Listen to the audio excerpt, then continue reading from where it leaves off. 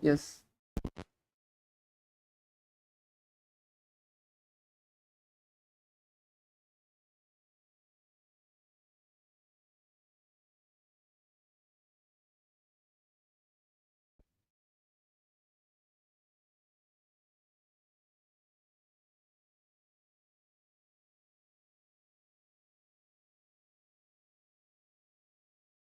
Nithyanandam.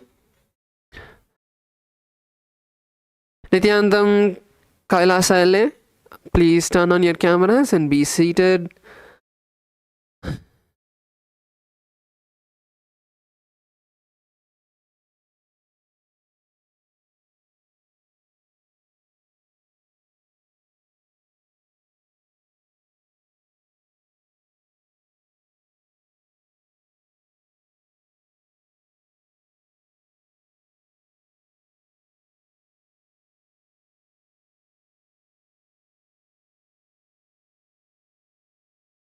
Yes.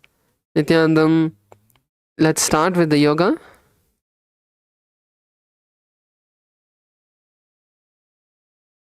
Let's sit in a comfortable position with our head, neck and spine in a straight line.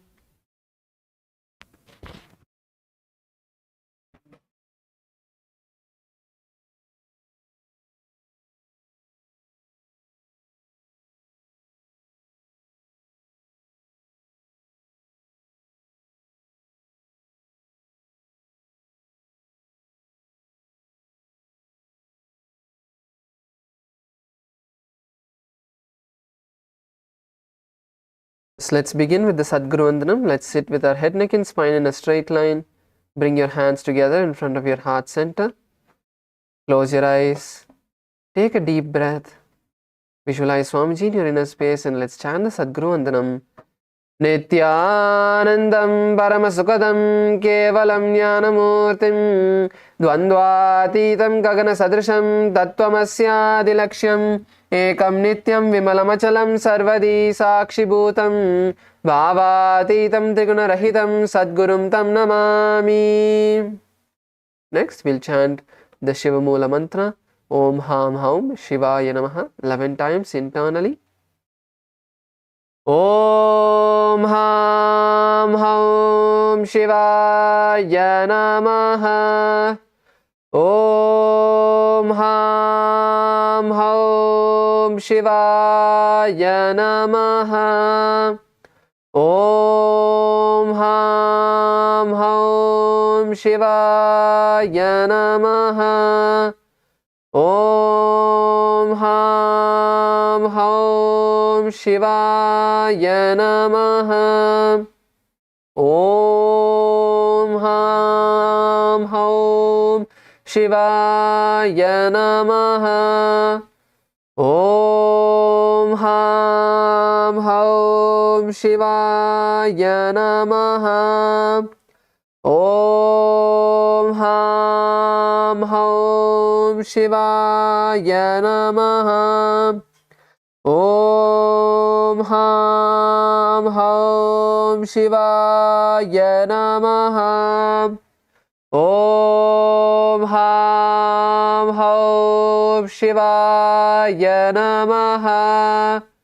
Om Ham Haum Shivaya Namaha. Om Ham Haum Shivaya Namaha. Om Ham Haum Shivaya Namaha. Om Ham Haum Shivaya Namaha. Let's now begin the Tattvachamanam, the ritualistic cleansing. Now, keeping your right hand in the Gokarna Mudra in the up position as the Acharya is demonstrating, take another knee of water into your right palm. Sip the water from the base of the palm along with the mantra. Om Atmatattvam Shodhayami Swadha. Take another Uddhani of water. Om Vidyatattvam Shodhayami Swadha. Take another Uddhani of water. Om Shivatattvam Shodhayami Swadha. Please wash your hand with an Uddhani of water. The base of the right thumb, wipe your lips twice from the right to the left along with the mantra Om Ham Hridayaya Namaha. Again, wash your hand. With the tips of the index, middle and ring fingers joined together, touch above the upper lip and below the lower lip. Again, wash your hand. With the index finger and thumb joined together, touch the right nostril, the left nostril. The ring finger and thumb joined together, touch the right eye, the left eye, the right ear, and then the left ear. Again, wash your hand. With the little finger and thumb joined together, touch the navel center, the right chest, the left chest. With all 5 fingers joined together, touch above the head, the right shoulder, left shoulder, and then the heart center. Again, wash your hand. Let us now enter into the sankalpa.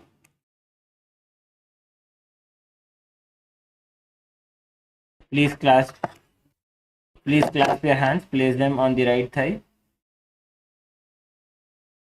Om ममोपात्त समस्त दुरितक्षय द्वारा भगवत् श्री नित्यानंद परमशिव प्रीत्यर्थम श्री नित्यानंदेश्वरी परमशिव शक्ति समेत श्री नित्यानंदेश्वर परमशिव प्रीत्यर्थम च शुभे शोभने मुहूर्ते अद्य ब्रह्मणः द्वितीय परार्धे श्री श्वेतवराह कल्पे वैवस्वतमन्वन्तरे अष्टाविंशतितमे नित्ययुगे प्रथमे पादे जम्बूद्वीपे भारतवर्षे भरतखण्डे मेरोः दक्षिणे पार्श्वे शकाब्दे अस्मिन् वर्तमाने व्यवहारिके प्रभवादीनां षष्ट्याः संवत्सराणां मध्ये विश्वावसुनाम संवत्सरे उत्तरायणे लक्ष्मी वेंकटेश्वर ऋतु मेषमासे शुक्लपक्षे द्वितीयायां शुभतिथौ सोमवासरयुक्तायाम् अपभरणी नक्षत्र आयुष्मन् योग भवकरण एवं गुण विशेषण विशिष्टायाम् अस्यां शुभतिथौ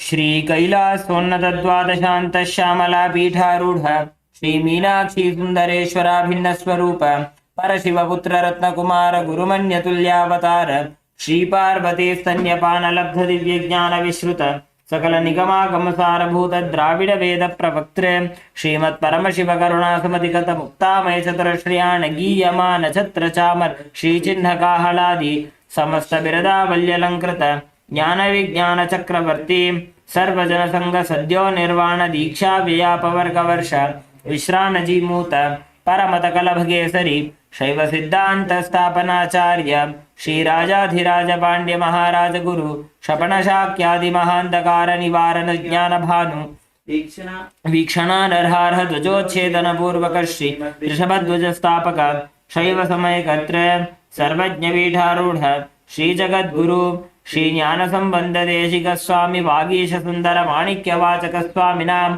अवतार भूत श्री ज्ञान संबंध स्वामी पुनर्धृत श्यामला पीठ सर्वज्ञ पीठ तृणवद्युत्तर द्विशततम गुरु महासन्निधान अरुणगिरि योगीश्वर परंपरागत अरुणाचल सर्वज्ञ पीठ गुरु महासन्निधान कैलास परंपरागत कांची कैलास सर्वज्ञ पीठ त्रयस्त्रिंशदुत्तर द्विशततम गुरु महासन्निधान नित्योत्सव नित्य मंगल नित्य कल्याण नित्य रचित कैलास परंपरागत आदि कैलास नित्यानंद पीठ महासंस्थान महासिंहासन पीठ कर्त्रे साक्षात् श्री परमशिव समुद्भूत कैलास परंपरागत वैवस्वतमनु इक्ष्वाकु हरिश्चंद्र भगीरथ श्रीरामचंद्र शूरसेन इत्यादि अनवचिन्ह सार्वभौम चक्रवर्ती परंपरागत चतुष्षष्टि योगिनी मंडित चतुष्षष्टि संप्रदाय प्रवर्तक मनुधर्म शासन सूर्य वंश प्राप्त सर्वज्ञ पीठ सुरांगी साम्राज्य मूर्धाभिषिक्त चूड़ामणि साक्षात् श्री परमशिव समुद्भूत श्री कपिल महागुरु पुनरुद्धृत महानिर्वाणी पीठ अष्टोत्तर सहस्र श्री महामंडलेश्वर साक्षात् श्री परमशिव समुद्भूत श्री महागणपति समारंभ अनवच्छिन्न पीठाधीश्वर गुरु परंपरा प्राप्त अटल पीठ अष्टोत्तर सहस्र श्री अटल पीठाधीश्वर धर्म मुक्ति स्वर्गपुर स्वर्ण पीठ त्रयोविंश गुरु महासन्निधान कैलास परंपरागत आदिपीठ सर्वज्ञ पीठ जगद्गुरु श्री कैलास पुनरुद्धारक श्री कैलास परमाचार्य श्रीमत् परमहंस परिव्राजकाचार्य वर्य सच्चिदानंद प्रणव स्वरूप श्रोत्रिय ब्रह्मनिष्ठा श्रीमज्जगद्गुरु श्रीलश्री भगवत् श्री नित्यानंद परमशिव श्री ज्ञान संबंध देशिक परमाचार्य स्वामिनां प्रीत्यर्थं तेषां पादारविन्दयोः भक्ति सिद्ध्यर्थं गुरुकृपा कटाक्ष सिद्ध्यर्थं क्षेमस्थैर्य वीर्य विजय आयुरारोग्य ऐश्वर्याणाम् अभिवृद्ध्यर्थं धर्मार्थ काम मोक्ष चतुर्विध फल पुरुषार्थ सिद्ध्यर्थं समस्त दुरितोपशान्त्यर्थं समस्त मंगलावाप्त्यर्थं भगवत् श्री नित्यानंद परमशिव प्रसादेन सकुटुम्बस्य ज्ञान वैराग्य जीवन मुक्ति प्राप्त्यर्थं पूर्ण आरोग्य युक्त दृढ़गात्र यौगिक शरीर सिद्ध्यर्थं परमशिव शक्ति आविष्करणार्थं नित्यानंद योगाभ्यासं करिष्ये. Please wash your hand with an udani of water. Om apa upasprishya.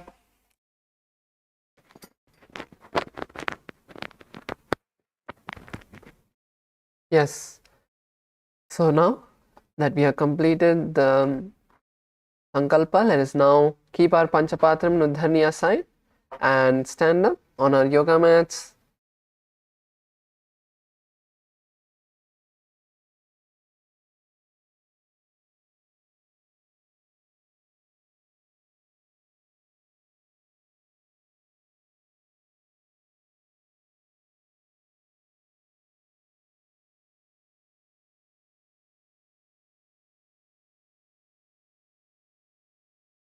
Yes, Nithyanandam, Kailasa, Salem.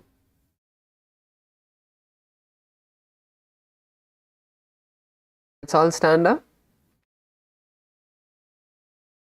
as we get ready for the skeleton dance.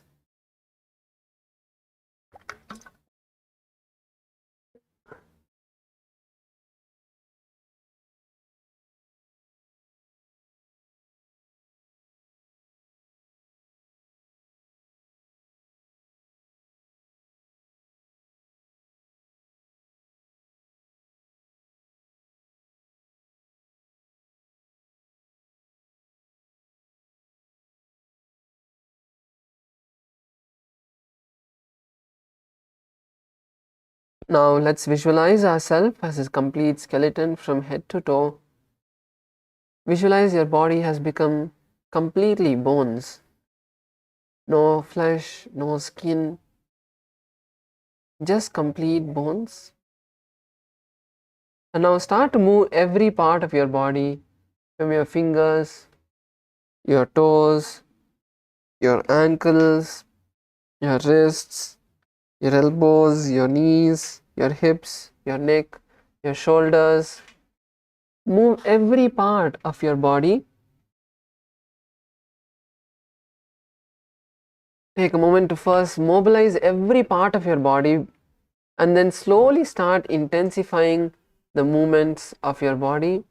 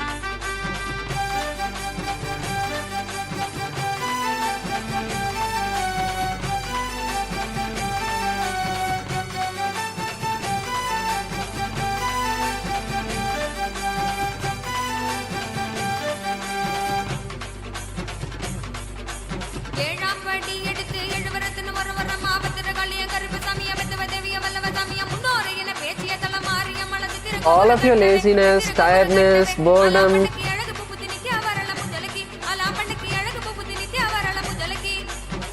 move your body intensely in every direction. Don't have a particular pattern in how you are moving your body.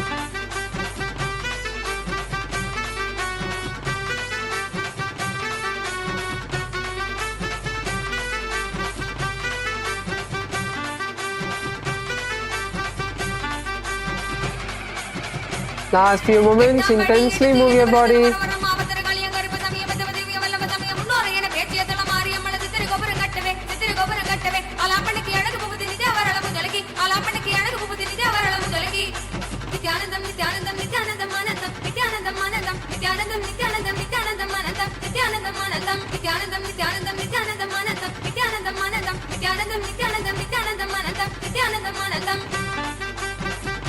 Yes, now let's slowly relax, come to a standstill.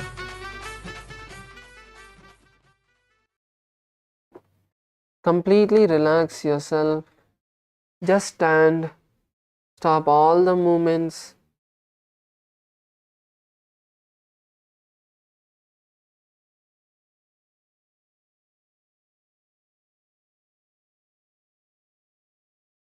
Just focus on breathing in and breathing out.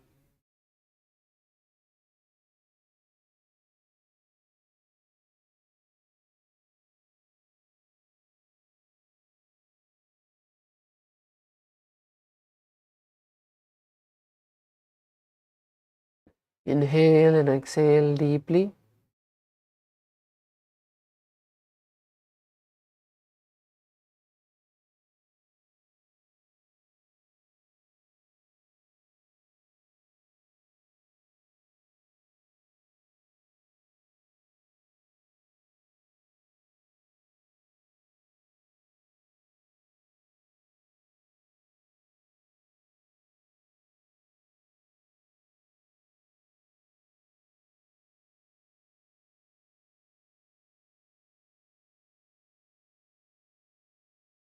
Your body is slowly relaxing. Inhale as deeply as you can and exhale completely, emptying your lungs.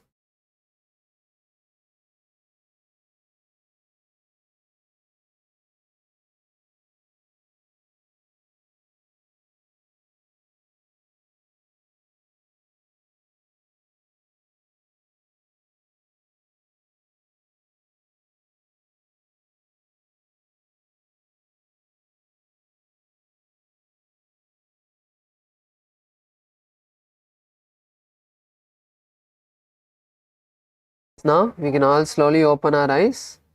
Yes, Nithyananda, KAILASA, Kashi, could you please mute yourself?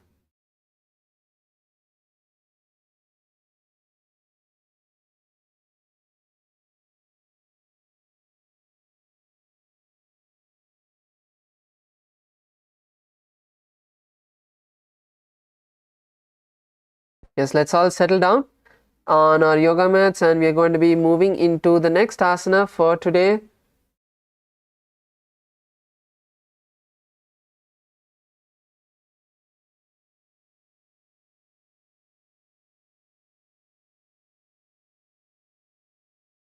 So today we are going to be starting with the next asana, which is Vashishthasana 2.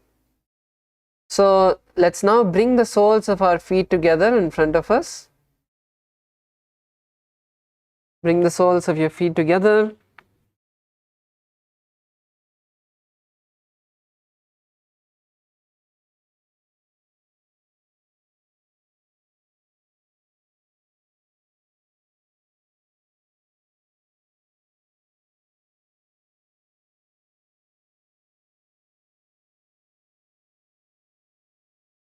Now once you have brought your feet together, now insert your hands underneath your legs and we are going to raise our legs as high as we can, bringing the legs to the head. So hold your legs and raise it as high as you can.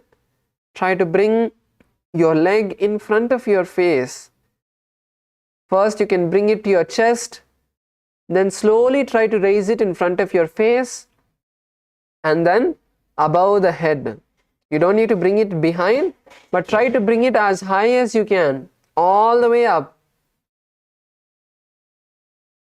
Nithyananda, KAILASA, Malaysia, female team. Yes.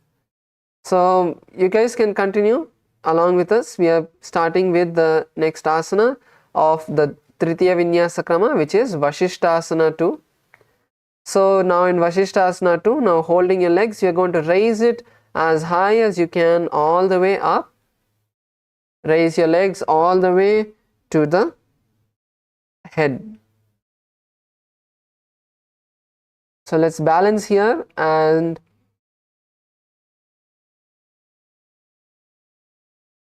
visualize Vasishtha, the great sage Vasishtha. We are going to be performing Pratyahara Kumbhaka, where you inhale and exhale, visualizing the prana moving through all of your 7 chakras. And chant the japa Om Nithyananda Paramashivoham. दोवू पग धली जोड़े संपुट करे, हाथ दोवू पग बीच आनी तले.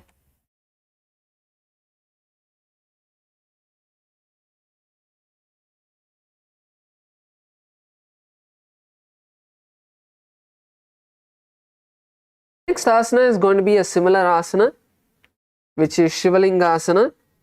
So now once again bringing your feet together, insert your hands underneath your legs, and now we are going to hold the toes of our feet and lift them upward.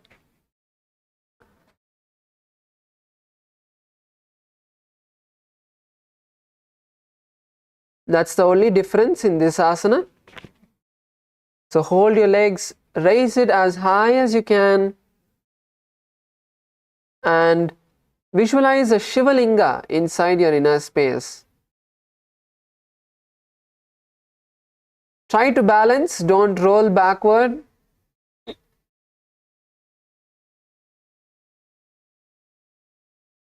Try to balance. Keep the awareness on the lower back. Use your core strength to balance yourself. So again, in this asana, we are going to be performing the Pratyahara Kumbhaka. Inhale through the nostrils, visualize the prana moving through all of the 7 chakras, and then exhale. Let's all try to raise our legs as high as we can. Try to raise your legs as high as you can. And balance here and chant the japa Om Nithyananda Paramashivoham. दोवू पाव शीस परि आने, पुनि एक जुगति और तहाँ ठाने. दोवू पग के अंगुष्ठ जोवू, तिन परि मुठी कर की दोवू. Slowly lower your legs down.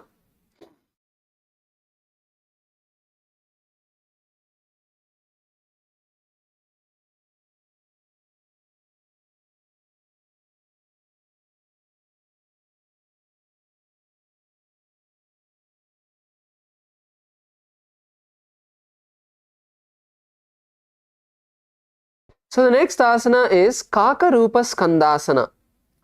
So in Kakarupa Skandasana, now let's bring our legs onto our shoulders. Bring your legs onto your shoulders. Cross your legs. And keep your hands wide by your side. This is Kakarupa Skandasana. So let's first bring our legs as high onto our shoulders as possible.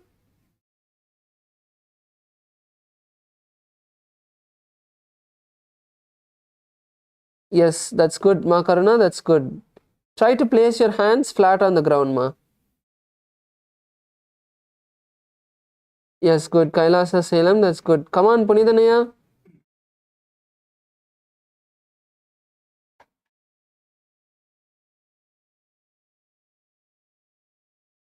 See, you can also try, if it's hard to balance, you can take the support of the wall. So I see next to Sai Ramaya, the wall is, there's a gap in the wall where you can lean. So lean onto the wall and then you can perform the same asana.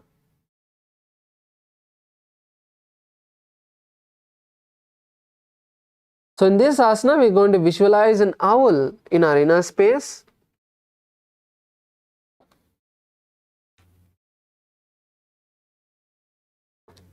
Once again, we are performing the Pratyahara Kumbhaka. Inhale through your nostrils. Visualize the prana going all throughout your body and then exhale. Chant the japa Om Nithyananda Paramashivoham. अथ वक्ष्ये काकरूपस्कन्धासनमुत्तमं कलिपापात् प्रमुच्येत वायवीं वशमानयेत् निजपादद्वयं बद्ध्वा स्कन्धदेशे च साधकः नित्यमेतत्पदद्वन्द्वं भूमौ पुष्टिकरद्वयम्. Yes.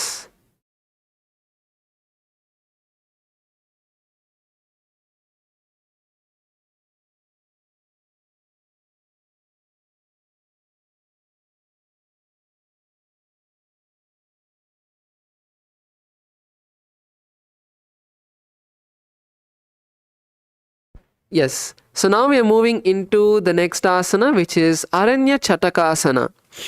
So in Aranya Chatakasana, we are going to place our legs behind our neck one by one. So first, raise your leg, bring it over the head, and now once again we are going to place the second leg also behind your head. And then you're going to keep your hands by your side. So actually, maybe before we get into this asana itself, let's do a little bit stretching, as now only we have started the yoga. Let's start with a little stretching. So let's once again start with the Ardha Paschimottanasana stretch. So stretch one leg forward, your other leg back.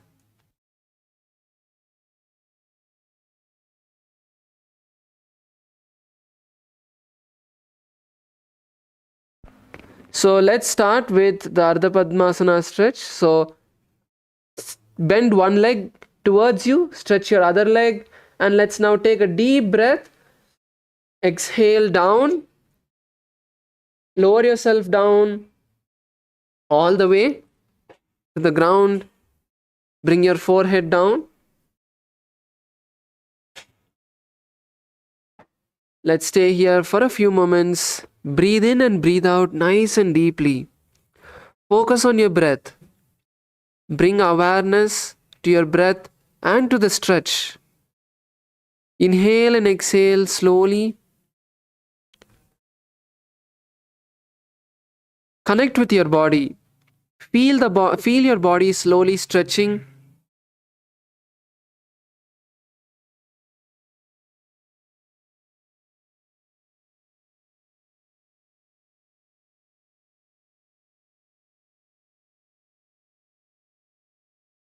Stay here.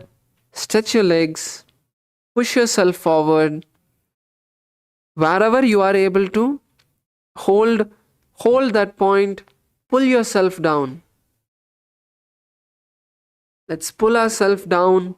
Push your hips forward and push your back down. Don't just bend your back, push yourself down.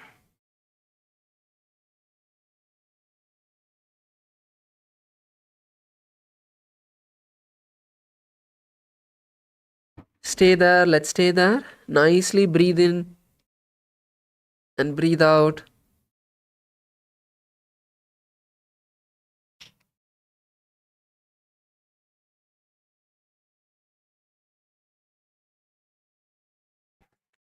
Let's stay here for a few more moments. Feel your thighs stretching.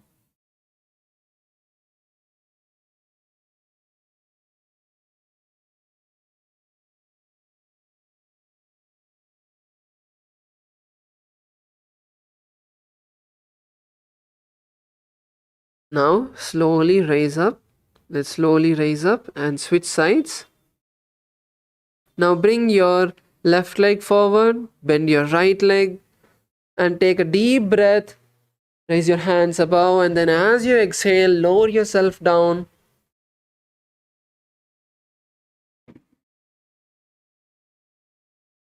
Lower yourself down completely.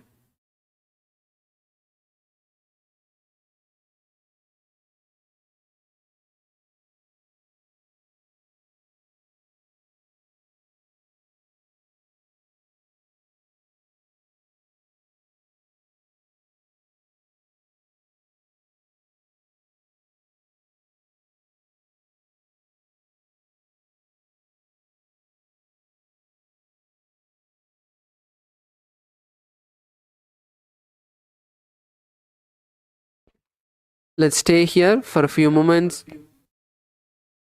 Breathe in and breathe out nice and deeply. Focus on the stretch, don't focus on the pain. It is going to be uncomfortable, but push yourself.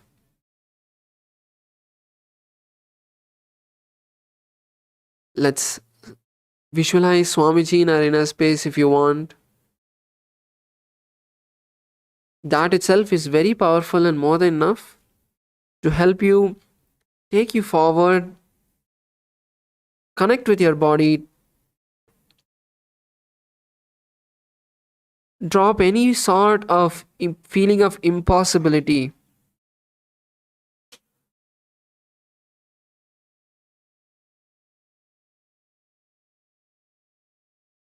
Just focus on bringing yourself as low as you can. Breathing in and breathing out nice and deeply. And slowly bring your forehead to your knees.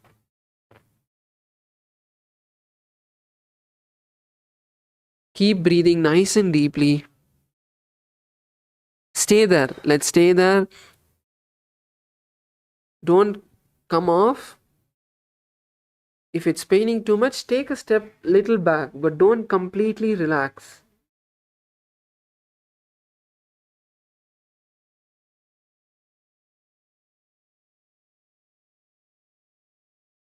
Slowly, let's raise up.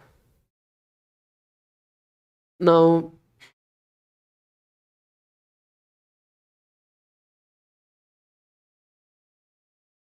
let's bring our feet together. Bring your feet together. Keep your hands on your knees and bring your knees to the ground. Bring your legs as close to your perineum as possible and push your knees to the ground.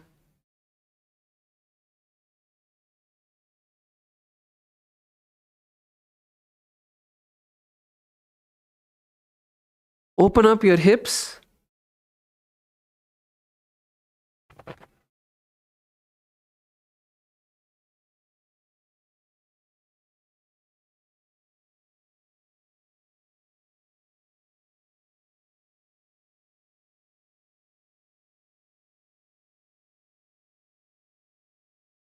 Once again over here, focus on breathing in and breathing out. Completely relax yourself.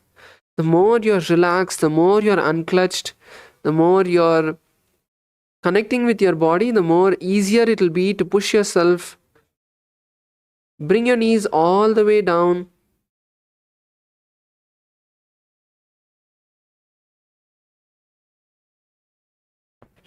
Keep your legs as close to you as possible and lower your legs all the way. Lower your knees all the way down. Use your hands to push yourself, push your knees down.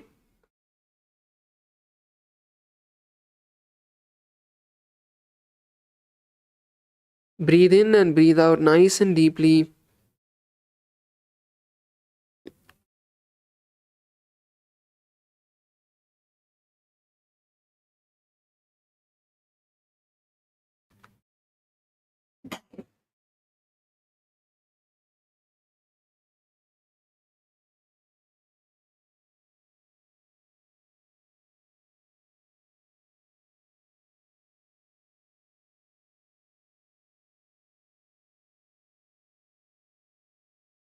Yes, now let's take one leg,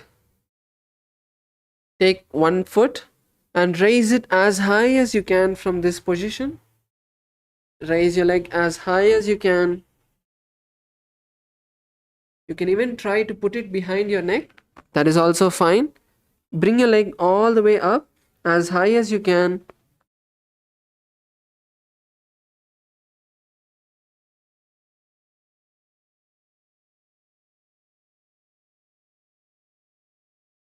Bring your leg as high as you can. Pull it all the way up. If you can, bring it to your face, then bring it there. If you can bring it to your shoulders, bring it there. Wherever you can, pull your leg as high as you can. Once again, let's stay here. Breathe nicely. Focus on relaxing your body. It's difficult because we have not done this asana before. Our body is not used to this position. Don't feel it is impossible.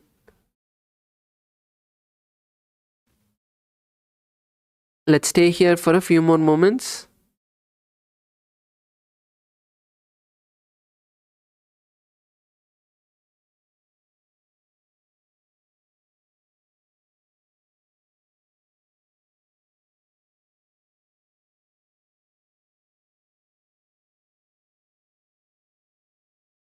Yes, now lower that leg. And now let's take the other leg. Let's take the opposite leg. And now, keeping your opposite leg by your perineum, raise the other leg all the way up. Bring it to your chest. Bring it to your shoulders. Bring it to your forehead. And then bring it behind your neck. Take it step by step. Stretch your legs nicely. Once again, focus on breathing in and breathing out, completely relaxing your body.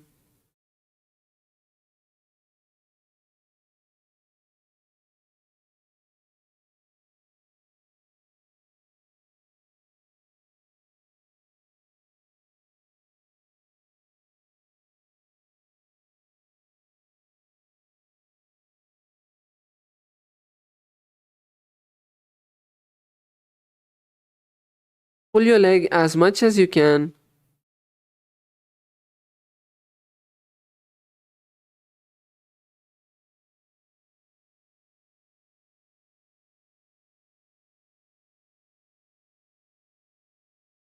Come on, let's stay there. Let's stay there. Bring your legs into the position. Stay there.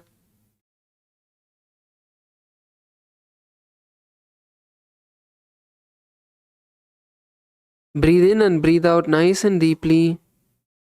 Feel the stretch happening slowly. See the muscles stretching.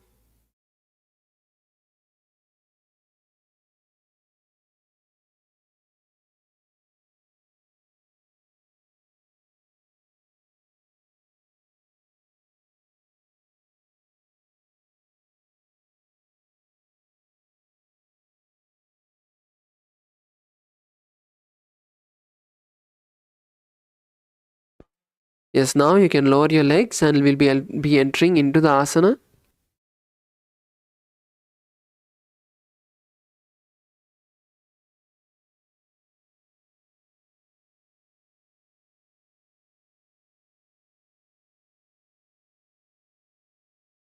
Yes, so let's enter into the asana now.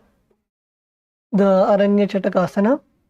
Now lift one leg, and as we were doing the stretches, let's bring it as close as possible. First, bring it to your chest, and then bring your legs over your shoulders, and then slowly push your legs all the way behind your neck.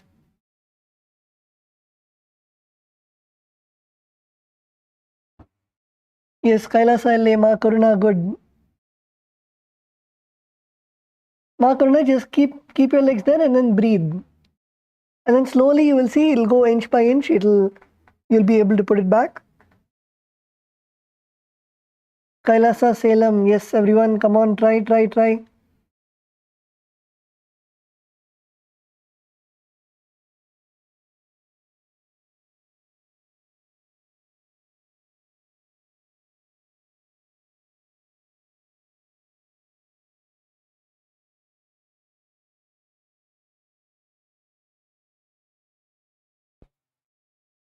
Yes, Kailasa, Malaysia, good. So once you've placed one foot, let's now take the second foot. Take the second foot and let's place it behind the head. Go as much as possible. Feel your hips opening, your thighs opening, and push it as much as possible behind your head.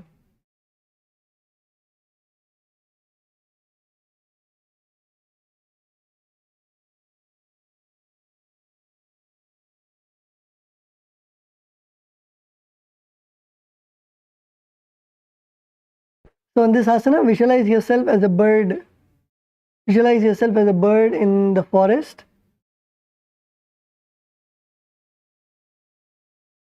Perform the pratyahara kumbhaka, which is inhale. Feel the prana flowing through all of your 7 chakras, and then hold your breath, then exhale. Perform the Mula Bandha, contracting your perineum, and the internal japa Om Nithyananda Paramashivoham. एकेन पादेन भूमिं वष्टभ्य अन्यपादतलेन ऊरुमवष्टभ्य तिष्ठेत्.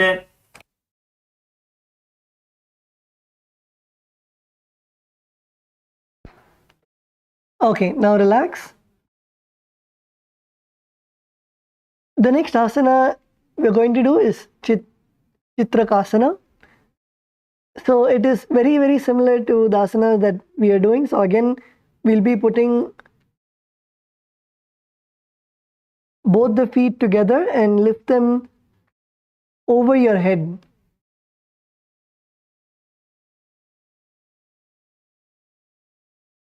Lift both your legs over your head.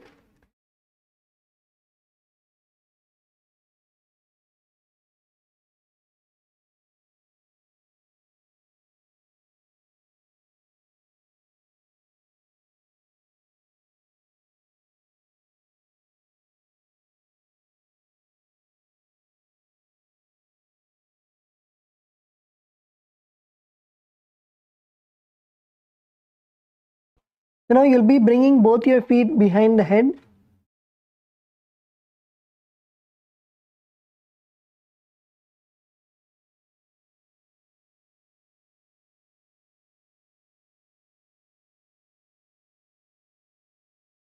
Again, place both the feet behind your head, and in this asana, you'll be taking your right hand and place it on your left shoulder in the left side of your neck.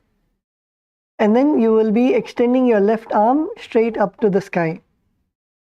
Slowly balance and raise your left arm all the way up to the sky. This is the Chitrakasana.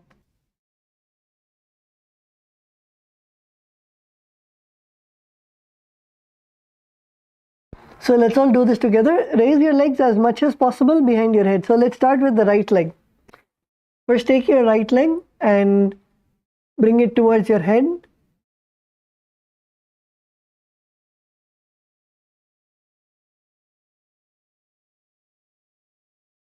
Take your right leg and place it towards your head.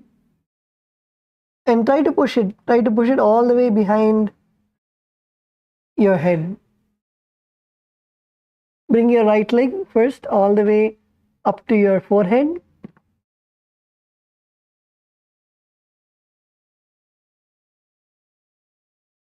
And then take the left leg. Take your left leg and bring it to your forehead.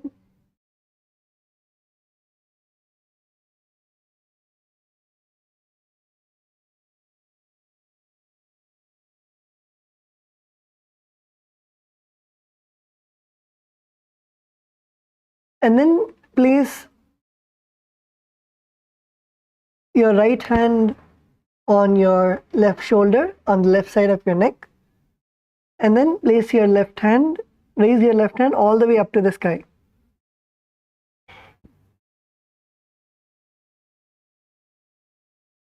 In this asana, visualize painting your reality and manifesting your reality just like you have painted your reality, manifesting that in your life. Perform the pranayama, which is the pratyahara kumbhaka. Inhale, feel the prana flowing through all of the 7 chakras, and then exhale. Perform the Mula Bandha, contracting your perineum, and the japa Om Nithyananda Paramashivoham. प्रथम पगथले संपुट करे पुनः जुगति ऐसे विस्तारे डागी कहुनी माहिली संधि तापरी दो बुए डिबंध फना जुगमट रथ करी राखे बहुरी जुगति ऐसे विधि दाखे बहुरी पगथली माहली कोर शीस लगा विकरी के जोर.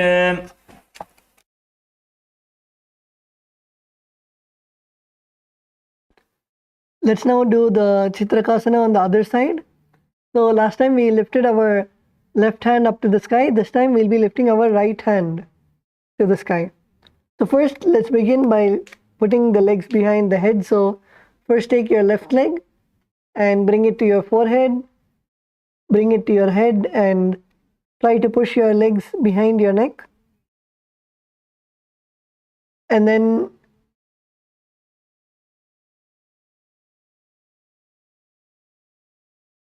yes, come on everyone, try LA Kailasa, LA male bodies. Punithanaya, Sairamaya.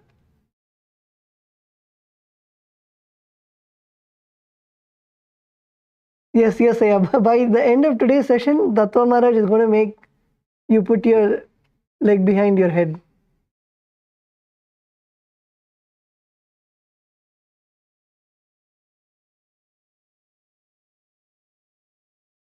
Okay, so let's begin with our left leg first. Take your left leg and let's put it to our forehead and slowly push it behind our neck.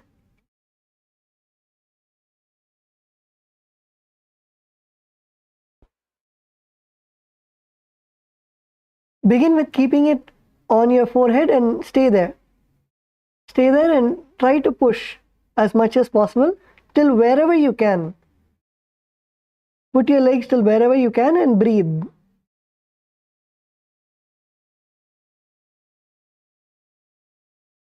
Okay, now let's take the right leg.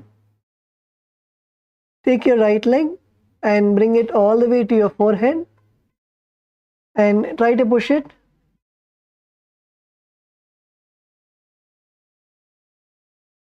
Try to push it all the way behind your neck. Bring it as much as possible. First bring it to your forehead and then bring it to your head and then bring your legs all the way behind your neck. Now this time you're going to take your left hand and keep it on your right shoulder and raise your right hand all the way up to the sky.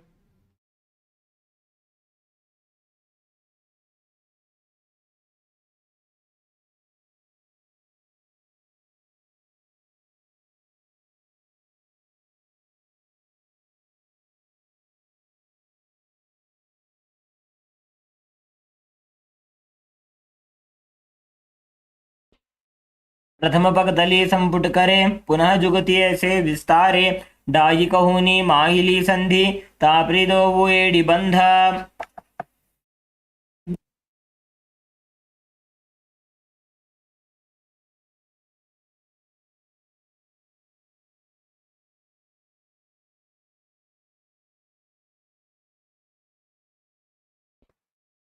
Okay, now relax. The next asana that we're going to do is Anidrasana. So in this asana again we're going to keep both our legs behind our head. So take your left leg and place it all the way behind your head and then take your right leg and bring your right leg also all the way behind your head. And this asana, keep your hands on the ground. If you're not able to bring your legs behind your head, at least bring it over your shoulders. Bring both your legs over your shoulders. If you're not able to bring your legs behind your head, you can bring it over your shoulders.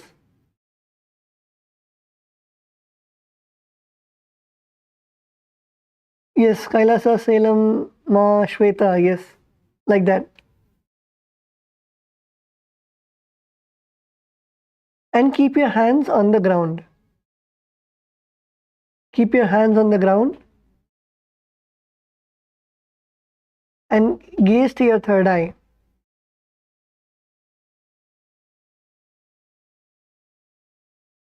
Gaze to the third eye, and in this asana visualize Swamiji in your third eye. Perform the Pratyahara Kumbhaka. Pratyahara Kumbhaka is inhale through your nostrils Feel the prana, hold your breath. Feel the prana going all the way from your Muladhara, the base of the spine, to the Sahasrara, your crown center. And then exhale. Perform the Mula Bandha, contracting your perineum, and the japa Om Nithyananda Paramashivoham. पादाभ्यां वेष्टयेत् कण्ठं करयो संस्थितोन्मुखं फणीन्द्रं सर्वदोषघ्नं वो भूयात् सुखदं सदा.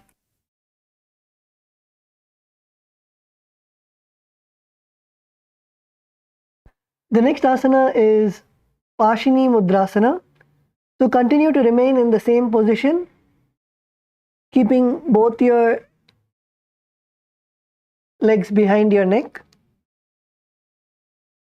If you're not able to place it behind your neck, you can place it over your shoulders.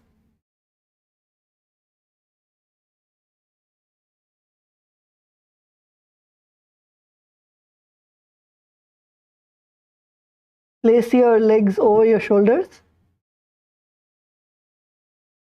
And in this asana, visualize yourself bound by a rope of integrity, a noose of integrity, and keeping your emotions integrated and aligned.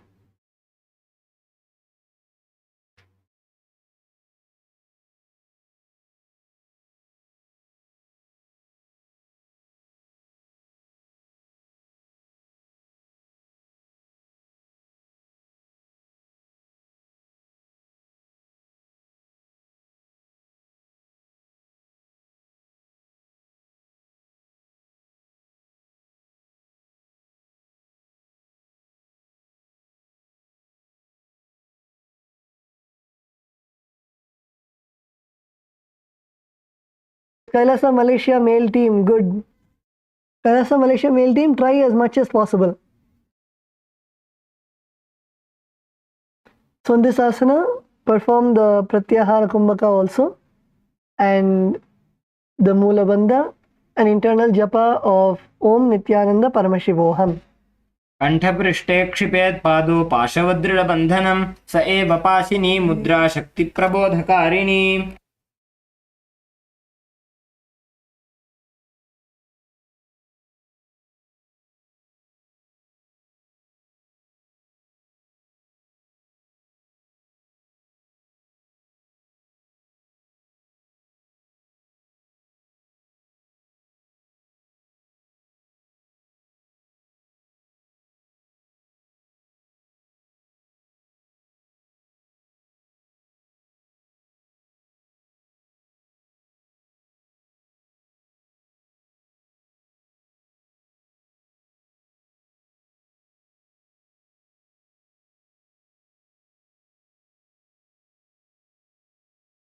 Okay, so let's take a small break before we continue these asanas. So everyone can come to a kneeling position and bend forwards.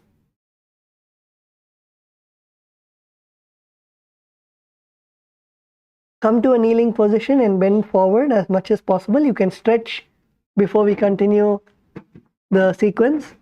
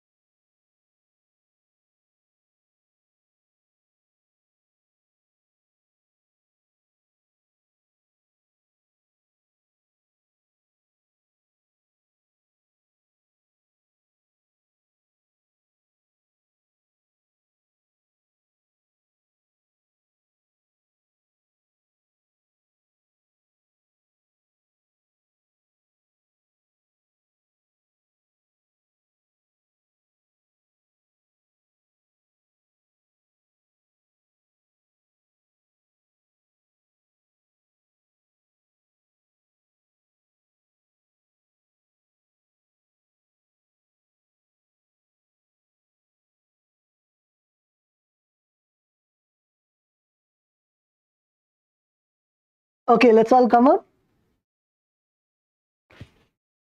Let's come up and continue the sequence. The next asana is Machandrasana 3. So in this asana, again, come to a seated position. And you're going to again lift your legs all the way up to your shoulders and behind your head. Keep your legs on your shoulders. Don't release your legs from the shoulders. If you're not able to put it behind your head, you can put it on your shoulders and keep the legs there.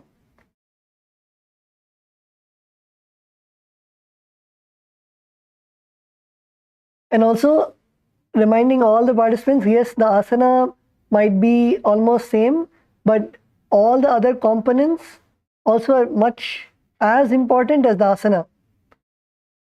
So make sure that you are, even though the asanas would seem similar, make sure that you're doing all the other components also. So in this asana, first let's visualize ourselves as a fish. Visualize yourself as a fish. The next is the pranayama. The pranayama you'll be performing is the pratyahara kumbhaka. So inhale deeply through your nostrils and then hold your breath.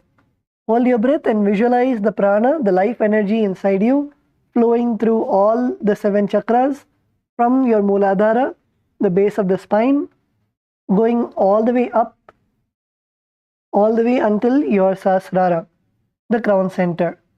And then exhale. Perform the Moola Bandha, contracting your perineum, and the japa Om Nithyananda Paramashivoham. बेसी करी दोबू काढ़े राशे आटी करी दोबू हाथ की मुठी करी दाई मुठी नीचे जीमणि ऊपरी राशि.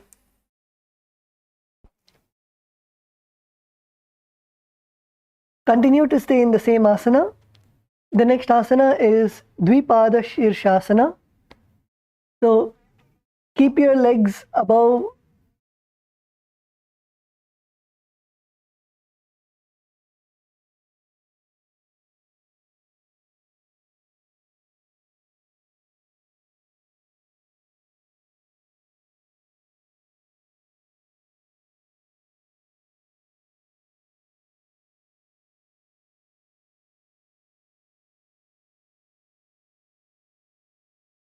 Continue to stay in the same asana. And in this Dvipada Shirsasana, you'll be placing your hands in the Atmanjali Mudra in front of your heart center. So place your legs on top of your head or behind your neck, or if you're not able to place it above your shoulders at least. Place your legs on top of your shoulders and bring your hands to the Atmanjali Mudra. Visualize Swamiji in your inner space. Perform the Pratyahara Kumbhaka, that is, inhale. Feel the prana flowing through all the 7 chakras and exhale. Perform the Moola Bandha and japa Om Nithyananda Paramashivoham. बेसिने बने पग माथा ऊपर लावी डाकना पाछल्या भाग ऊपर चढ़ावा ने हाथ जोड़ीने स्थिति कर बीते द्विपाद शीर्षासन कहे वाय छे.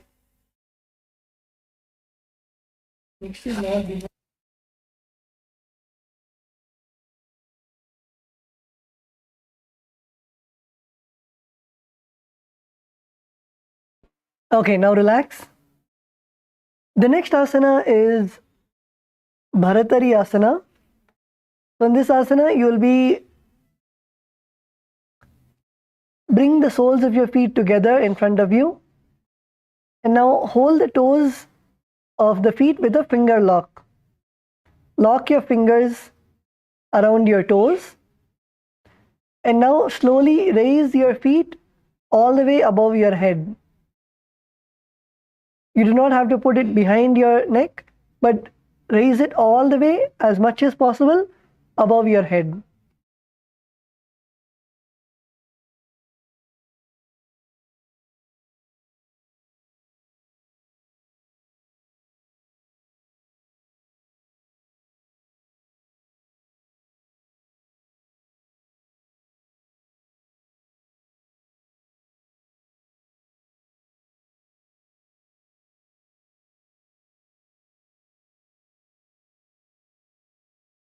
Yes, raise your feet above your head and hold.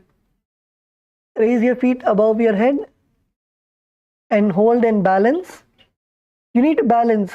Make sure that you don't fall down. Balance. Slowly raise your feet. Slowly raise your feet as high as possible and balance. You can take the support of the wall also. Yes, Kailasa, Salem, good. Kailasa, Malaysia, male team, good. Kailasa, Malaysia, female team. Yes, Ma Aruna, you need to balance.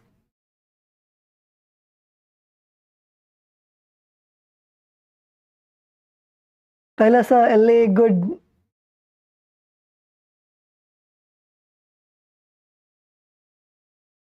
Yes, Ma Govinda Priya, as much as possible. Lift your legs as much as possible up to your forehead.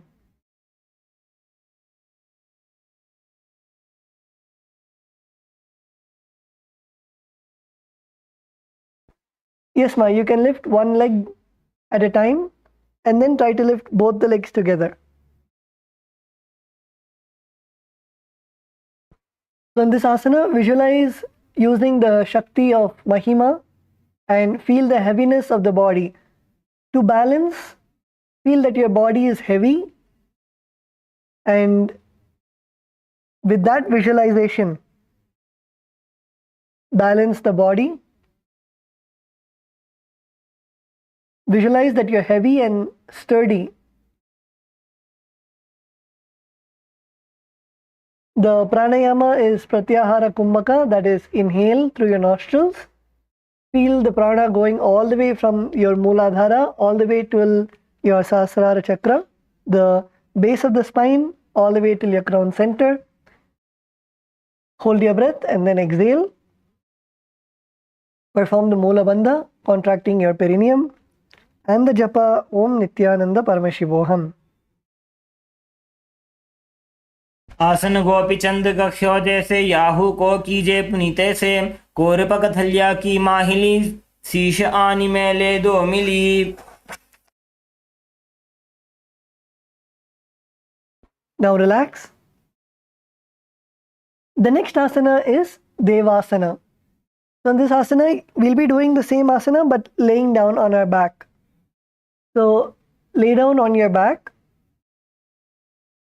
and raise your legs upwards. Keep the soles of your feet together and interlock your fingers around your toes.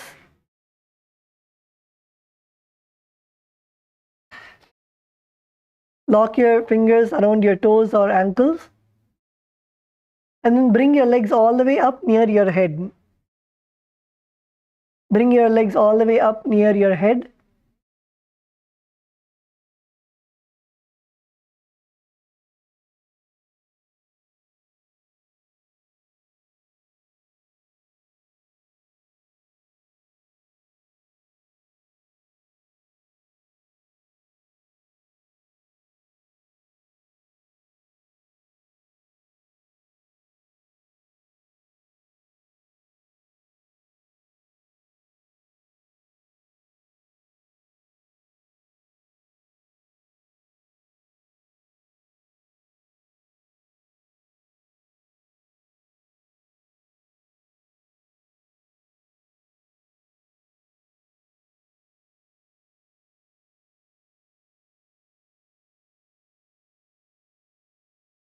Bring your feet all the way. Yes, Kailasa, Malaysia, good. Kailasa, Salem, good.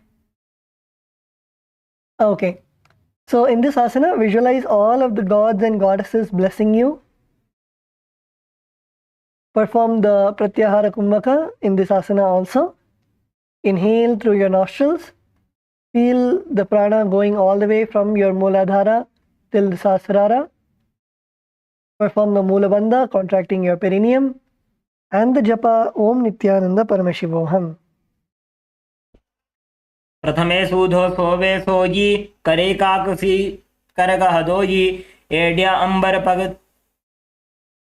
पगथल्यादाधे करी Atiq वित्ततास परिराशे.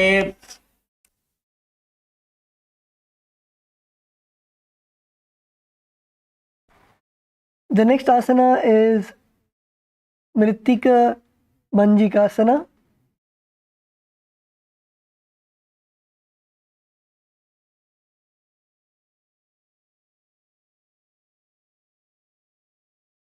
So continue to lay on your back. In this asana, you're going to bring your feet again all the way, hold your feet together. In this asana, you're going to hold your feet from the side and bring your feet all the way till your ears. So bring each of your feet to their respective ears. So bring your right foot to your right ear and your left foot to your left ear.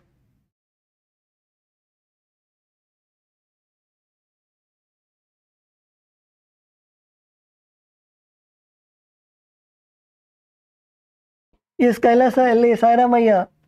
Pull your legs towards your ear. Pull your legs towards your ears.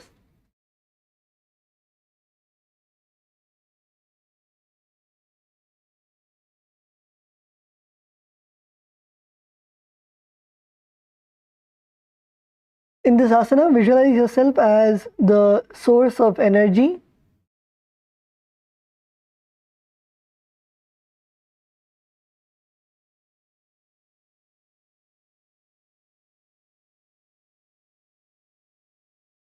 Perform the Pratyahara Kumbhaka, that is inhale. Feel the prana going all the way from your Mooladhara, the base of the spine, till your Sahasrara, the crown center. Perform the Moola Bandha, contracting your perineum. And the japa Om Nithyananda Paramashivoham. प्रथम से न सूदो होय ठाने पग ऊंचाय आगाने आने बहुर पगथले कोयो राखे कोरवार लिया विधि दाखे वटी अंगुलिया लगती आने करी गाड़ी जड़ांतरी ठाने दो हाथ पग बाहर लियावे पुनिता को ऐसे ठहरावे.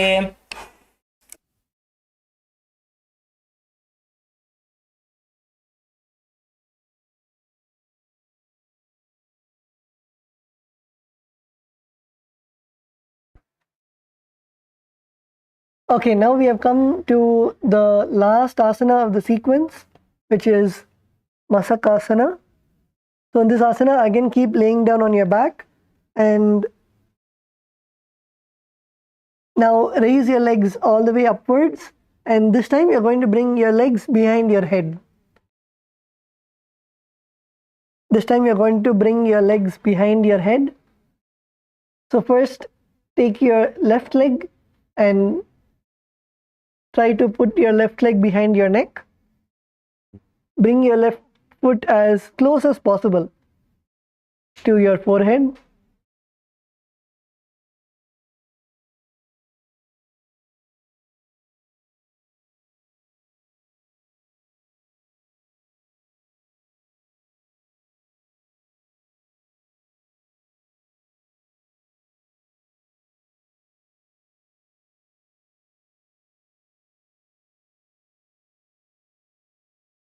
Yes, and then take your right leg. If you put your left leg behind your head, take your right leg and bring it as close as possible to your forehead.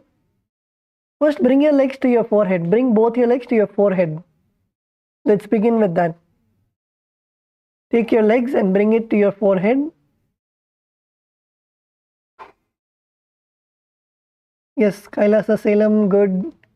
Kailasa Malaysia, male team, good. Yes, Arunama.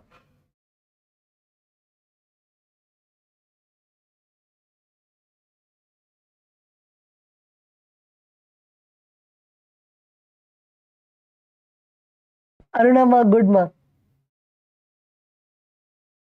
Yes, Kailasa, LA, ma. Karuna, good.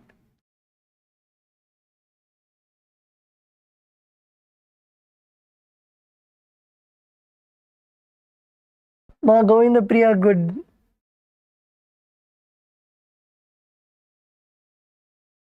In this asana, visualize abundance of gold being showered on you. Continue to perform the Pratyahara Kumbhaka, that is, inhale, feel the prana flowing through all of your 7 chakras from your Mooladhara, the base of the spine, till your Sahasrara, the crown center, and then exhale. Perform the Moola Bandha, contracting your perineum, and the japa Om Nithyananda Paramashivoham. प्रथमे सूधो सैनहि करे वामपाद कंधा परिधरे तापरि दक्षिण पग को आने दो वो हस्त ऐसे विधि ठाने.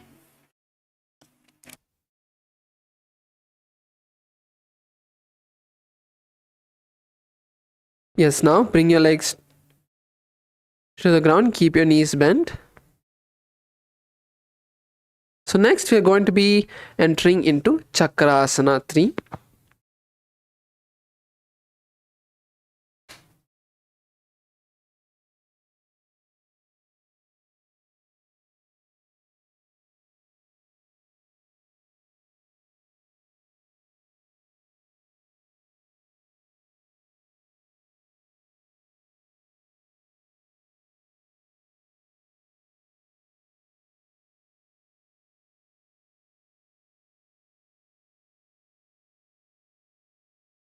So now in Chakrasana 3, we are going to be bringing our legs, bend your knees, bring your knees to your chest. Let's all bring our knees to our chest and raise the legs up. Holding your toes, slowly raise your legs up. And slowly straighten your legs. Yes, that's good. This is Chakrasana 3. So over here we are going to be visualizing each of our chakras in our body is a bright white light, completely activated and awakened.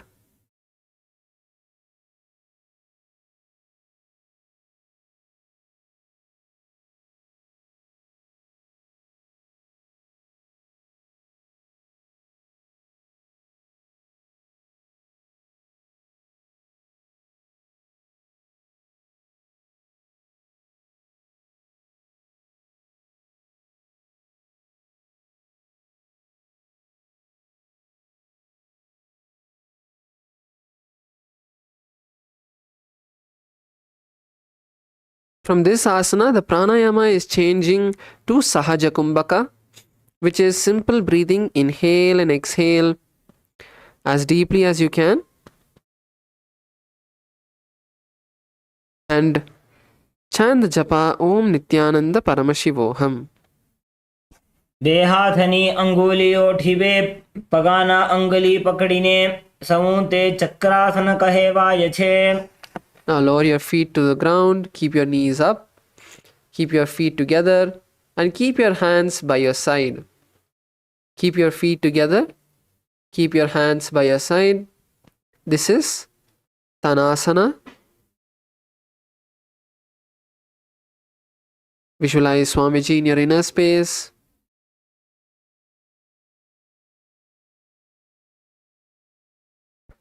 Continue to perform the Sahaja Kumbhaka.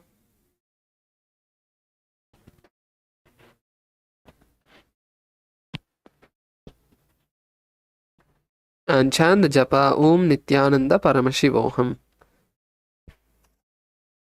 शववद्भूमौ तिष्ठेत् शवासनं भवति पादद्वयं विनोत्तानासनं भवति.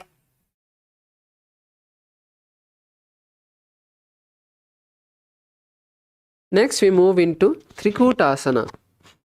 So in Trikutasana, from this position, let's slowly raise our chest up and bring our forearms to the ground.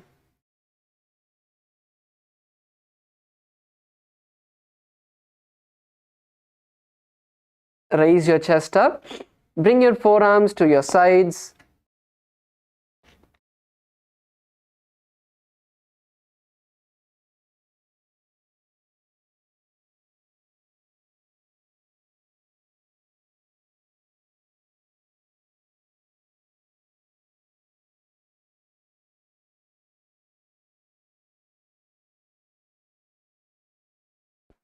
So in this asana, we are going to be visualizing a mountain in our inner space and continue to perform the Sahaja Kumbhaka, Chanda Japa, Om Nithyananda Paramashivoham. उत्तानशयनं पादतलाभ्यां भूमिं धृत्वा कूर्परो अवनो निधाय पृष्ठप्रदेशमूर्धमुन्नमयेत् त्रिकूटं भवति. So let's now bring ourselves down. Now we can come into a seated position. Raise yourself up. So next we are going to be performing Chatushpada Pitamasana. So now keeping your knees bent and keeping your hands on the ground. Keeping your knees bent, keeping your hands on the ground, you are going to lift your hips up, making your body flat like a table. Try to push your hips as high as you can.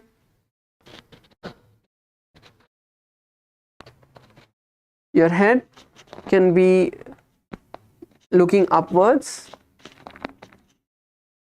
Don't try to look forward. Lift your hips as high as you can. Come on, let's stay here. Visualize ourselves as a four-pillared hall that is housing Paramashiva. Continue to perform the Sahaja Kumbhaka and chant the Japa Om Nithyananda Paramashivoham. Come on, let's stay here. Let's stay here. Just a few more moments. Lift up. पूर्वतानं चतुष्पादपीठं वज्रासनं तथा चकोरक्रौञ्च शलभभुजङ्गमपि वृश्चिकम्. Yes, lower yourself down. Let's stay in the same position. Stay in the same position. Lower yourself down. The next asana is a bit similar, which is Purvatanasana. So in Purvatanasana, we are going to, from this previous position that we were in, where we were raising our hips up, now you're going to walk your feet forward and straighten your legs.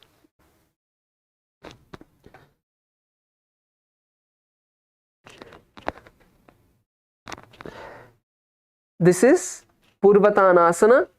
So don't try to look forward. If you try to look forward, it will make the asana harder for you. Keep your leg backward. Straighten your legs as much as you can. Yes, that's good, Ma Karuna. That's good. Yes. So let's stay here once again. Visualize Swamiji in your inner space. Gaze to your nose. Perform the Sahaja Kumbhaka. Inhale and exhale as deeply as you can through your nostrils and chant the Japa Om Nithyananda Paramashivoham. Come on, let's stay here. पूर्वतानं चतुष्पादपीठं वज्रासनं तथा चकोरक्रौञ्च शलभभुजङ्गमपि वृश्चिकम्. Yes, lower your hips down. Good. So let's stay in the same position. Just stay in the same position. Now we are moving into the next asana, which is Urdhva Konasana.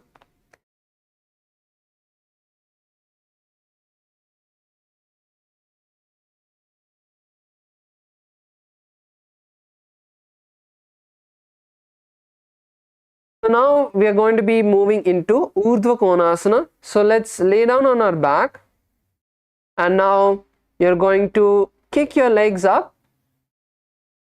Keep your hands on your back and slowly open your legs wide apart. This is Urdhva Konasana.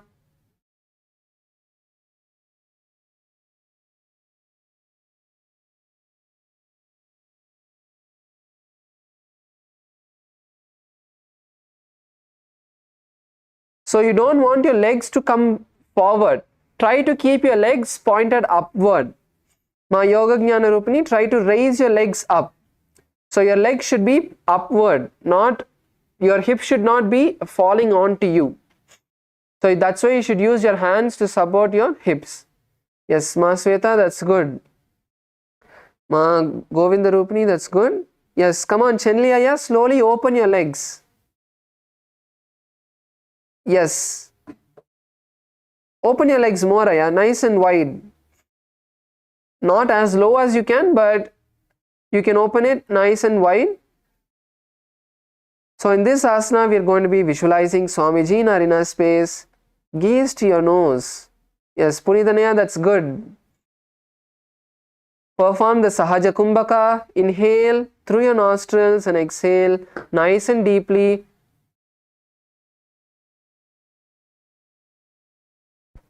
Chant the japa Om Nithyananda Paramashivoham.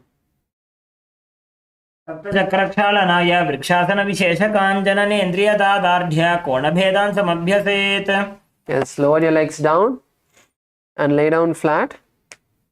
We are now moving into the next asana, which is Uttana Padasana. So in Uttana Padasana, we are going to be slowly lifting the head, lowering your head onto the ground. So raise your head onto the ground.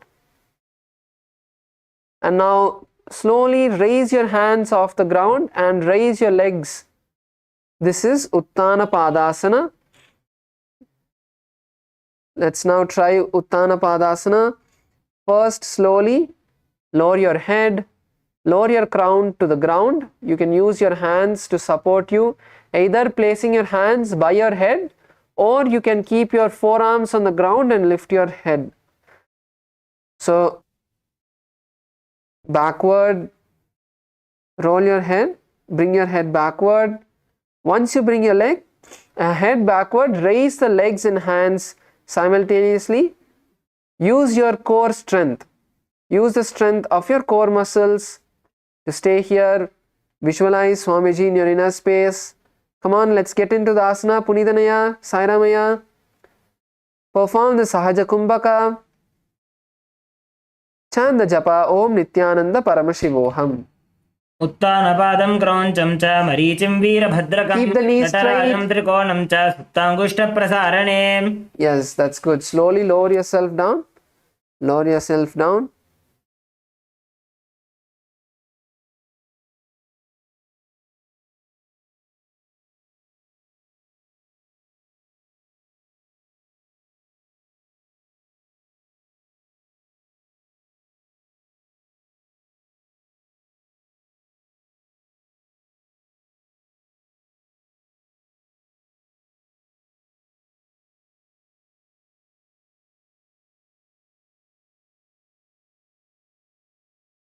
The next asana is Setu Bandhasana. It's similar to this asana that we just did.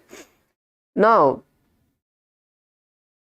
you're going to first roll your neck, turn your head onto the ground, and then slowly straighten your legs and then cross your hands on your chest. This is Setu Bandhasana. So let's try as much as we can. So let's go step by step. First, bring your hands to your side. Bring your hands to your side, and you're going to lift your body up. Bring your hands to your side and lift your body up.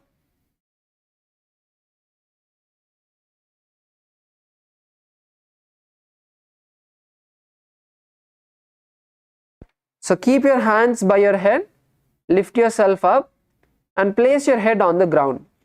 First, when you come into this position, then you can slowly try to straighten your legs and then cross your hands over your chest.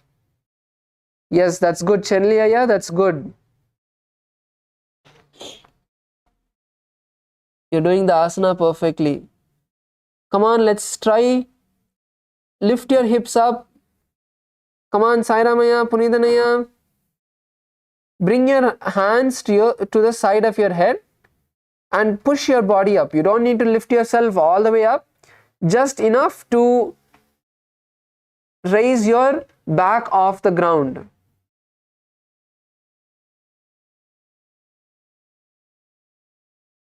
So visualize a sturdy bridge.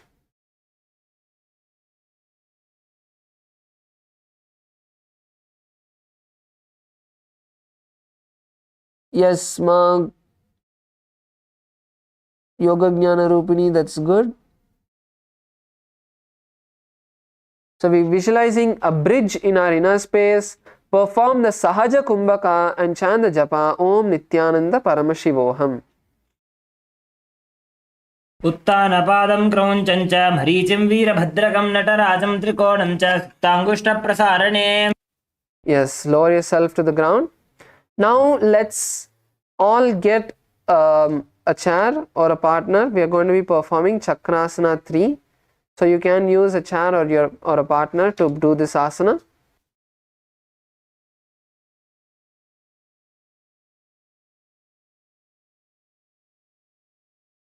So now in Chakrasana 5, what we are going to be doing is we are going to be placing our hands on the ground by the side of our head and pushing our entire body up, all the way up. Lift your entire body off the ground. This is Chakrasana 5.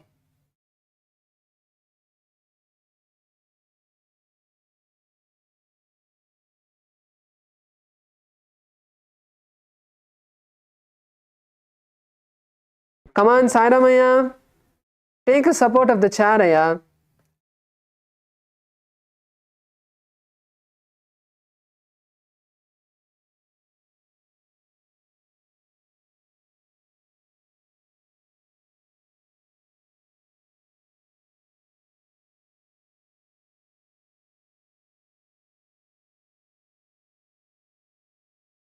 So bring your back onto the chair and slowly lower yourself. Also, Chenliyaya, you can try this. Even Ma Sweta, you can try this. From a standing position, try to slowly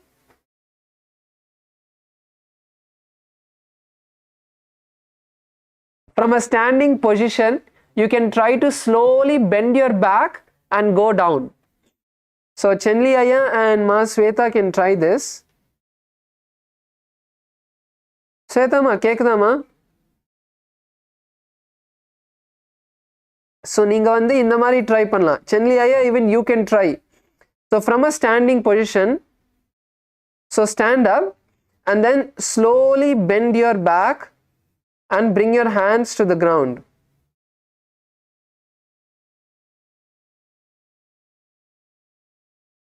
No, Chenliyaya, not from down. You have to stand up.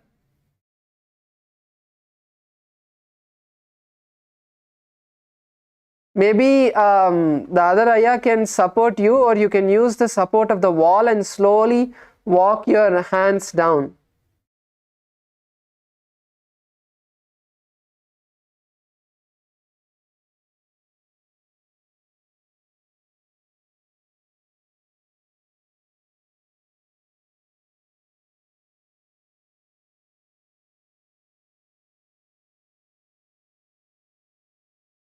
Yes, Chenliyaya, now you can stand and slowly lower yourself down. You can use the wall. If you want, you can use the wall. Like slowly bring your hands onto the wall and walk yourself down. Yes, yes, like that.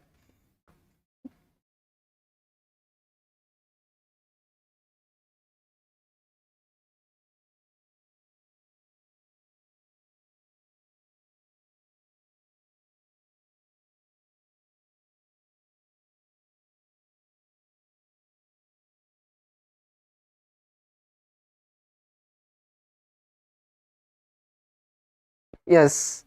So in Chakrasana, we are going to be visualizing all of our 7 chakras.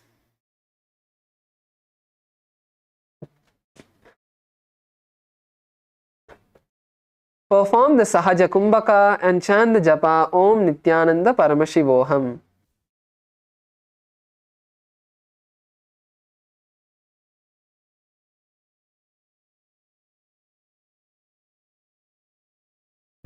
गुदं पार्ष्ण्यातु सम्पीड्य वायुमाकुञ्चयेद्बलात् वारं वारं यथा चोर्ध्वं समायाति समीरणः. Yes, that's good. So the next asana is Petaputi asana. So in Petaputi asana, it's a continuation of this asana where you're going to be walking your feet closer together and touch your hands to your legs. So all of us can continue to try Chakrasana. So it's a continuation. So from Chakrasana, try to walk your hands closer. So all of us who are performing on the chair, Sairamaya,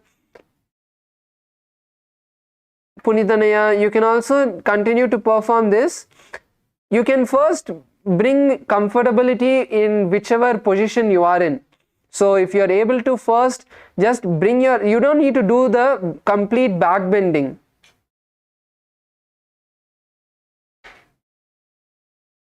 You can start with just using the chair and bending. Yes, Chenliyaya, you can surely try this. Ma Sweta, you can also try. Come on, everyone else in Kailasa Selam. Kailasa Selathila micha ellarum try பண்ணுங்க. ஸ்வேதா மா மட்டும் பண்ணிட்டு இருக்காங்க, நீங்க பாட்டுக்கு அவங்க கூட விளையாடிட்டு இருக்கீங்க.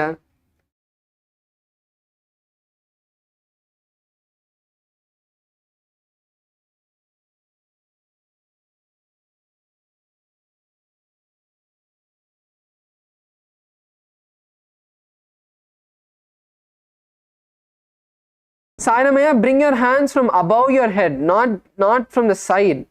You need to bring your hands from above your head. Yes, yes, like that. Bring your hands from above your head.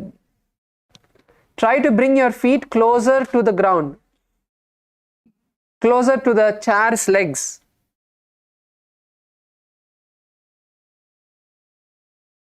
கைலாச சேலத்துல கூட நீங்க எல்லாரும் சேர் வேணா யூஸ் பண்ணி நீங்க வந்து பண்ணலாம், இல்ல ஒருத்தவங்க வந்து ஹெல்ப் பண்ணி நீங்க பண்ணலாம். ஸ்வேதாமா எல்லாத்தையும் பண்ண வைங்கம்மா.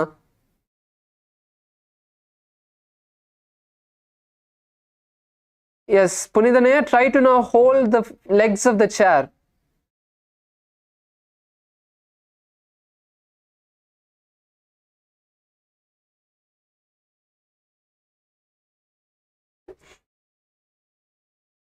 Yes, that's good. Chenliyaya, that's good. Kailasa Malaysia female team, where is everyone, ma? Oh, you're all here. Okay, I was not able to see you. Yes, so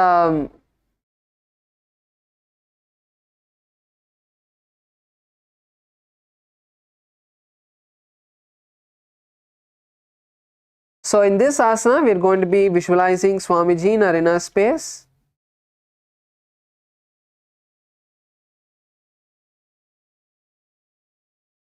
Continue to perform the Sahaja Kumbhaka and chant the japa Om Nithyananda Paramashivoham. आसन को गुणपान अपान की गाठी सूटे जालंधर बंध लागे. Yes. Now let's lay down on our back and we are going to be performing Vichitra Karani. Bring your legs all the way above your head. Place your toes on the ground. Hold your legs with your hand.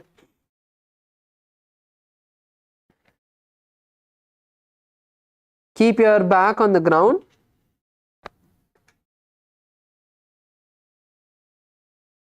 Keep your back on the ground and bring your legs as low, as close to the ground as possible. So you can lightly raise your back.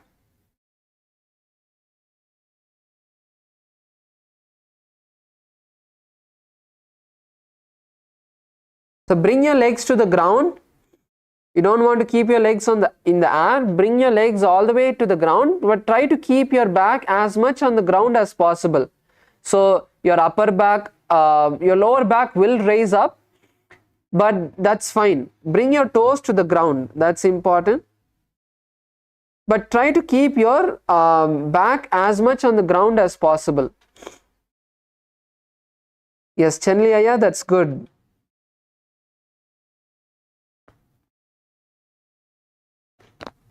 Let's perform this asana nicely. Stretching our legs. This is the last asana for today.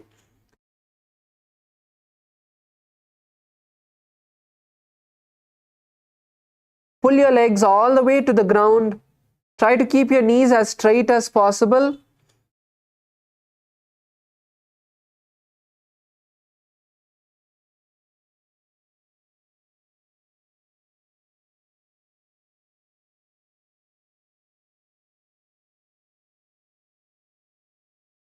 Yes, Ma Sweta, that's good.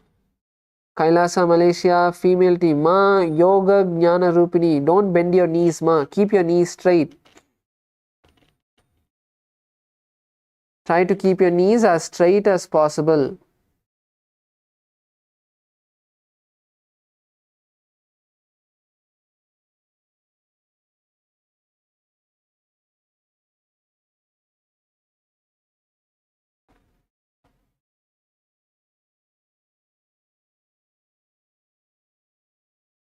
Saramaya, bring your hands behind your head.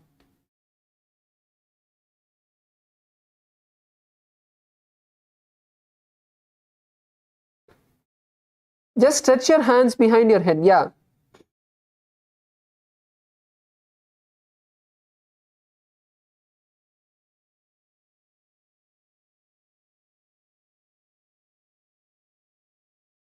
So in this asana, we are going to perform the Sahaja Kumbhaka and chant the japa Om Nithyananda Paramashivoham.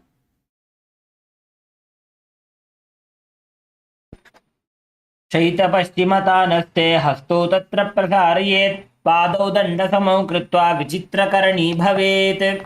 Yes, let's lay down on our back. Lay down, completely relax your back. Relax yourself.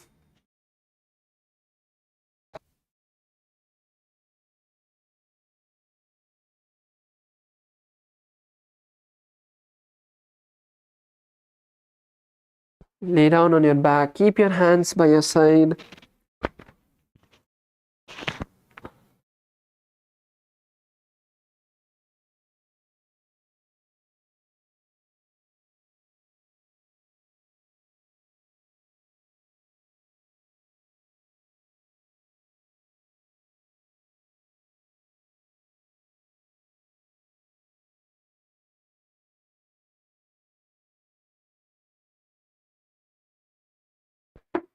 Completely unclutch from all the movements of your body.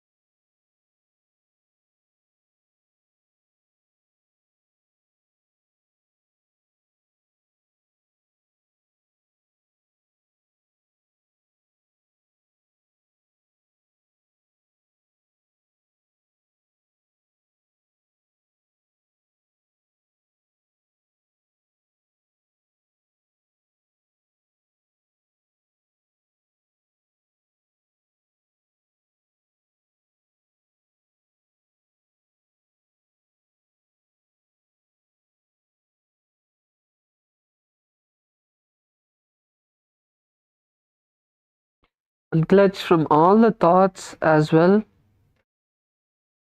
Any part of your body you're feeling some sort of stress, some sort of strain, some sort of pressure, completely relax.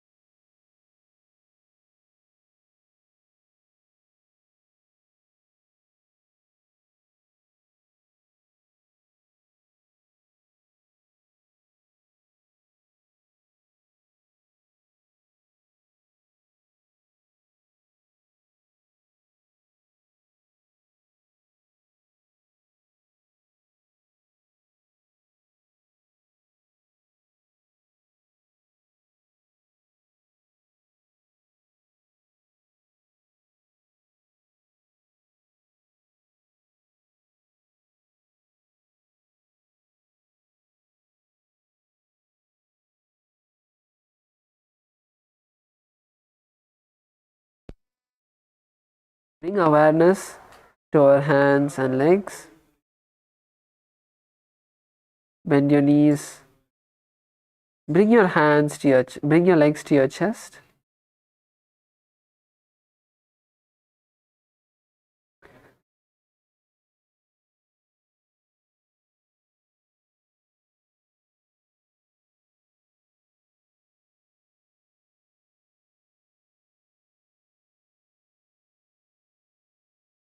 Now rock from side to side and slowly raise up into a comfortable position.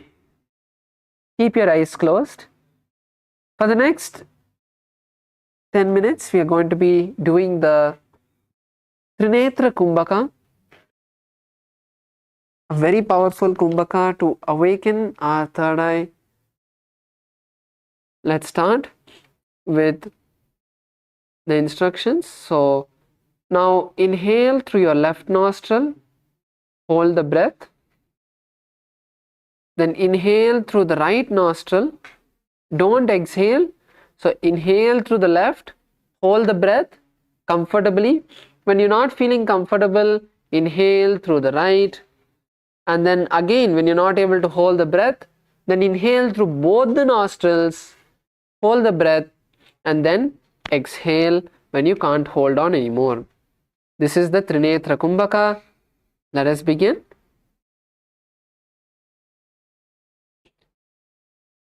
So whenever you feel uncomfortable during this time, just take a moment, inhale and exhale a few times, allow your breath to settle down, and then restart.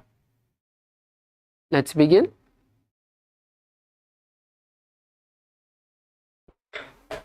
So ஒரு வாட்டி தமிழையும் சொல்கிறேன். So இப்போ நம்ம வந்து திரிநேத்திர கும்பகா பண்ண போகிறோம். இது வந்து ஒரு ரொம்ப சக்தி வாய்ந்த ஒரு கும்பகம். இது பண்ணும்போது நம்ம மூன்றாம் கண்ணை வந்து நம்ம ஆக்டிவேட் பண்ணுறதுக்கு இது ரொம்ப பவர்ஃபுல்லான ஒரு டெக்னிக். ஸோ இப்போ வந்து நம்ம ஆரம்பிக்கிற போது நம்ம இடது மூக்கால் மூச்சுள் வாங்கி நம்ம மூச்சை வந்து பிடிக்க போகிறோம். நம்மளால் எவ்வளோ நேரம் நம்ம பிடிக்க முடியுமோ அவ்வளோ நேரம் பிடிச்சி மூச்சு வெளியே விடாமல் நீங்கள் வந்து வலது மூக்கால் நீங்கள் மூச்சு உள்வாங்க போகிறீங்க. அதுக்கப்புறம் திருப்பியும் உங்கள் மூச்சை வந்து பிடிச்சிட்டு எவ்வளோ நேரம் உங்களால் பிடிக்க முடியுதோ பிடிச்சிட்டு திருப்பியும் உங்கள் மூச்சு வெளியே விட மாதிரி இருக்கும்போது திருப்பியும் ரெண்டு மூக்கால் நீங்கள் வந்து மூச்சு உள்வாங்கி திருப்பியும் நீங்கள் உங்கள் மூச்சை பிடிக்க போகிறீங்க.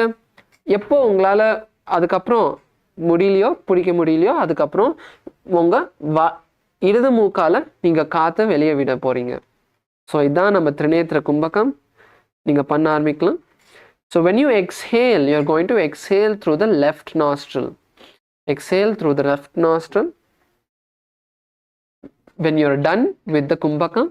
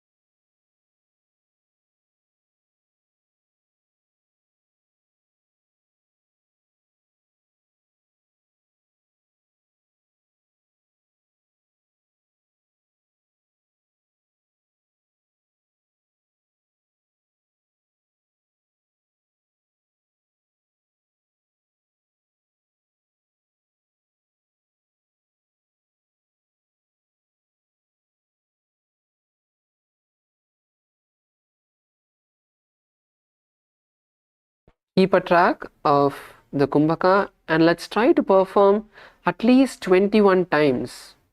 The entire process, let's try to perform it 21 times. இந்த மொத்த கும்பகம் வந்து நம்ம வந்து 21 வாட்டி நம்ம பண்ண ட்ரை பண்ணலாம்.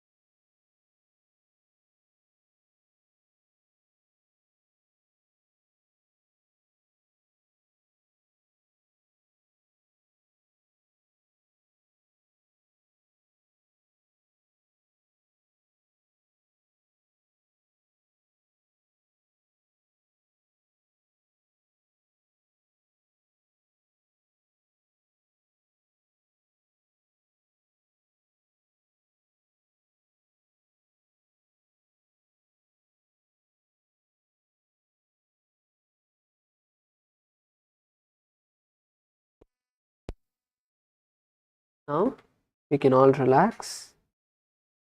Bring your hands together in front of your heart center. Let's visualize Swamiji in our inner space. Take a deep breath and chant the Purna mantra. Om Purnamadav Purnamidam Purnat Purnamudachyate Purnasya Purnamadaya Purnamevavashishyate. Om Shanti Shanti Shanti Hari Om Tat Sat Sarvam Bhagavat Shri Nithyananda Paramashiva Padukarpanamastu. Om Nithyanandam. Thank you all, and hope all of you enjoyed today's Nithyananda Yoga session. The next session timings will be announced by the hall volunteers. Thank you all. Nithyanandam. Have a great day.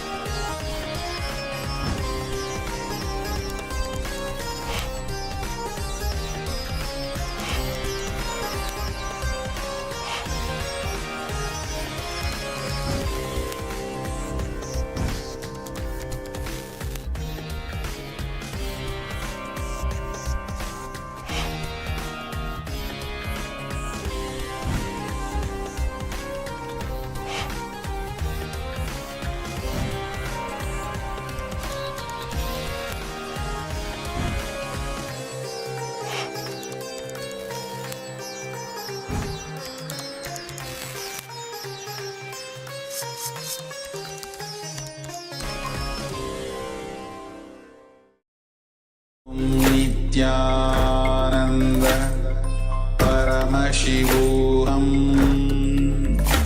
ॐ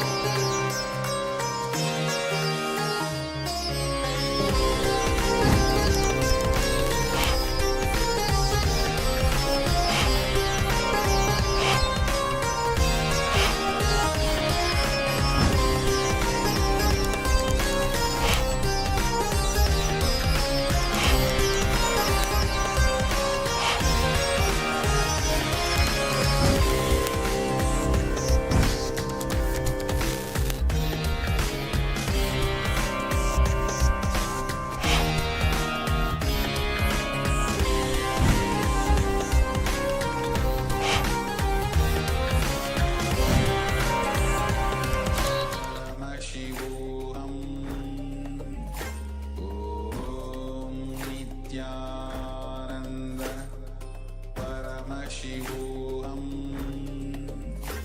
ॐ नित्यानन्द परमशिवोऽहम्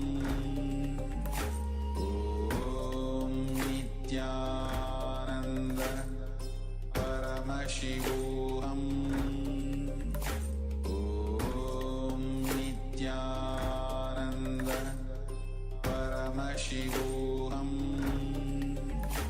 ॐ नित्यानन्द परमशिवोऽहम् ॐ नित्यानन्द परमशिवोऽहम्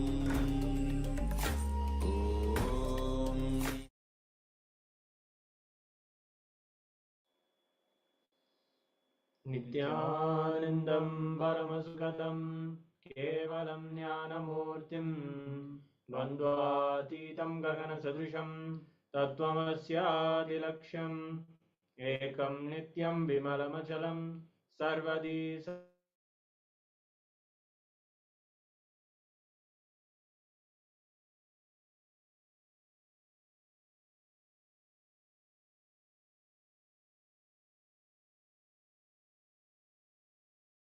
Paramashivoham Level 2.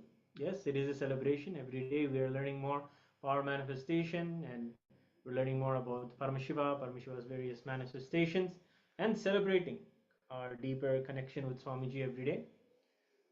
Yes. So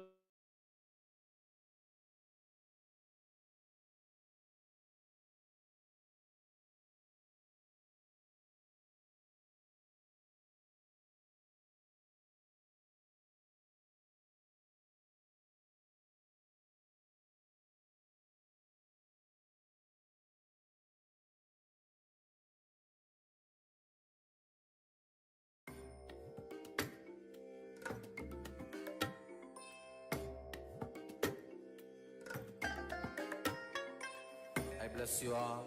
Let you all open all your three eyes and manifest the powers of Mahasada Om Nithyananda Paramashivoham Om Nithyananda Paramashivoham Om Nithyananda Paramashivoham Om Nithyananda Paramashivoham.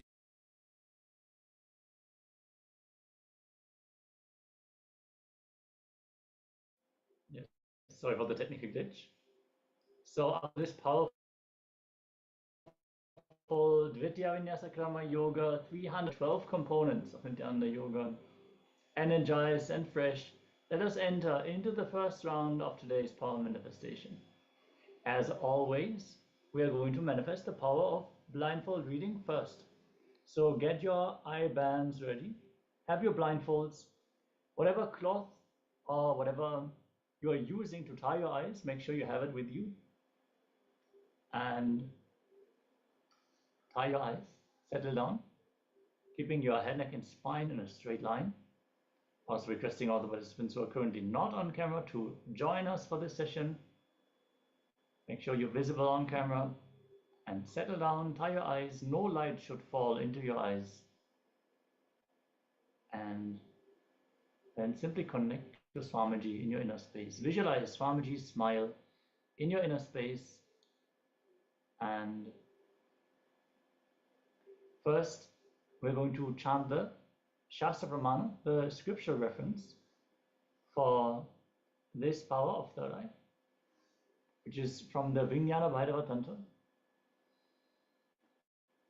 Kalantamanonyasya tishtannitalochanaha kramena manasodhardhya lakshayet lakshamuttamam. By fixing the mind on the inner space within the crown center and sitting stably without any movement, having the eyes closed in succession, by the stability of the mind and the inner space, through the power of the third eye, one directly sees the ultimate goal, Lakshya, by having the vision beyond the sight that reveals any object or place, attaining the space of oneness with the source, Paramashiva. Yes. Now, let us enter into the power manifestation. We will now be projecting the image. And then chant the Mahavakya. Om Vivoham Om Nithyananda Paramashivoham Om Nithya Paramashivoham. As we're now going to project the image on screen, keep vibrating with the Mahavakya and let this round of the Nithyananda Paramashivoham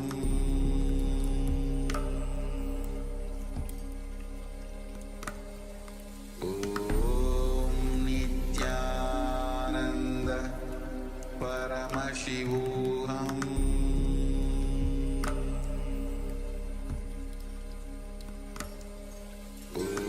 Om Nithyananda Paramashivoham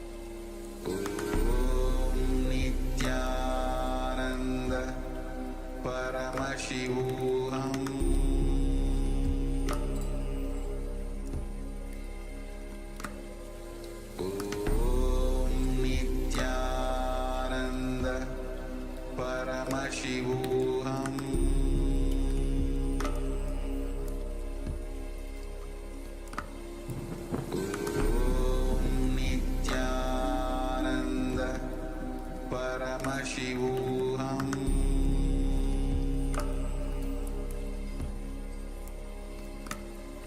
Om Nithyananda Paramashivoham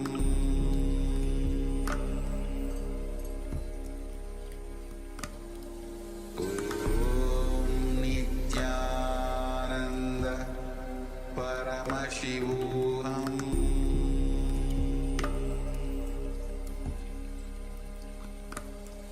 Om Nithyananda Paramashivoham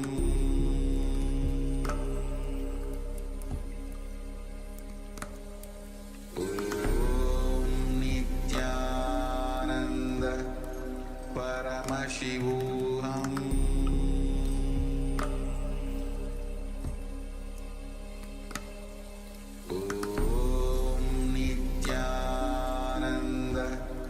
Paramashivoham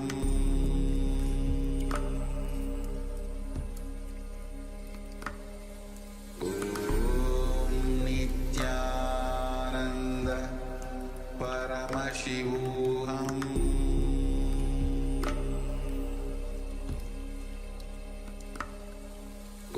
Om Nithyananda Paramashivoham Om Nithyananda Paramashivoham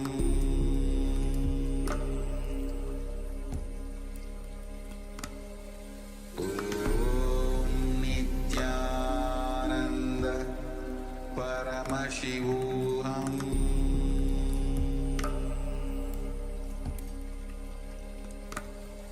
Om Nithyananda Paramashivoham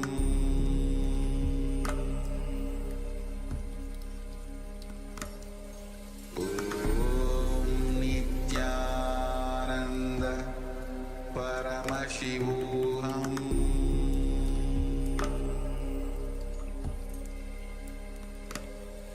Om Nithyananda Paramashivoham Om Nithyananda Paramashivoham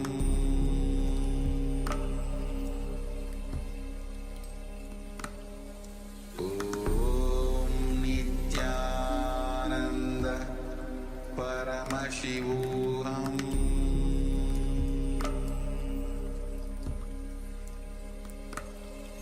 Om Nithyananda Paramashivoham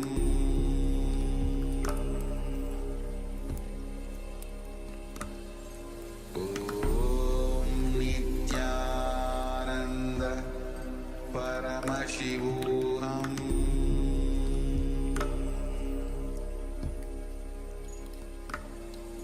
Om Nithyananda Paramashivoham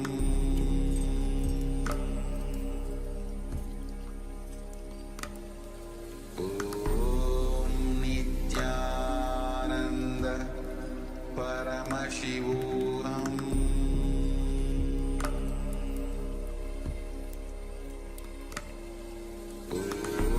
Om Nithyanam, please open your eyes, remove your blindfold, and take a moment to give your gratitude to Swamiji. It is the gratitude that is going to help you go further and further into the power manifestation.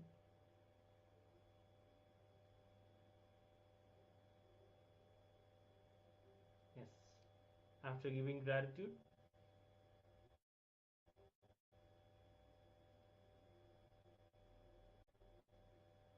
make sure to start sharing whatever you experienced during this round of the power manifestation. Let us know what was revealed to you.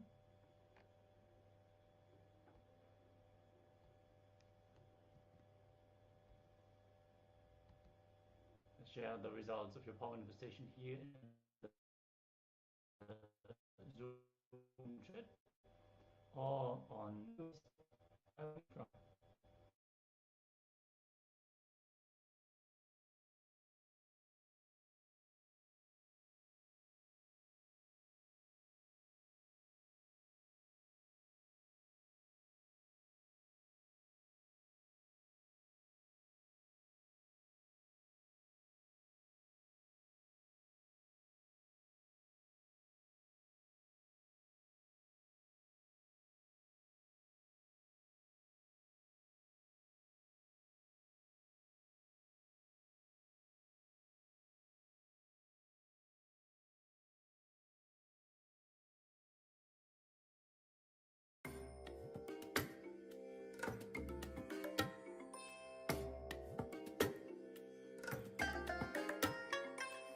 Bless you all. Let you all open all your three eyes and manifest the powers of Mahasudashiva. Om Nithyananda Paramashivoham.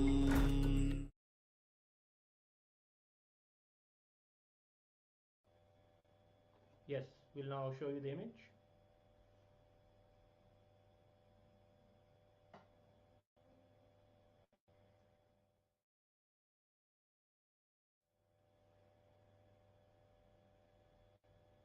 Yes. So if you have seen any of the colors or any of the shapes and in the whole water situation in this image, you can know that you're seeing through the third eye. You're manifesting the powers of Paramashiva.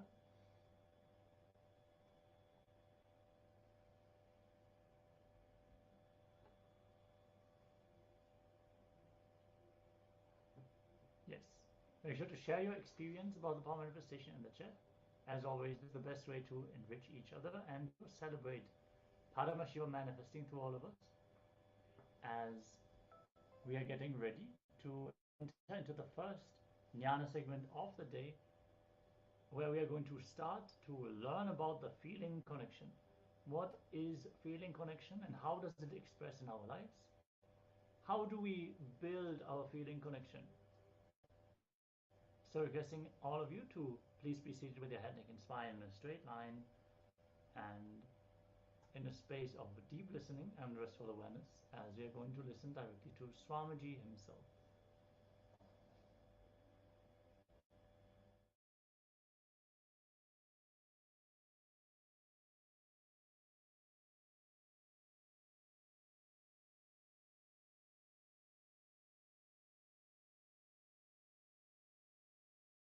There's a beautiful verse by Siddha from my native place, Idaikadar. நந்தவனத்திலோர் ஆண்டி நாலாறு மாதமாய் குயவனை வேண்டி கொண்டு வந்தான் ஒரு தோண்டி அதை கூத்தாடி கூத்தாடி போட்டு உடைத்தாண்டி. This is the verse. It looks very funny village verse because the literal meaning is there was a gardener and he's a pauper guy. He went to the pot maker, begged for 10 months, 4 plus 6, 10 months, and finally got one pot to pour water for all these plants. After getting the pot, he came to the garden and he was so excited, enamored by that new pot. He started dancing. Oh, I got a pot. With this pot I will pour water and all the plants will grow and we will have a lot of vegetables.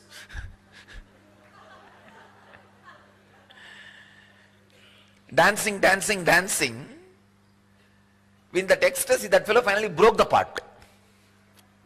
This is the literal meaning, literal translation.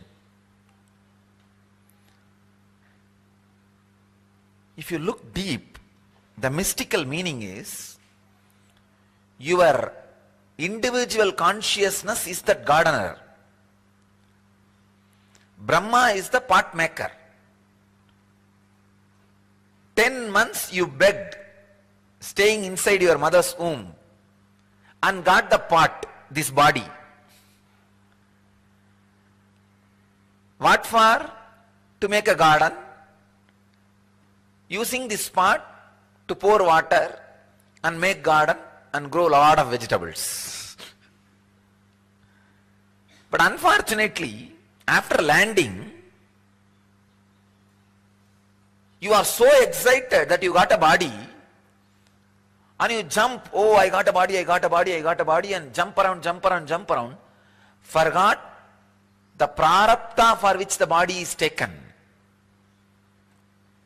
And jumping around in agamya, collecting this, collecting that, here, there. Finally, break the pot. Means destroy this body.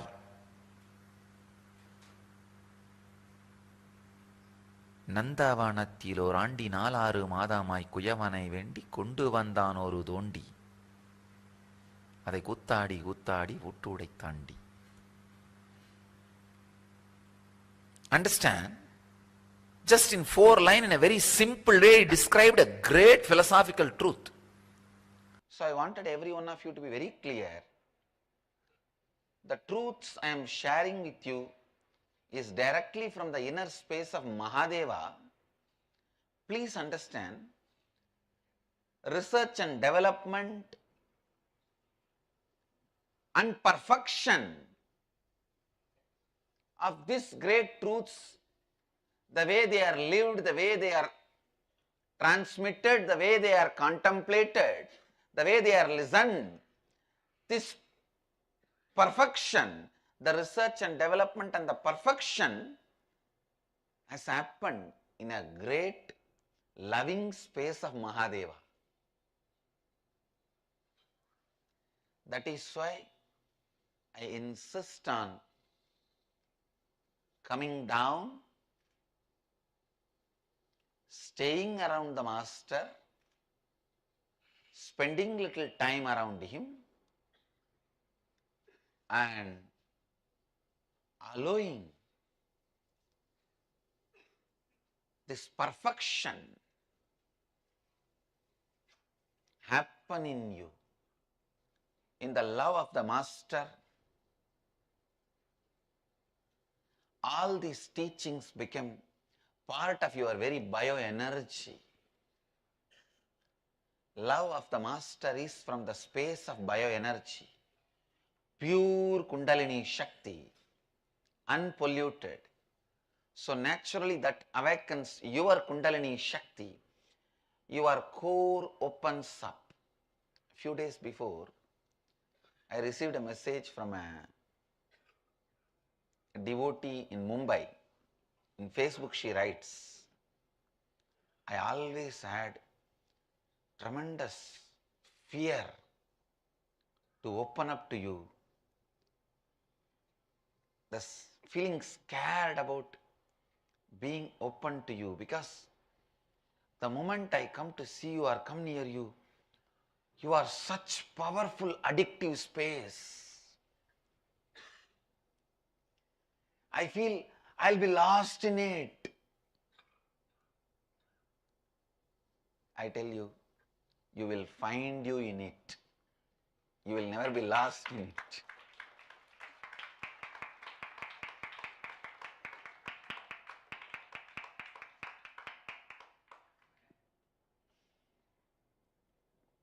Please understand,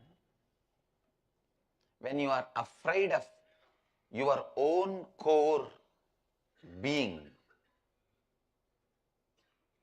you are afraid of the love comes from the core being of the Master.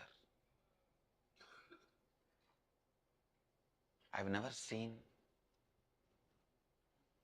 a Master's love making you lose you. I've always seen Master's love making you find you.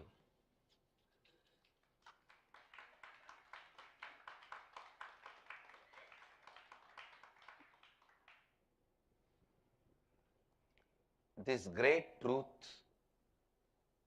is perfected in the space of Advaita, in the space of Advaita, in the presence of the Master. Please understand. That is why I insist on coming down and spending time with the Master in the physical presence, where this truth is transmitted to you in a supportive, protective, caring, loving ambience, energy field of the Master. At least the initiation should happen in the physical presence. The initiation should happen in the physical presence. The truth of Advaita, medicines across the counter.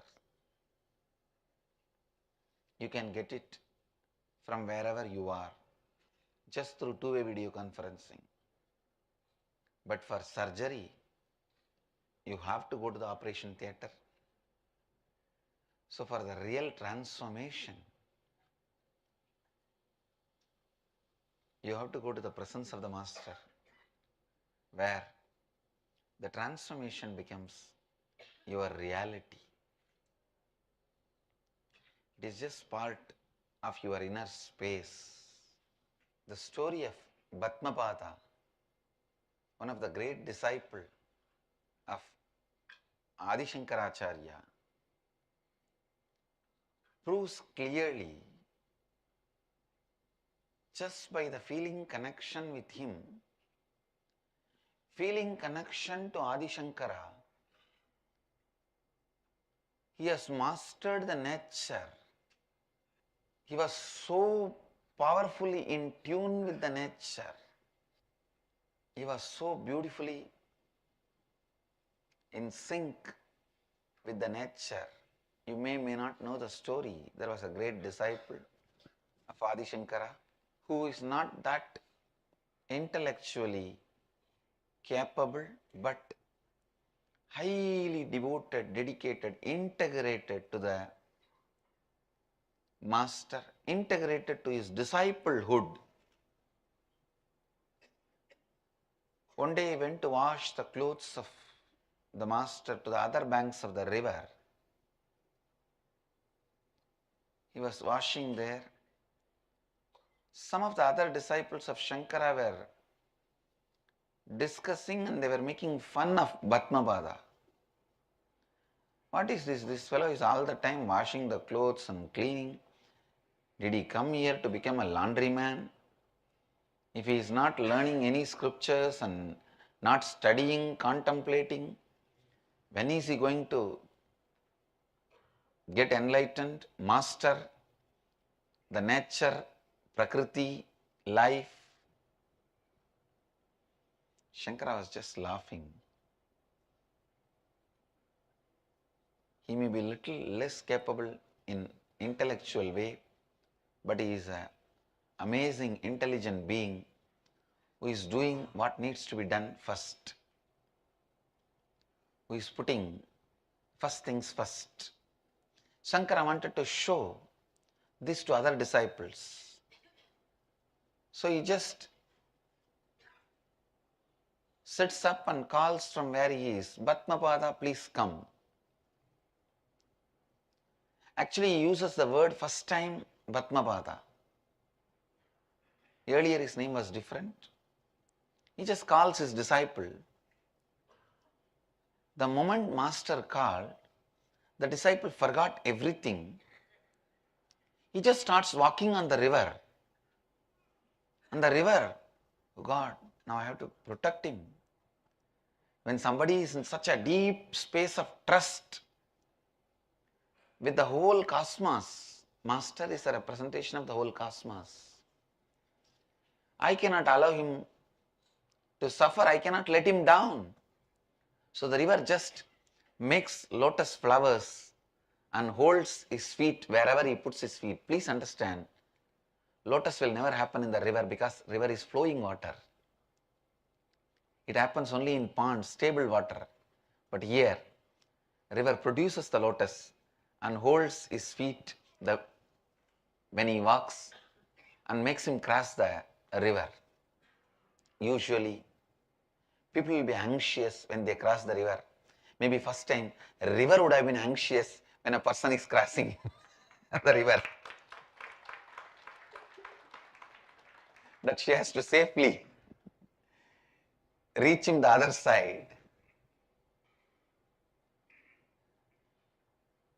Because every step is held by a lotus. He was called Bhatmapada. Shankara demonstrates to all his disciples the need for the loving space for the transmission of the Advaitic truth to happen, because your birth itself has happened when you denied the self, Advaita. Something that deep which is able to make you assume a human body and broken mind can't be transcended unless you trust somebody more than your human body and broken mind. So Master makes himself available for you to experience the completion of the love circle. I myself have seen this great yogi, my teacher, expressing different kinds of powers. Just through sound, he will play whatever he wants. He will take a stone and create a sound as if he is hitting that stone with a hammer. That stone will give way, it will just break. And the same way, he will create a sound as if he is throwing a stone towards a tree, the fruit will fall.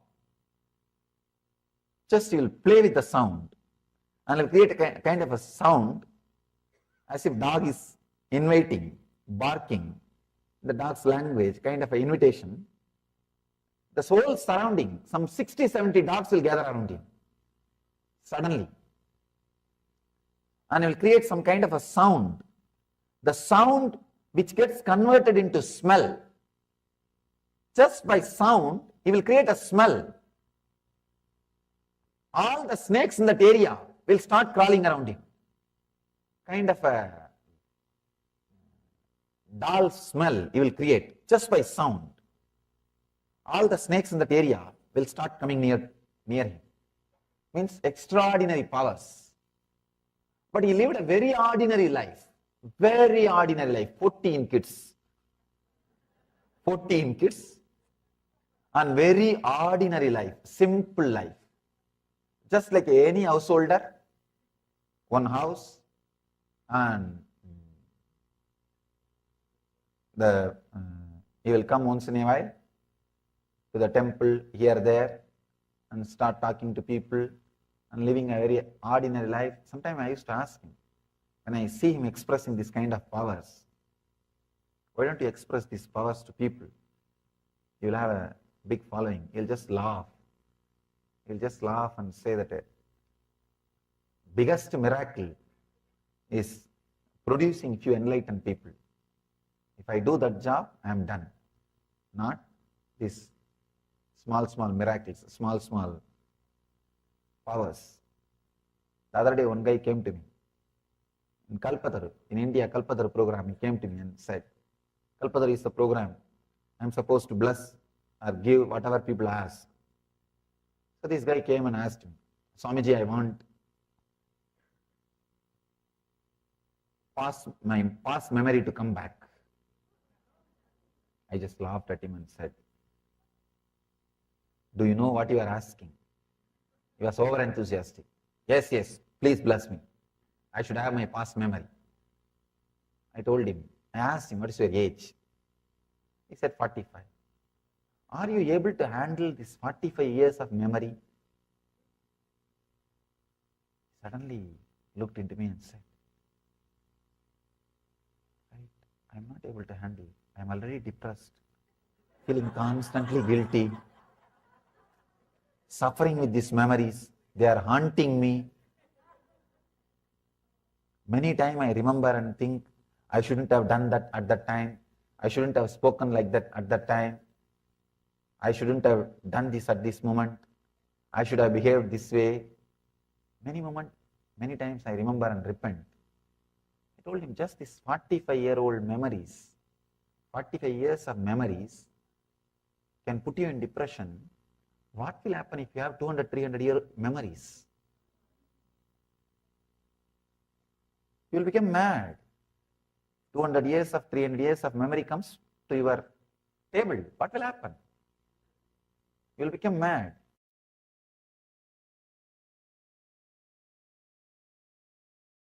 Patanjali says, no, come down, be here. I know the science.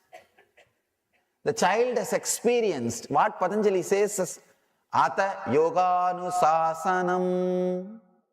Means, now let us enter into the yoga. The child has understood. The child is in a zone of now. Please understand, He is in this zone now. When you are in that zone now, the connection between you and the master happens straight away. It is direct. It is straight. Because the child has experienced that now. Here, the now, ata, yoga anusasanam, this is a beautiful word. Patanjali says, come to this moment, let us enter into yoga space. Let us enter into the experience of yoga. You may ask, why the child was able to get? Why not the mother? Because mother is not in this moment. Child knows very clearly. Child is in this moment. He doesn't know people can tell lies. He doesn't know master can tell a lie. He doesn't know, he doesn't doubt master may tell a lie. He doesn't have any of that kind of doubts. He knows very clearly he is an enlightened master. If he says, it will become reality. That's all. He is not believing for some reason. We also sometimes believe, if I believe only then it will get healed. Let me believe. If it doesn't happen, I think I shouldn't have believed. Even our belief is a business.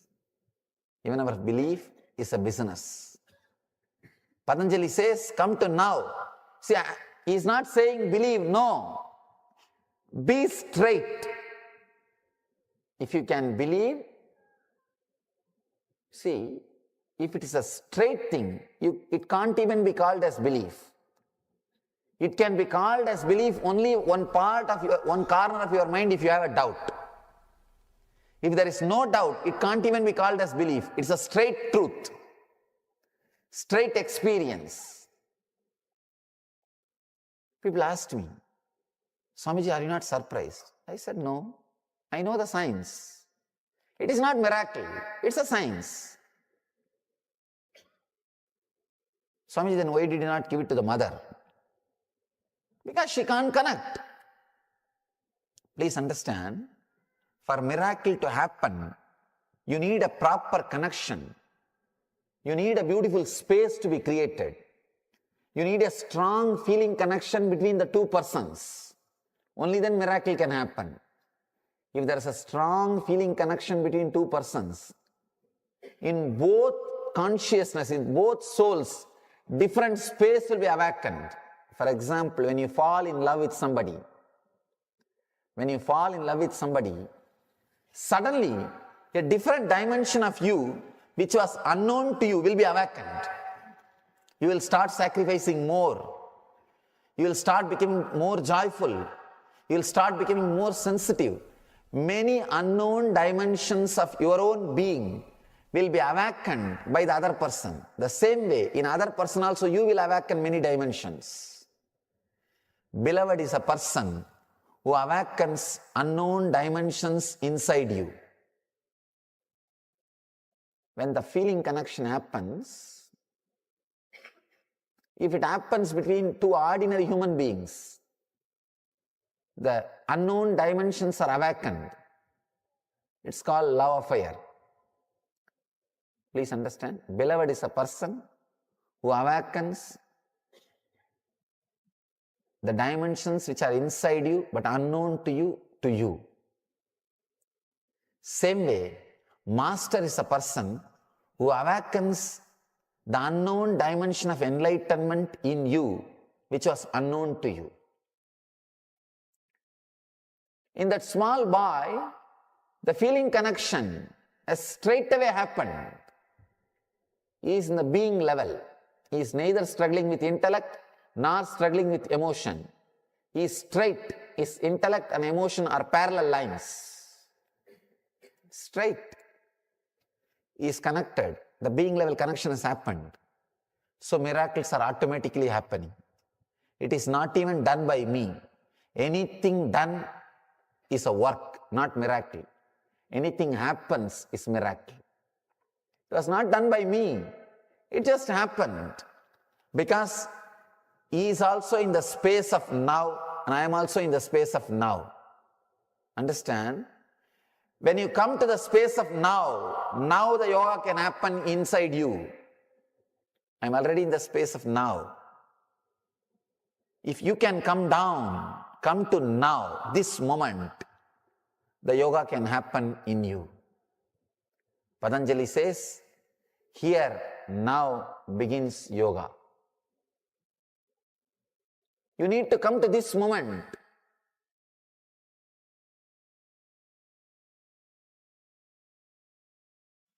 A small story. One enlightened master had a stomach trouble. So his doctor, personal physician, requested him to eat the same diet for the rest of his life. He started enjoying the food. Same diet, a little bit of rice and little greens, herbal medicine. That is the only diet for him. Continuously for 10 years he was taking that same diet. The disciple who was cooking for him, she got fed up. She came and asked him, Master, what is this? I am feeling bored cooking the same food. Are you not feeling bored eating the same food? Master says, what? Same food? I don't eat the same food. Every day it is something new. How can I eat the same food every day? It is new. It is your mind which labels it as the same food. Understand this one statement. How unconscious we are. It's the right word. How can I eat the same food every day? How can it be same food? No. It is new. Surely new. Maybe same kind of food, but not same food. Same kind of food, but not same food. But our mind is so unconscious. We label the things very easily. We take the things for granted. We take the situations for granted. We take the personalities for granted. Our mind is such. Very easily we take things for granted. Very easily we take things for granted. You should understand this.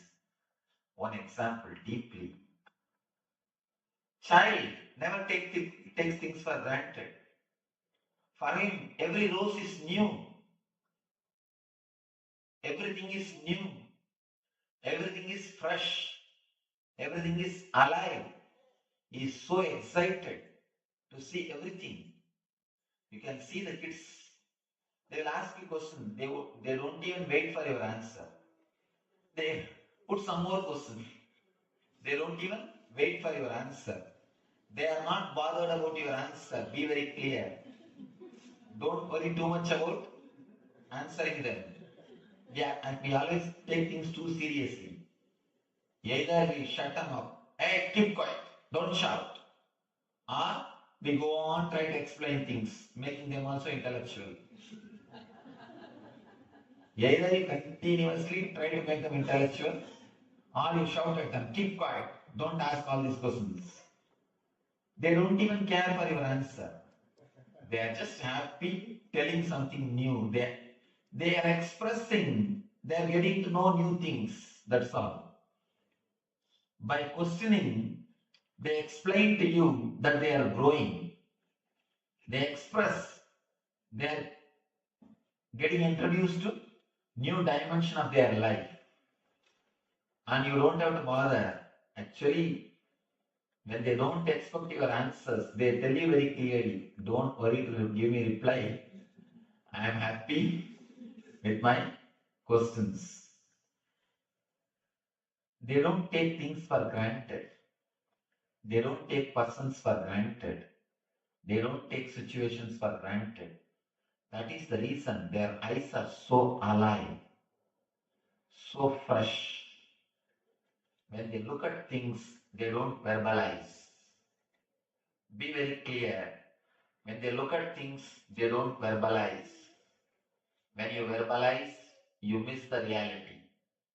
For example, when you see a rose bush, the moment you see a rose bush, you start thinking about the roses which you presented to somebody, or somebody presented to you.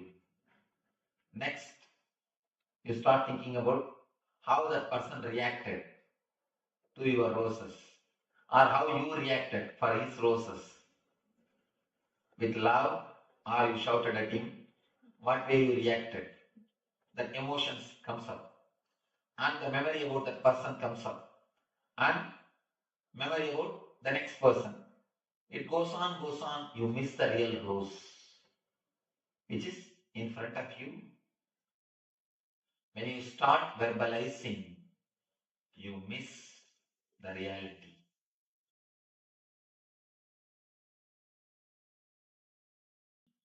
Consciously resting means thoughtless awareness. I'll make a small diagram.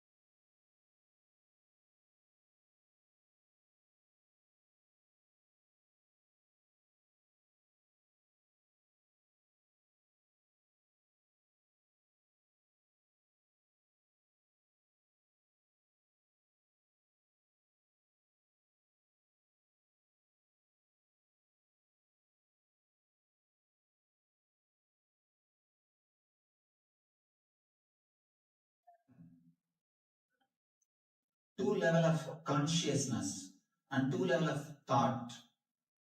For example, now you have thoughts. In the deep sleep, do you have thoughts? No. I don't know. Surely not. That's why you are able to sleep. And now you have something called I consciousness. The feeling of I. The deep sleep, surely it is not there. If it is there, we can't sleep. These two state of being and level of mind crisscrosses each other and creates four state. For example, with I consciousness and with thoughts, what we call waking state. Waking. Now, what you are experiencing is waking state. You have I consciousness and thoughts both. Next thing, without I consciousness, with thoughts, is what we call dream. You see, in the dream, you have thoughts, but I consciousness is less. The frequency of thoughts is more than frequency of I consciousness. That is why, in the dream, you are not able to control your dreams. Only dreams will happen as it wants. In the waking state, you can control your thoughts. In the dream state, you can't control your thoughts. The intensity or the frequency of I consciousness is less than frequency of thoughts in the dream state. The third thing, you neither have I consciousness nor have thoughts. That's what we call deep sleep. Deep sleep. And there's a fourth state which we never experienced. That is what I call intuition or meditation. You have I consciousness but no thoughts. You have I consciousness but no thoughts. This is what I call meditation or intuition, whatever. In Sanskrit we call it samadhi. You have I consciousness but no thoughts, thoughtless awareness. If we can experience this zone, the fourth state, we can experience the different consciousness, what I call beyond intellect, the bliss or the peace or the intuition, whatever you may name it. We can experience this fourth state with this. See, the practical use of this fourth state is, it can give you so much of creativity, so much of courage, so much of confidence. You can decide spontaneously. Ability to take spontaneous decision is what I call responsibility. The more you are able to decide spontaneously, the more you become responsible. There are so many situations you can't work just with data. There are so many situations that first of all data will not be available, or very limited data will be available. You will not be able to have the decisions taken by elders or earlier person. There will be no precedence. So in that type of situations, you need something more than what you call intellect. You need something beyond just your data. You need what I call the thoughtless awareness. If you can experience even the glimpse, not only your life in your office or in your corporate level, even your relationships can totally change. You see, even the relationship failures happen because of our reactive mind. The reactive mind, when I use the word reactive mind, unconscious mind, there are two things. One is collecting all the arguments and then passing judgment. Another one is your judgment is ready, you just collect arguments to support your judgment. When we are unconscious, when we are instinct, judgment is ready. You just want the arguments to support your judgment. You decide he or she is wrong. Then you go around collecting some arguments to support your judgment. It means you are only working in an instinct level. We are only working in the instinct level. Sometimes the instinct and intuition will look the same. People ask me how to differentiate songs. With intuition, you will feel tremendously energetic, alive. With instinct, you will feel you are drained. Whenever you decide without using intellect and feel drained, be very clear, you are working in instinct level. Many times, our anger and other emotions, we just decide instinctively. Then we understand, oh, why did I do this? You create guilt. Guilt is the gift from unconsciousness or instinct level decisions. If we can experience this fourth state, what I call meditation, surely we'll be able to harvest the energy which is in our being, which I call intuition. And you can use the equivalent psychological terms. For waking, you can say conscious. For dream, subconscious. Deep sleep, unconscious. Of course, the fourth state, meditation, has no word, because psychology could not go so deep. So they have no word for this meditation. In Sanskrit, we call the waking as Jagrat, dream as Swapna, deep sleep as Sushupti, meditation as Turiya. fourth state. So all you need to experience is this thoughtless awareness. That is what I mean. Consciously resting. Yes. And for this table, just to make you understand, there is something called consciously resting. Thoughtless awareness. There is something. You may not have experienced, but there is something. Yes. Where does intuition come from? From you. It can't come from anybody else. Surely only from you. Because we have not experienced that zone, that part, that dimension of our being, we forgot it. There is something called intuition exists. See, for example, small thing. Somebody asked me in one seminar, Swamiji, many times it happens in my life. When I hear the knock on the door, suddenly I remember some friend's name. When I go and open, the same person is standing. When a phone rings, or when my cell phone rings, suddenly I remember somebody's name, whom I have not seen for 2-3 years. But when I pick up, he is there on the line. And when I am sitting in a party, suddenly I feel that particular person is going to come after a few minutes. That person is there after a few minutes. That person asked me, how it is happening? Many times I experienced this, how it is happening. In that same group, I asked, how many of you have experienced this same thing at least once in your life? More than 70% people raise their hands. Now I can ask, how many of you experienced like this something in your life at least once? Again, you can see more than 70-80%. One thing, if it happens in somebody's life once, we can call this as coincidence. But 70% cannot be coincidence. 80% cannot be coincidence. You understand? There is something more to it. There is a logic behind it. There must be something behind it. We may not be able to know logically, but it is not that there is nothing. See, when you know the logic, you call it as incident. When you don't know, you just call it as coincident. I tell you, there is nothing happens without cause. The planet Earth, nothing can happen without cause. It is always cause and effect. When you know the cause and effect link, you call it as incident. When you don't know, you call it as coincident. So there cannot be anything called coincident. There is something which happens only from you.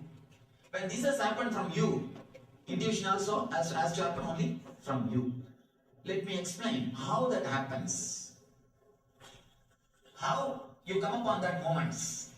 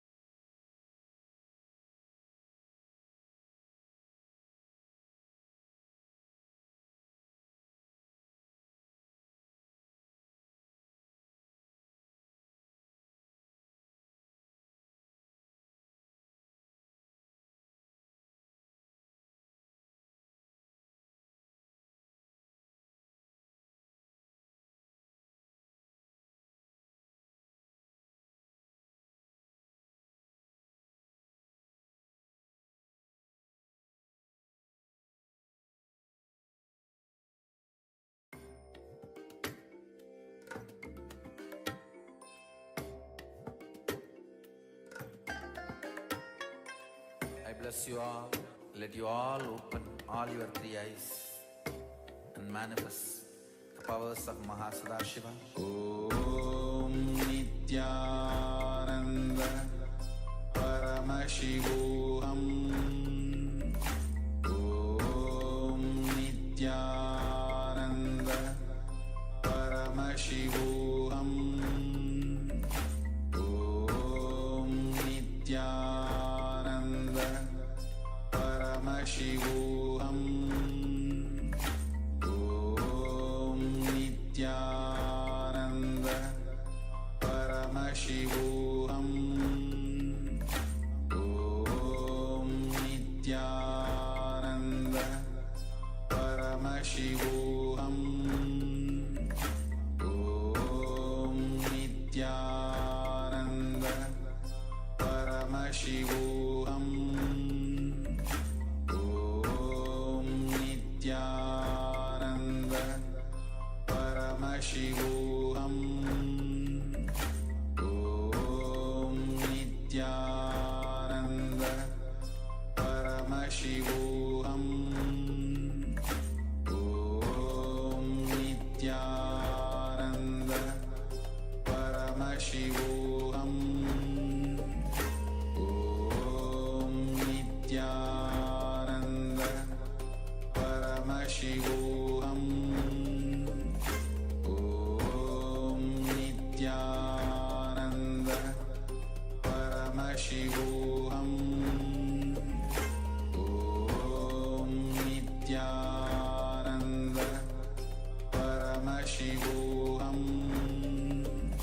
Om Nithyananda Paramashivoham. Om Nithyananda Paramashivoham. Om Nithyananda Paramashivoham. Om Nithyananda Paramashivoham. Om Nithyananda Paramashivoham. Om Nithyananda Paramashivoham.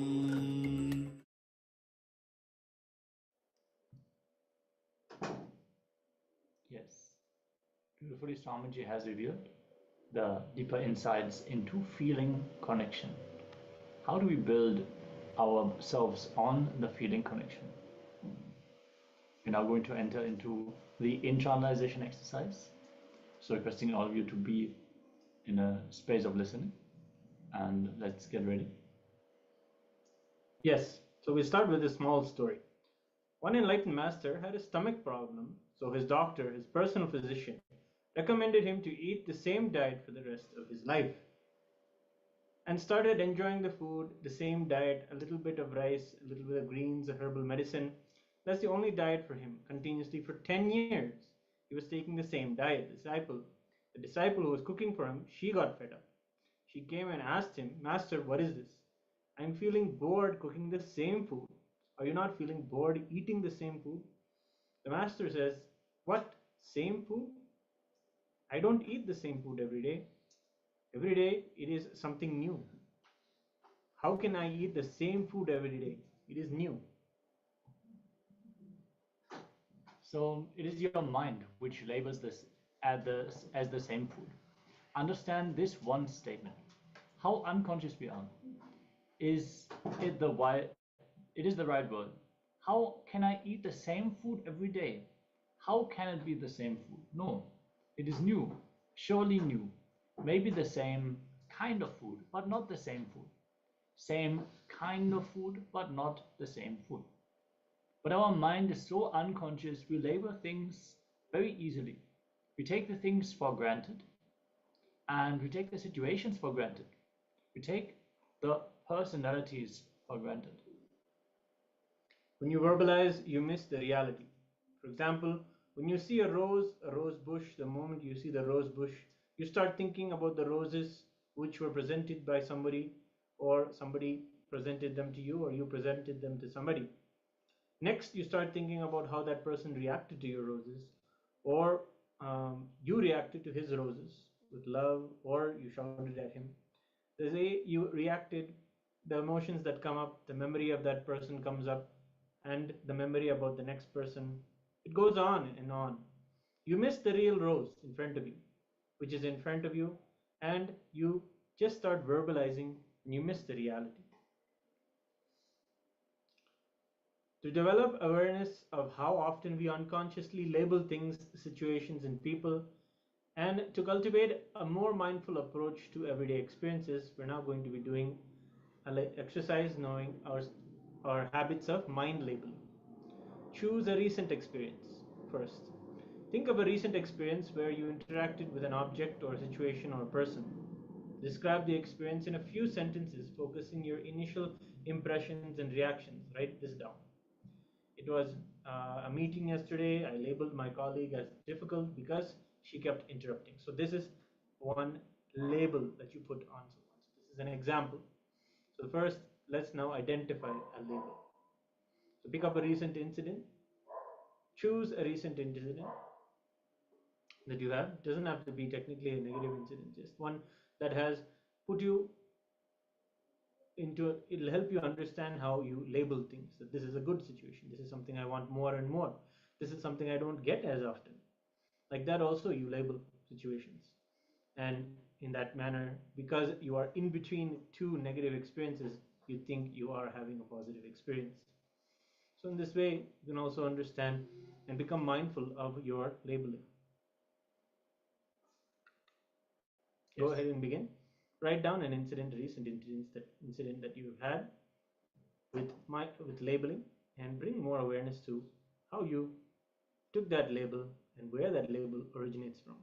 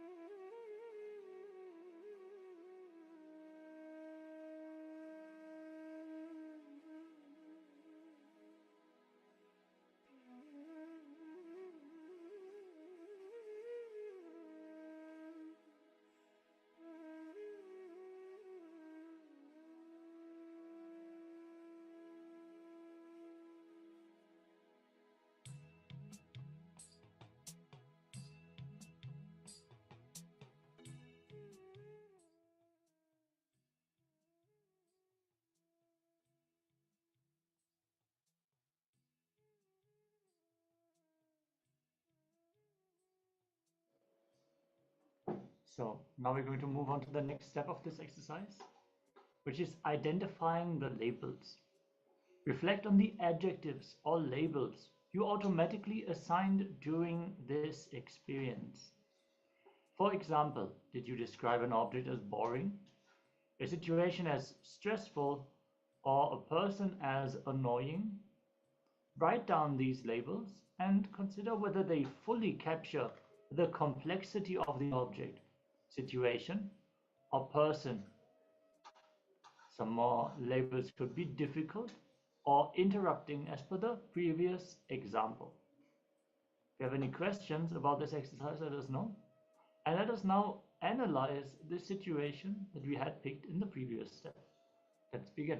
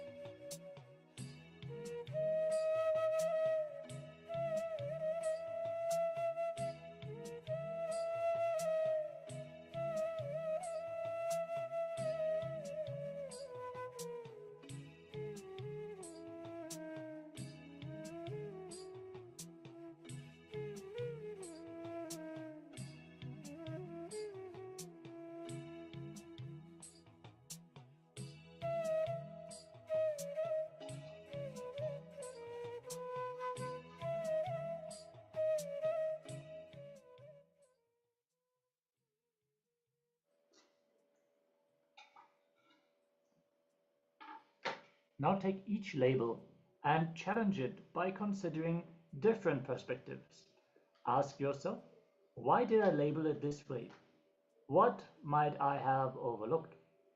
How might someone else view this differently? Write down at least one alternative perspective for each label. So, why I labeled her difficult? Because I found it frustrating not to be heard. Overlooked, maybe she felt her point was misunderstood and was trying to clarify. Different view, someone else might see her as a passionate or assertive person. So let's enter into this step of the exercise.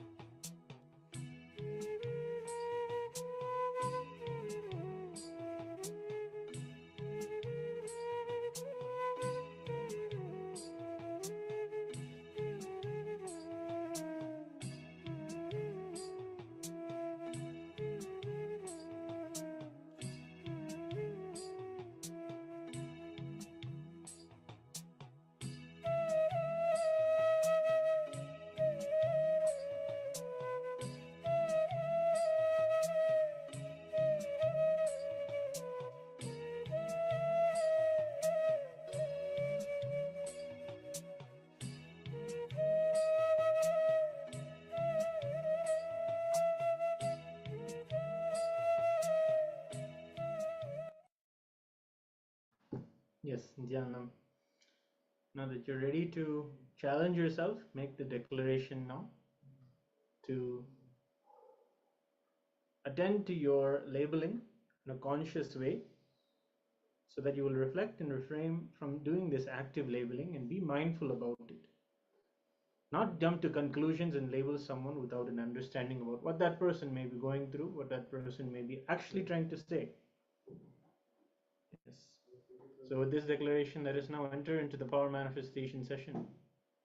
It's going to give us, as soon as we add awareness more into our inner space, there comes a bigger possibility to manifest the powers of Paramashivoham more profoundly and in depth. So let's get ready to do the power manifestation now.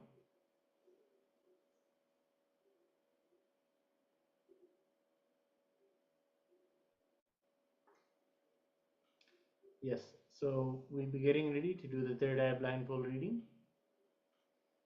So we request everyone to again tie your blindfolds.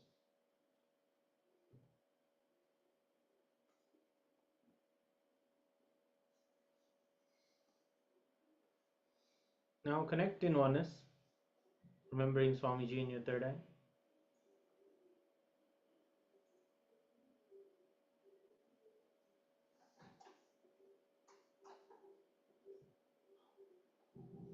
Yes, let's all tie our eyes with a blindfold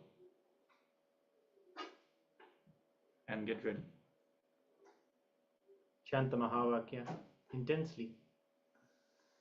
We'll now chant. Om Nithyananda Paramashivoham. Om Nithyananda Paramashivoham. Om Nithyananda Paramashivoham. Keep vibrating with the Mahavakya and let Swamiji reveal what it is that we are predicting on screen. You're getting ready. If you have not yet tied your eyes, do so now as we enter into the next round of today's power manifestation.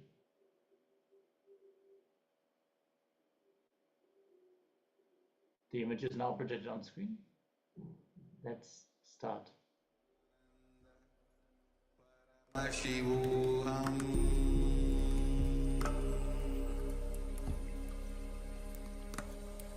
Om Nithyananda Paramashivoham.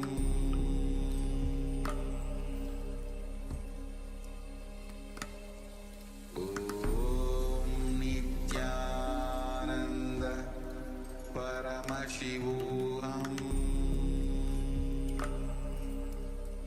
Paramashivoham. Om Nithyananda Paramashivoham.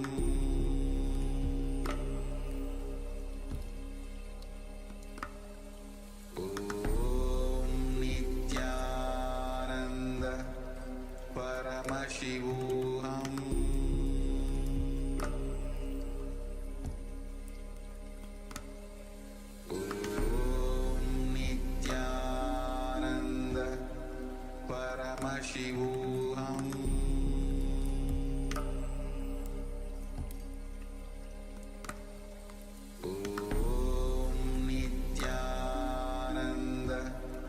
Paramashivoham.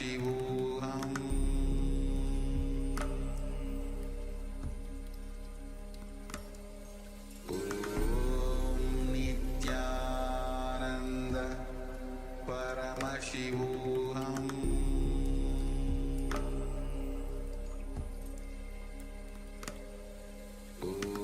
Om Nithyananda Paramashivoham.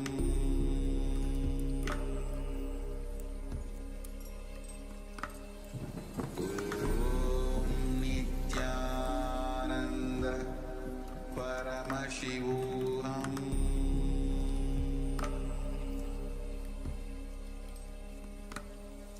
Om Nithyananda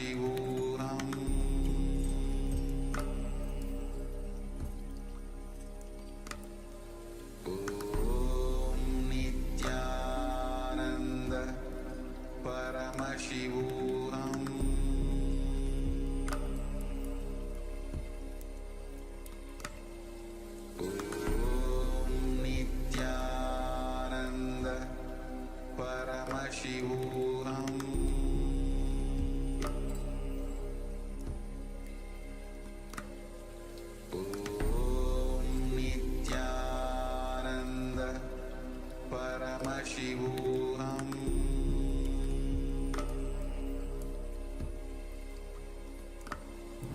Om Nithyananda Paramashivoham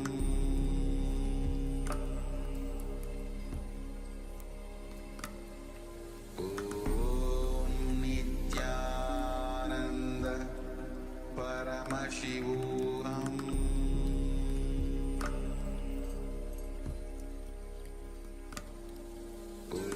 Om Nithyananda Paramashivoham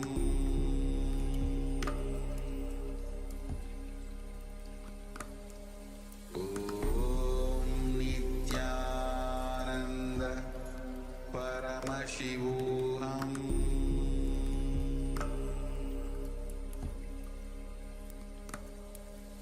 Om Nithyananda Paramashivoham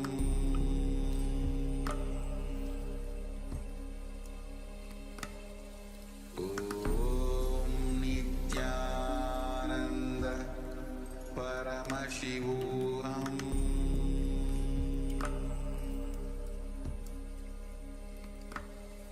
Om Nithyananda Paramashivoham.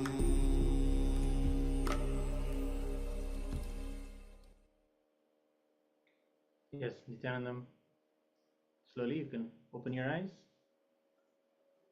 Please give your gratitude to Swamiji for whatever it is you were shown.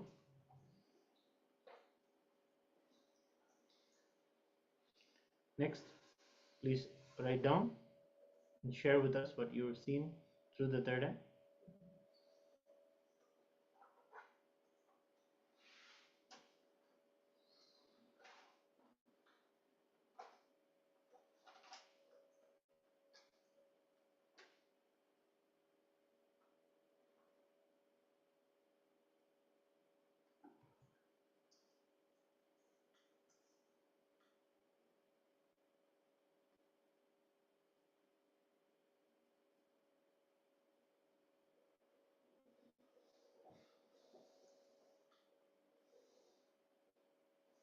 Let's take a few minutes and share whatever was revealed to you through your third eye.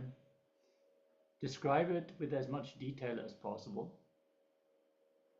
Any sensation, any experience you had during this round of the power manifestation. Before we project the image once more to confirm the power manifestation.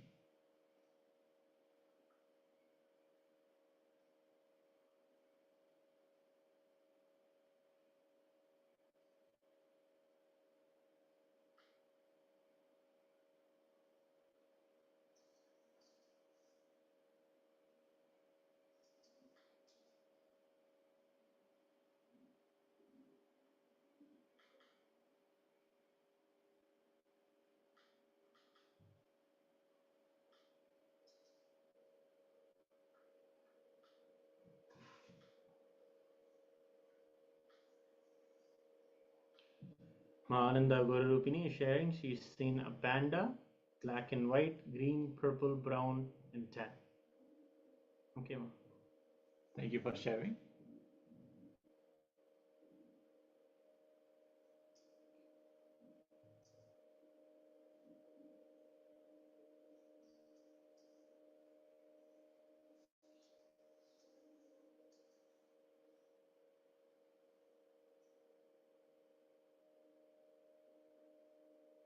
Yes, we'll now show the picture. My stack is sharing light sparks, water flowing, small waterfall, bird, spring water, giving mountain, sun triangle with line like a pine tree, red, gold, white, green lines crossing blue. Interesting. Now let's have a look at what was the image that we had predicted.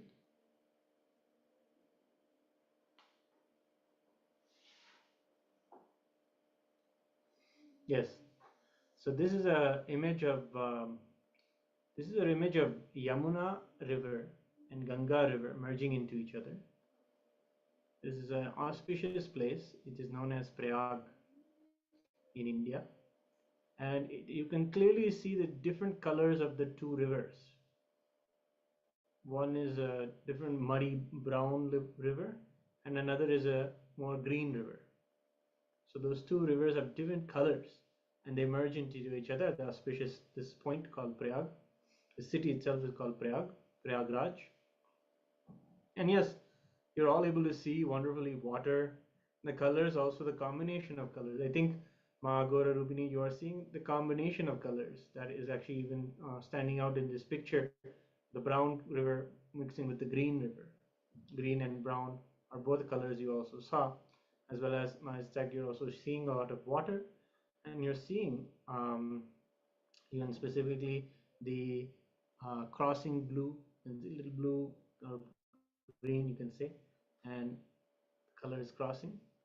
You saw a triangle shape, something like a pine tree. If you like turn your head a little bit, it does look like the mountainous side. You also saw a small mountain that does have the shape of a pine tree with a lot of red at the bottom.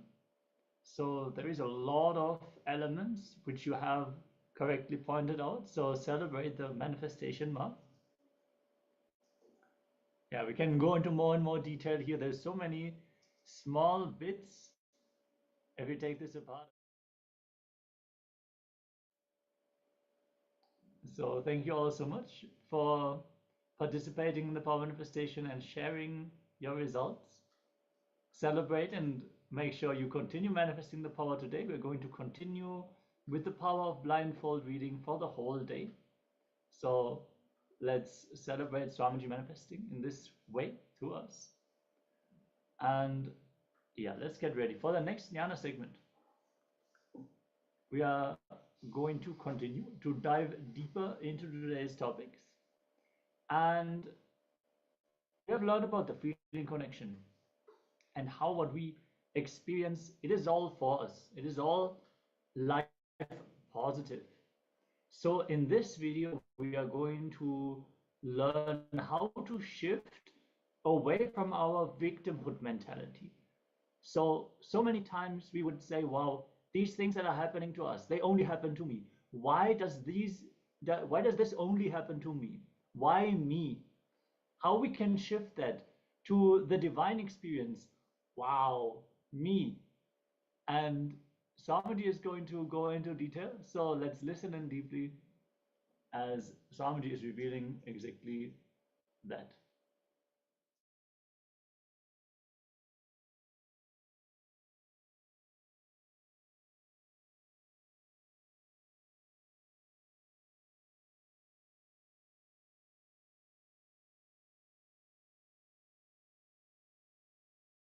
Listen.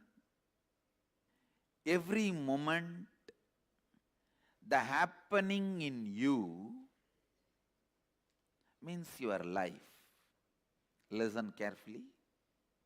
Life. You may be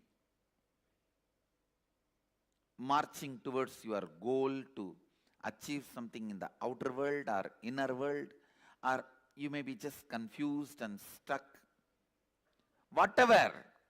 But life is happening to you. Please understand, even feeling confused and getting stuck is life happening. Sometimes people feel you are not even letting us live in confusion and depression a little bit. Understand? Even confusion and feeling stuck is life happening. Life happening. So, in this happening of life, whenever you change the game, like the rules with which you need to play with matter, if you play it with consciousness, the rules with which you need to play with consciousness, if you play it with matter. I'll give you an example. A ship is very safe, most secured in the port when it is docked. What do you call it? Decked or docked? Docked. Whatever. But it is not created just for that purpose. Understand?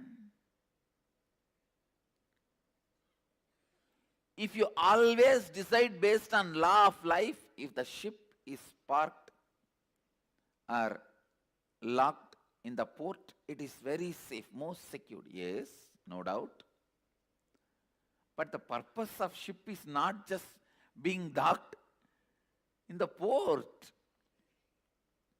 Law of life is only teaching about the most secure things. Flow of life is exciting, adventurous, innovating, opening up different possibilities.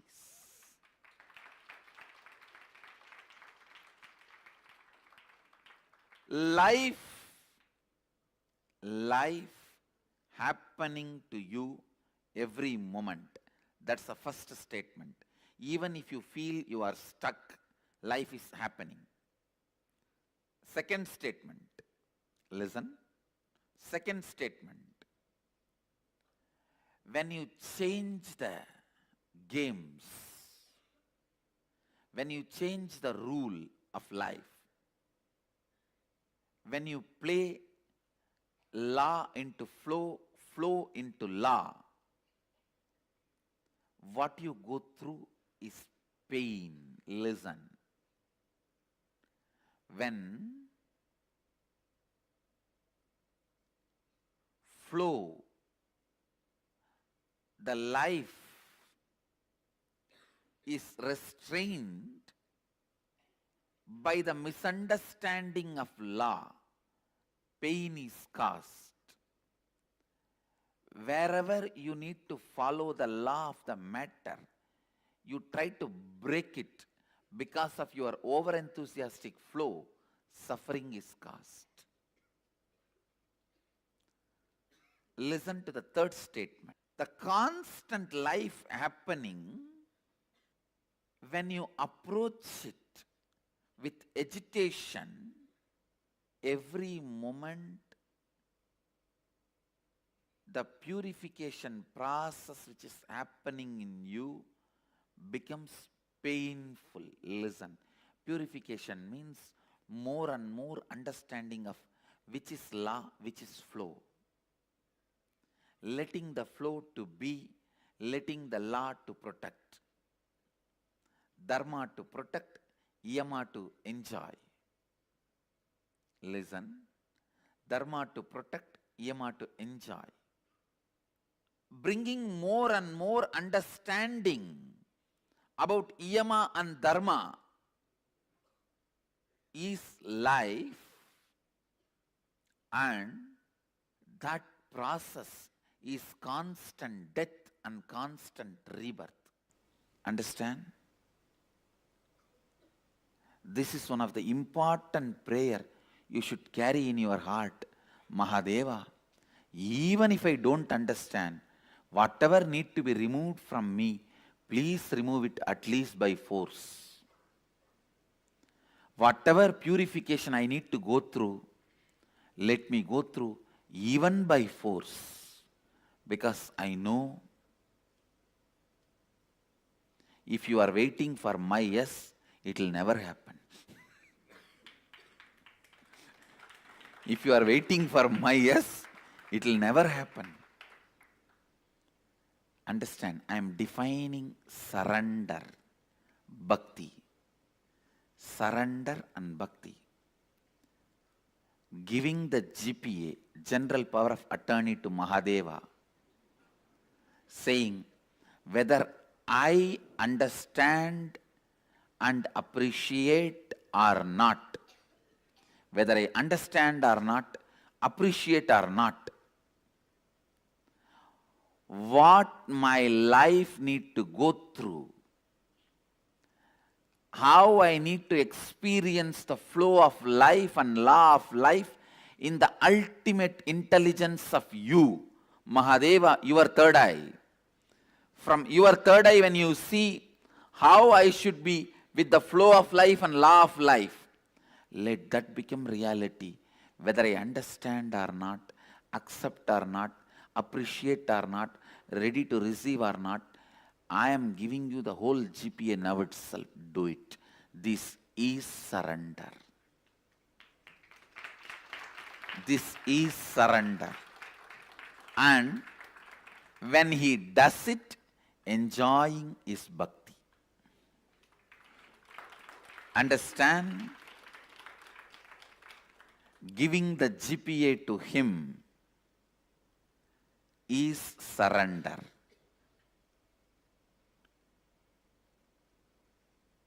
And when he does his job, enjoying it is bhakti. That is bhakti. Listen, I feel everyone should carry this truth in the heart as the context of life. And every time when Mahadeva rolls you, like a stone rolled in Ganga, each one of us are stones in Ganga. He just rolls all of us in the flow of life, which comes from his head and washes his devotees' feet. That is what is enriching. Understand?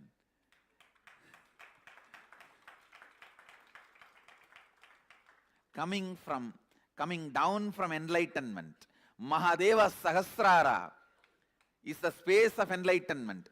Ganga comes from there to wash the feet of Kapila, Shiva's devotee, and release people from sins and give them enlightenment. That's the journey of Ganga Mata. That is exactly should be the journey of each one of us. Understand? Just like in Ganga, how the stones roll, all of us are stones rolling in the flow of life, flow of Ganga. Many unnecessary parts of us are chipped and we are polished.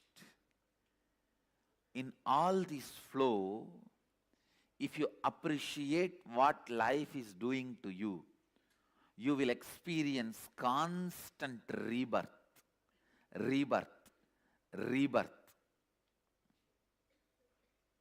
If you don't, you will constantly experience death, death, death. Why me? Is looking at the life as death, then you will see constantly you are only dying. Understand, the most dangerous thing, seeing life as constant death, you will associate yourself with that small pieces of stone which gets chipped off.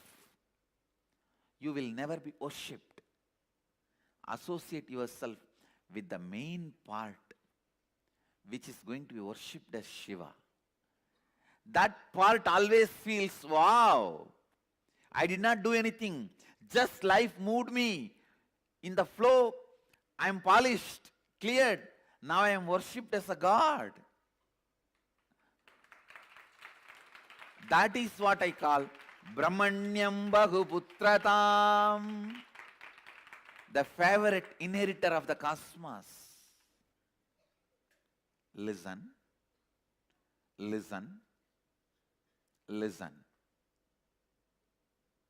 Constantly appreciating life, enjoying life, celebrating life, even when it forcefully removes some part of you from you, even if it removes something physically from you, some persons, some pleasures, some wealth, something which you want, or something which you don't want, or some part of your mind, even if forcibly, when it is removed, celebrating life, appreciating life will make you understand life is a constant rebirth, rebirth, rebirth. Anyone carries the context of life is bliss is constantly reborn. Understand, this is the greatest gift a guru can give it to disciple. I am giving it to you, take it. This understanding, appreciate life even when you think something is being removed from you forcibly, even you are not able to see the longer vision life has for you. Sometimes you may not be able to see the larger vision life has for you. And don't be a tantrum throwing manager who need to be convinced constantly about the whole vision of a company for you to move even one file from one table to another table. To move one file from one table to another table. If a CEO has to come and sit with you and all directors and constantly remind you the whole vision of a company, you are a tantrum throwing stupid. Maybe once or twice this can be done. After a few days, they only have to decide to carry on without you being part of them. You are forcing that. Same way, even with life, don't drop the context again and again. Throw tantrum. Don't miss the larger vision of life again and again and throw tantrum. Your tantrums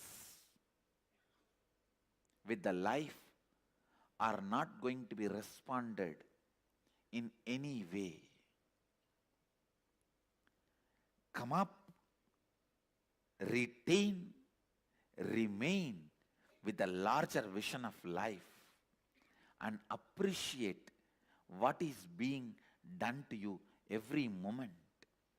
Many things which you yourself may not renounce is getting renounced, taken away forcibly. Many polishing which you may not do it on your own is getting done naturally.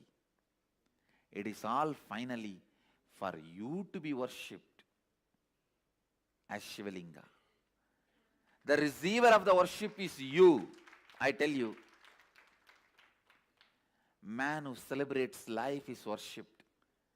Man who is constantly complaining is worshipping.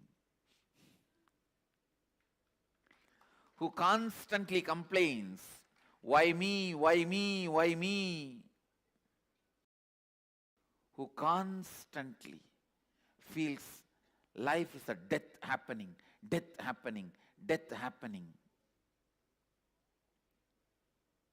Suffocates himself, sees life only as death. Who understands constantly life is rebirth, rebirth, rebirth, rebirth, rebirth, rebirth. Whoever feels constantly life is a rebirth, celebrates life and feels as the favorite inheritor of the cosmos, Brahmanyam Bahuputratam. Brahmanyam Bahuputratam means you have to constantly keep yourself in bliss and carry this context of life is a constant rebirth, not death. You have no right to feel suffering. You are not that small part which is getting chiseled. You are the bigger part which is getting polished. You are not the small part which is getting chiseled, chipped off. You are the bigger part which is getting polished. If you feel you are the small part which is getting chipped off, why me? Why me? Why me? If you feel you are the larger part which is getting polished, wow. Wow, me. Wow, me. Wow, me. Wow, it's me. Wow, it's me.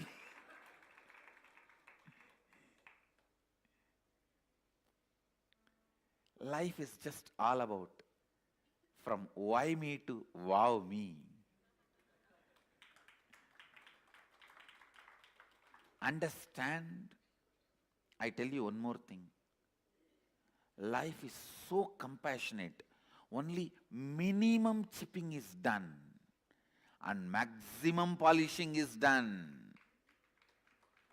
It chips really, really only the minimum required.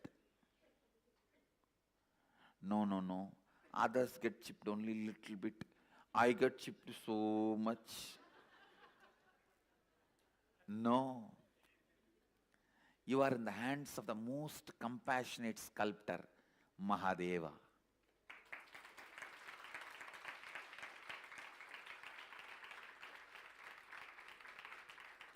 Especially when he himself comes as a guru. Some get his land, some get his property, some get his gold, some get his organizations. Whatever, whoever wants, they grab those things with their hands. But to stand without grabbing anything, with folded hands or holding his feet, he picks them up to keep on his shoulder. Understand, blessed are those who get him as Guru. People who grabbed things with their both hands, they won't be having him as Guru. That is the worst punishment. They don't need any other punishment other than not having him as a Guru for their life. Best thing can happen to you has already happened.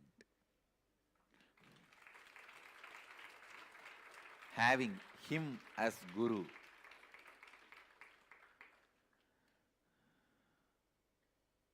Listen. Listen. The conclusion statement I am making is actually same as first statement, but step by step I have presented how constant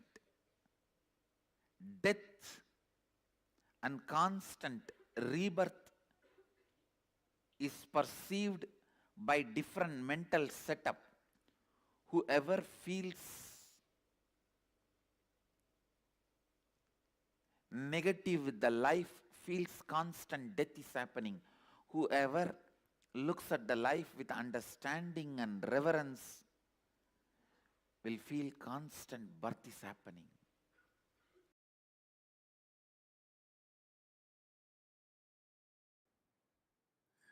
Understand, if you have the attitude of why me, even if you are world's richest man, you will not be in the space of completion and relaxed. Just if you develop this one understanding of Tyaga, I don't care about ups and downs. My conscious decisions and conclusions are my life. That's it. That's it. That Tyaga will manifest in tons of ways, like how Tyaga is manifesting in me. I have decided to be ferocious with me and decided to go and be in the temple.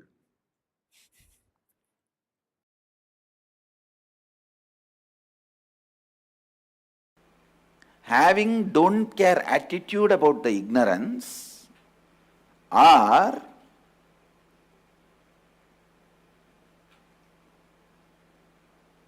having something else as your priority than breaking the ignorance, or you are seeking. Other than seeking or breaking the ignorance, if something else becomes important or more important priority to you, then what you do becomes avidyam upasate, worshipping the ignorance. That is why I insist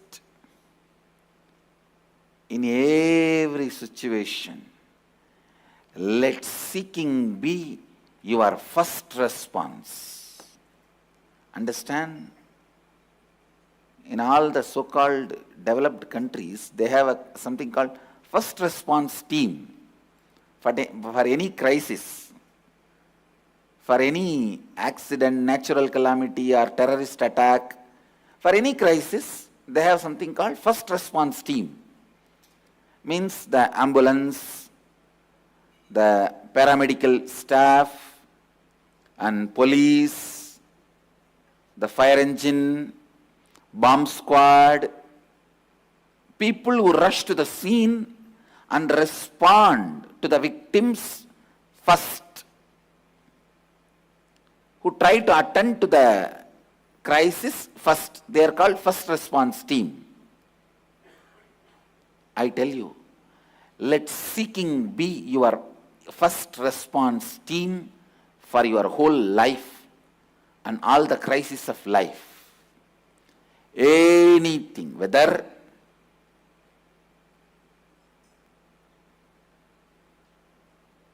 you lost some money in some business or lost your job, any crisis or even good things.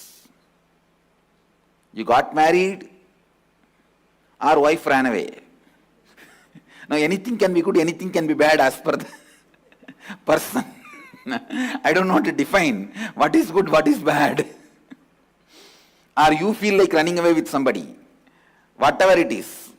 I don't want to say what is good, what is bad and all that.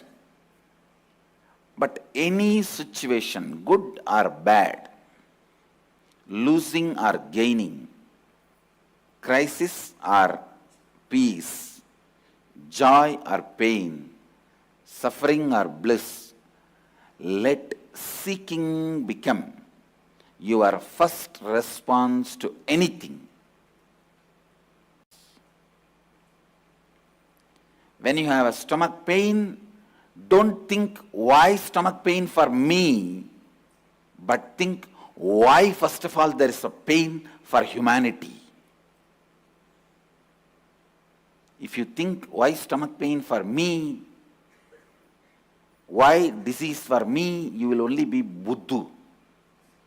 If you think why pain, suffering at all for the whole humanity, you will become Buddha. Understand? Just Buddha saw the sick person, old person, dead body. But he did not think, why did these fellows come and fall in my eyes? I think bad woman.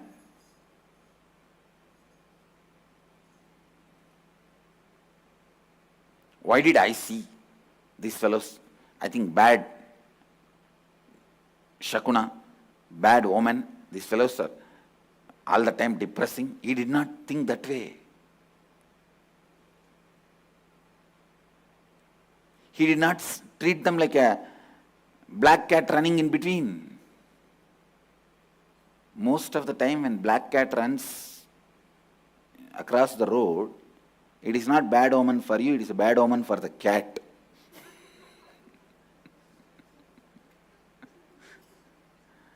I was looking into this. Actually, almost in all cultures, this cat omen is there. I thought, why? Then I found out the black cats run around only when they don't get basic food And if you are in a society where simple food is not available for animals, where it has to run around, then there is something wrong in the society. You need to look in. Actually, the black cat will not run around if he gets even a simple food. Anyhow, now let us not get into the omen science.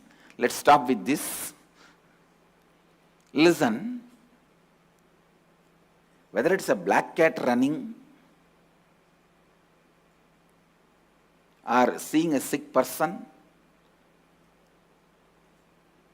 Buddha did not look into that as his omen, or he did not think, oh, these fellows are, morning itself they came and fell in my eyes and I am feeling depressed. No. He asked, why this to humanity?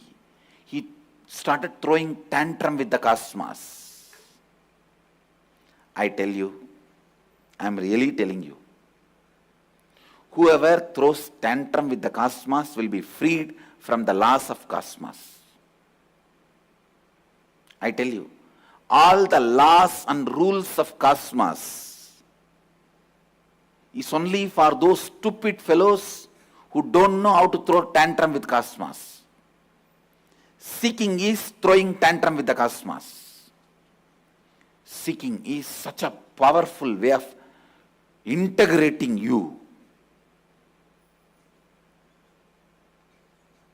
The moment you start seeking, all laws, rules, regulation gives way and says, you are the favorite child of the cosmos. You are the favorite inheritor of the cosmos, and you live like Paramahamsa.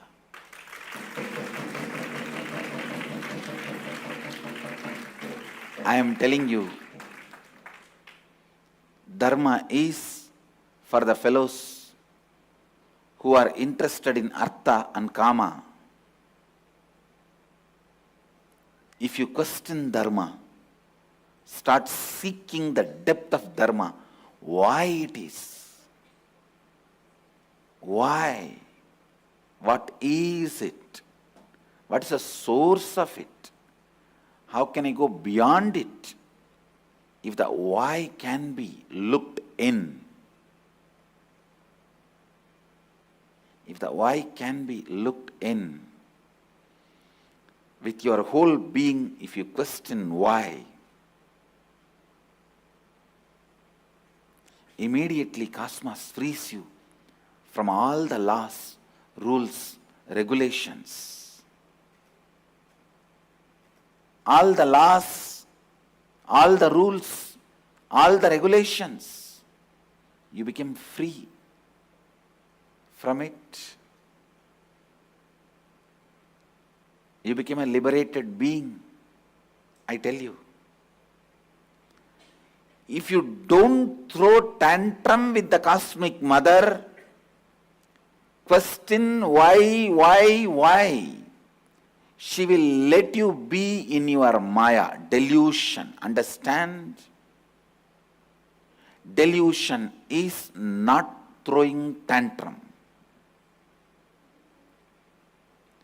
Delusion is not throwing tantrum.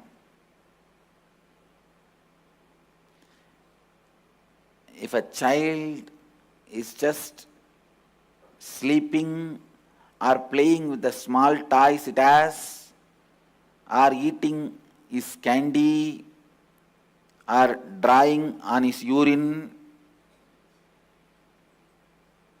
mother will do her work. She will continue to do her work. She will be engaged.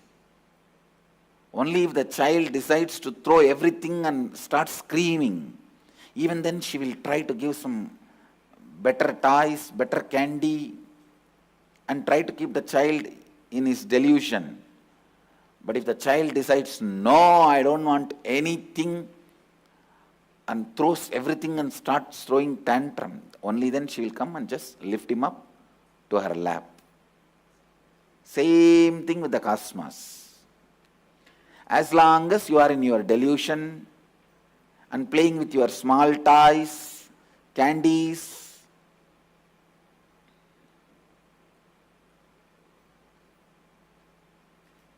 What is your small ties? Your relationships, family, friends. What's your small candies? Your salary, one car, two house, and drying on your urine. What is it? Means brooding over your incompletion. No, that is drawing on your urine. Kids do. If you are a mother, you know kids do that. Now I explain in a very decent way. Kids actually draw even on the number 2. I went only up to the level of number 1. They do even on number 2. On number 1, you drawing is brooding over your incompletions. On number 2, drawing is making more and more incompletion out of your old incompletion. So whenever you are brooding over your incompletion, visualize you are drawing on your number 1.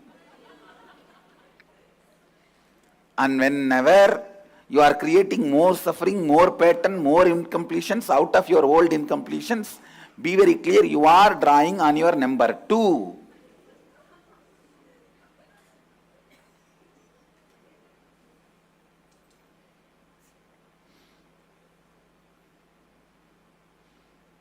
And projecting your incompletions on the master and abusing him means you are putting those fingers directly into your mouth.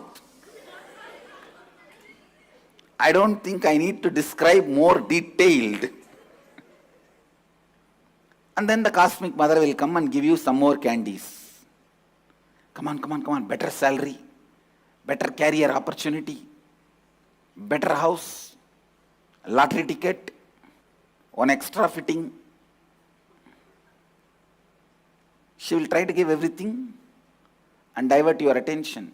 If you are again back to that, she will say, all right. She will continue with her life. But only when you decide, no, I am really going to look into everything, question everything. What is pain? What is pleasure? What is life? What am I? When you feel pain, let your first response team be seeking. When you feel bliss, let your first response team be seeking. What is this bliss? What is this pleasure? Exactly what happens in me when I am having pleasure. Exactly what happens in me when I am having pain. I tell you, having your first response team as seeking as your first response team is the highest, best security you can get from cosmos.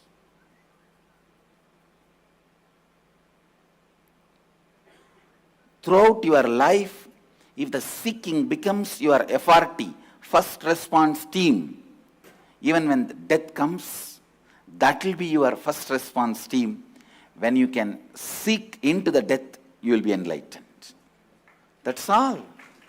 Antandama pravishantiye avidyamupasate. Worshipping the ignorance. Putting the seeking as your first response team is what I am doing in Shivoham process. Making the seeking as your first instinct response is the process of Shivoham.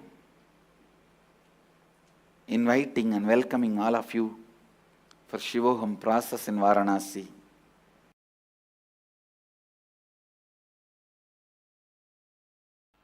Understand, I want all of you to radiate enlightenment, to radiate Advaita with all its powers and siddhis. Never ever have the beggar mentality of acquiring siddhis, accumulating siddhis. It is like you steal in your own father's garden, mango garden. No, you own it.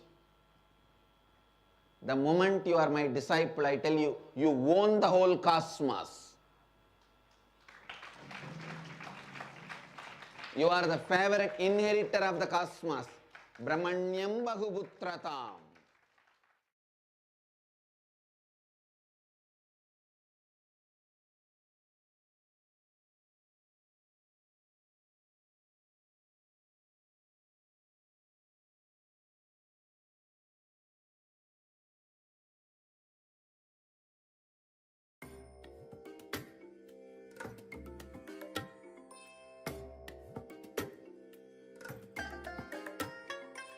I bless you all. Let you all open all your three eyes and manifest the powers of Mahasadashiva. Om Nithyananda Paramashivoham. Om Nithyananda Paramashivoham. Om Nithyananda Paramashivoham. Om Nithyananda Paramashivoham. Om Nithyananda Paramashivoham. Om Nithyananda Paramashivoham. Om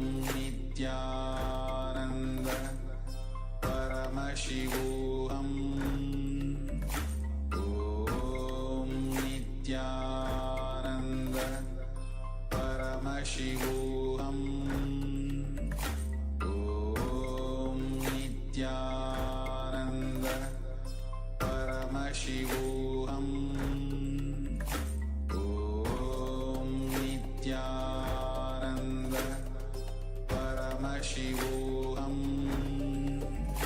Om Nithyananda Paramashivoham. Om Nithyananda Paramashivoham. Om Nithyananda Paramashivoham.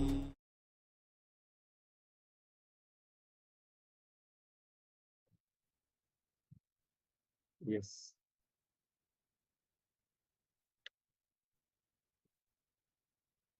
Now we'll enter into the internalized exercise. Yes. So beautifully, Swamiji shared about the how we feel, wow, me in our life. So now we're moving on to the internalization exercise. So before going to the exercise, what Swamiji has revealed, we'll remember and internalize once more. Yes. So when he's sharing life happening to us every moment, that is the first statement. Even if you feel you are stuck, life is happening. So anyone carries the context of life is bliss. Means he is constantly reborn. So understand, this is the greatest gift any guru can give it to disciples. So I am giving it to you, take it. So this is a message from Paramashiva to everyone. So we have to remember that life is happening every moment. Even we feel we are stuck, we feel low, we feel negative. In those moments also, life is happening to us every moment. Yes, in the previous discourse of Swamiji mentioned that Brahmanyam Bahuputratam. We are the favorite inheritor of the cosmos. So life is happening to us every moment. So with this context, we'll do this exercise. Yes. So step 1 is choose 10 aspects of your life. Like consider consider the following aspects. Feel free to adjust according to your what is relevant to you. So career, relationships, health and well-being, spirituality, personal growth and education, finance, leisure and hobbies, living environment, and contribution to society. Like this, choose 10 aspects of your life, whatever is relevant to you.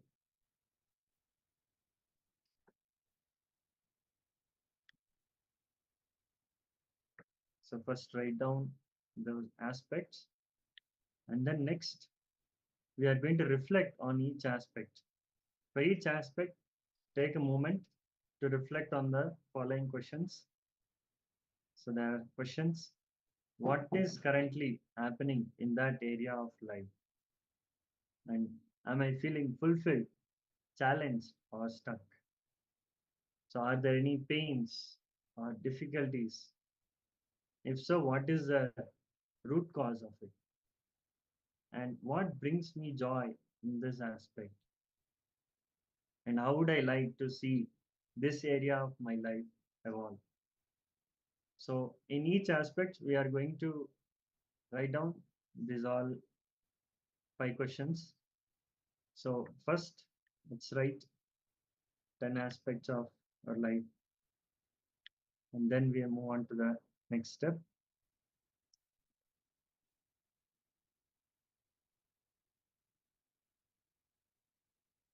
So if you have any questions or queries, you can ask us.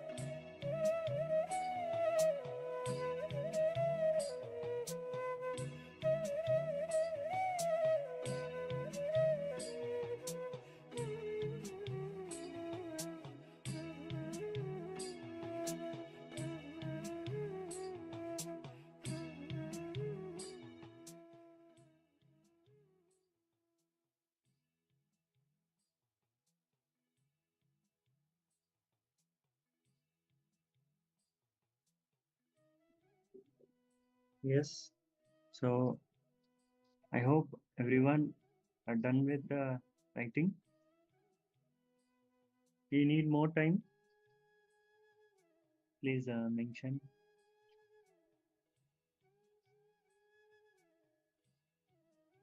Mananda Guru Ruknima.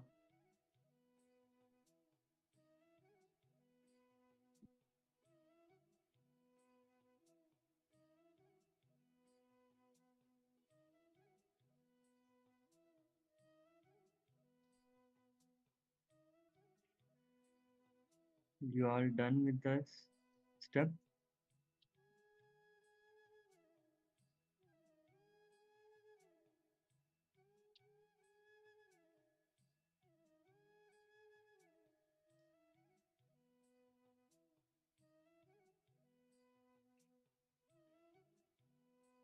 Mananda Guru Ruknima. You are done, ma?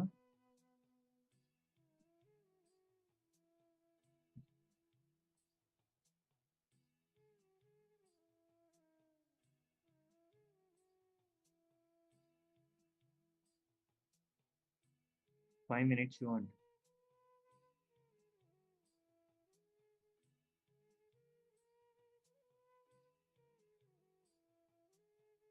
Okay.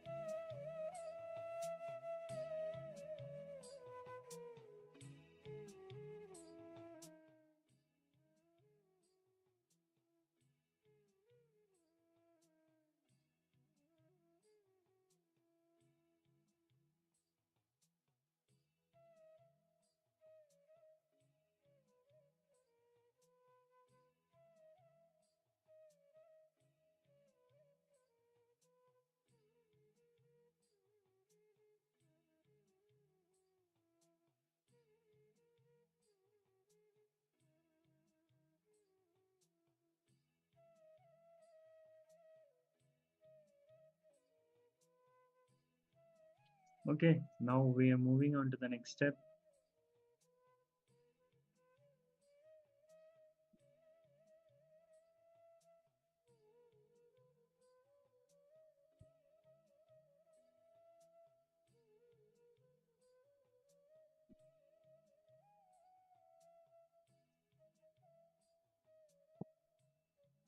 If you need, you can take a screenshot, ma.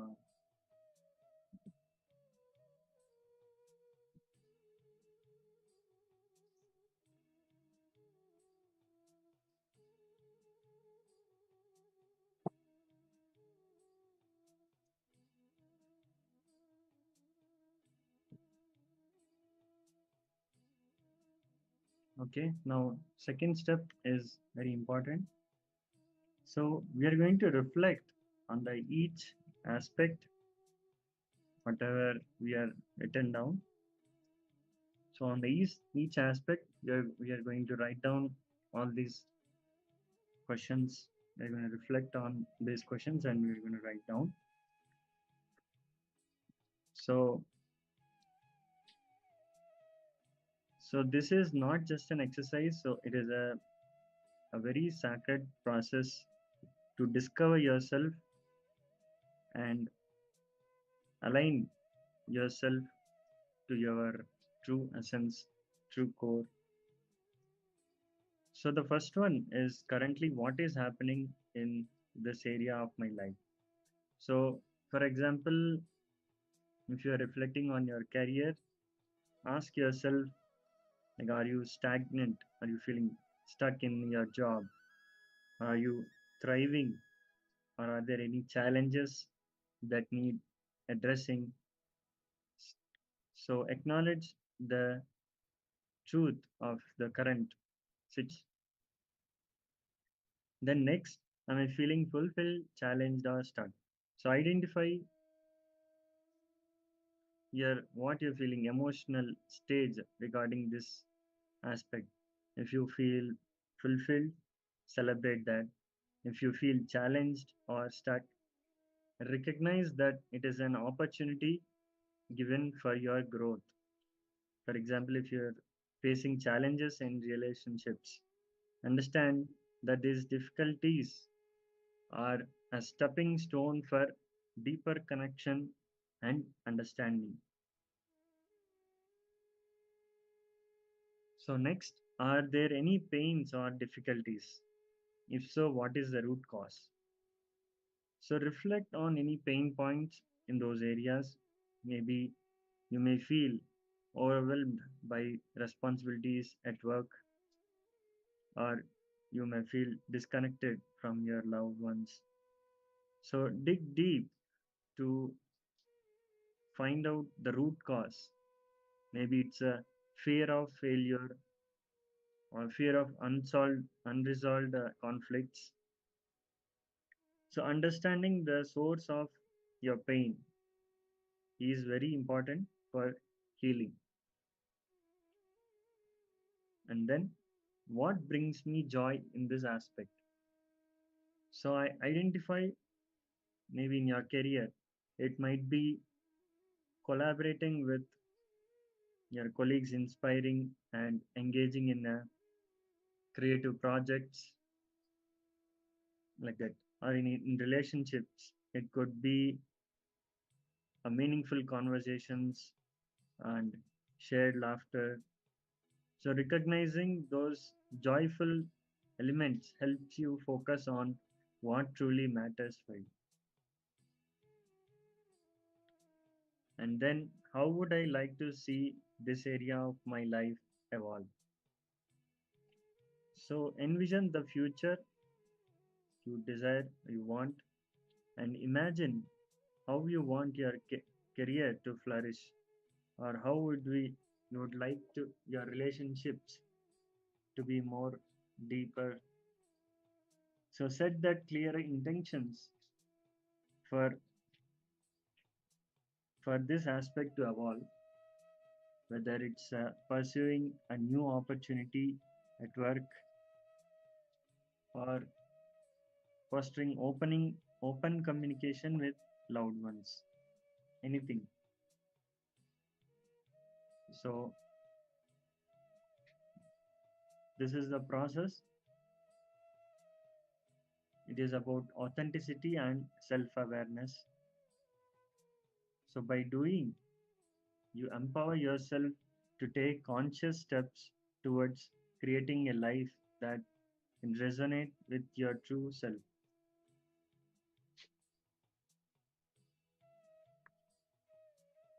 So let's do this process and then we'll move on to the next step. Ma Guru Rukni ma, are you able to understand ma? Dhyanam. If you are able to understand, give thumbs up ma.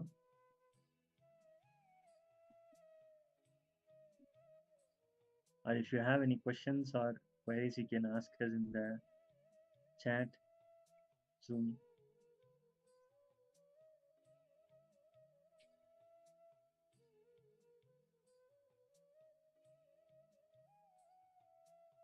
This is for everyone.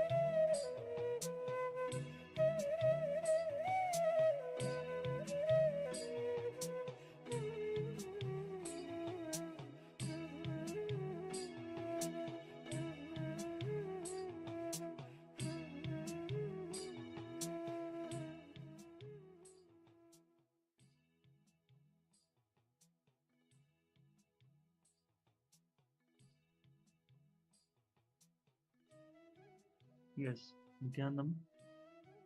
So I hope everyone are done with exercise.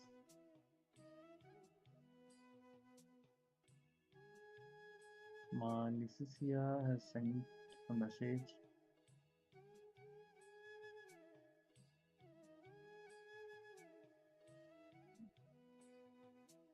Sorry, I'm not able to understand what you have sent.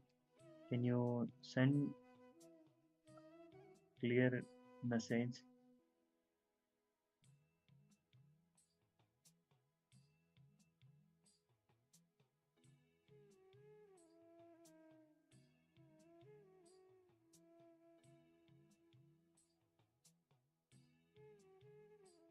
And all others, are you done with the exercise?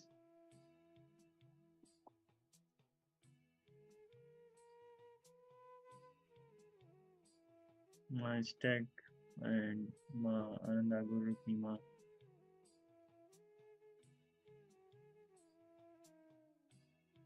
I request all the participants to switch on the cameras. Lisi Wang Ma, Shobana Saxena, John A. Han, even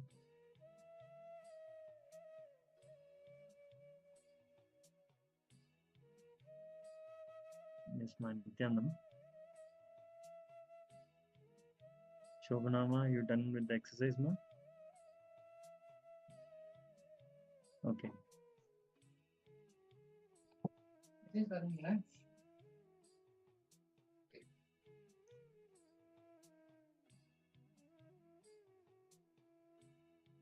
Okay, ma. Lisi Wang Ma.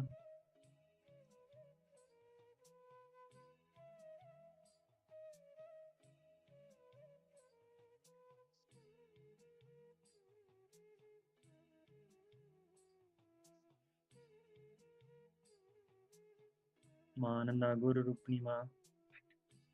Are you done with the exercise, ma?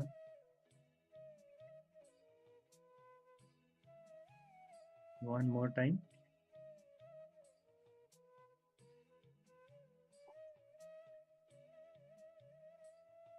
Means 3 minutes or how much time?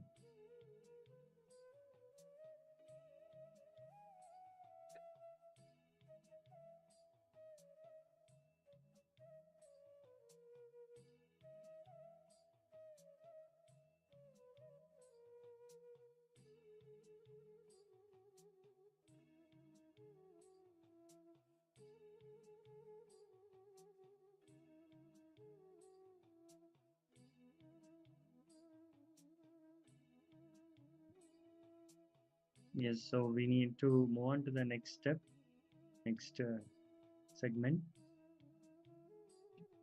So I request all the participants to finish this.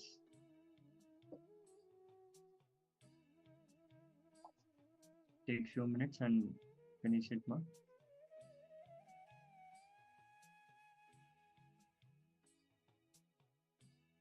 My stack, are you done, ma?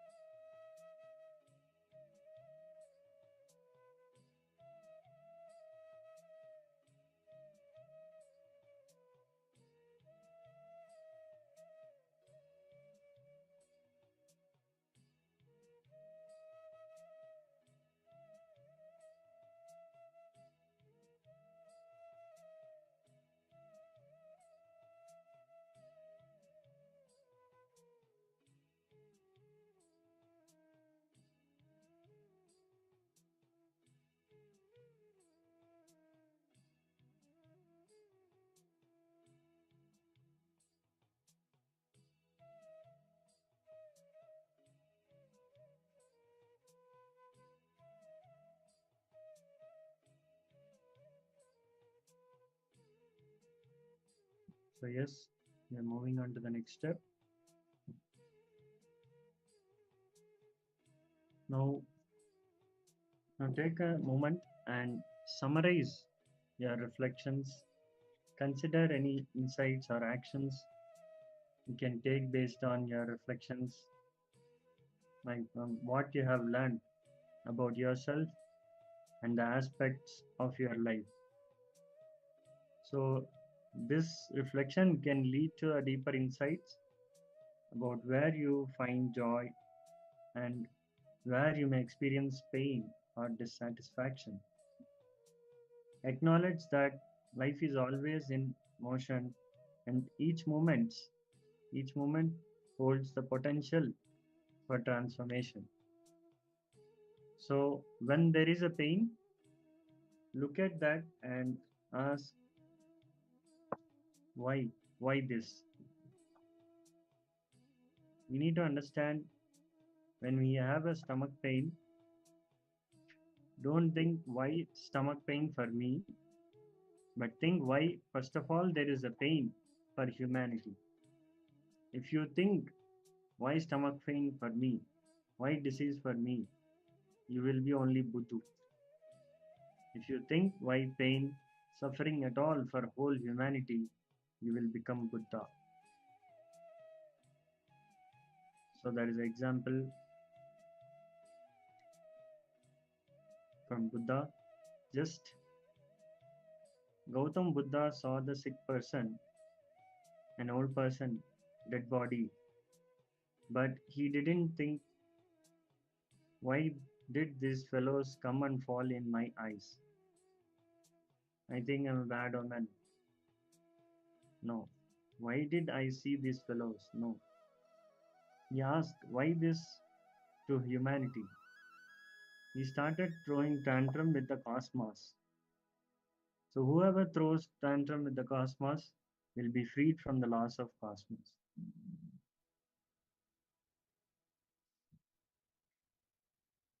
So understand, in every aspect of your life, there will be if there is a pain or struggle. So instead of questioning why it is happening to me, if you put seeking and ask why this is there at all in for whole humanity, what is the root of it? If you go into seeking, then cosmos will liberate you from that.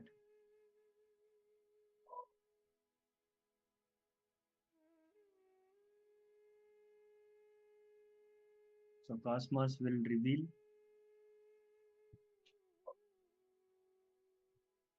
the intelligence behind that, and it will liberate us from that suffering. So if you have any questions or queries, you can ask us in the Zoom chat. So this is the final step, and I request all the participants to finish this quickly so that we can move on to the next step, next segment.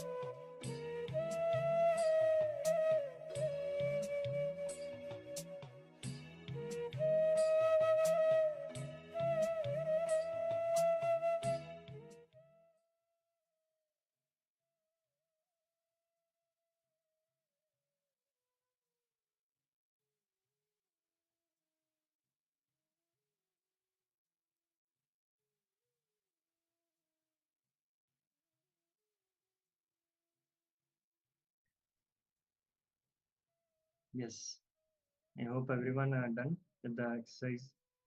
So now, with this powerful understanding, so we move on to the next segment. So now we are going to do the power manifestation.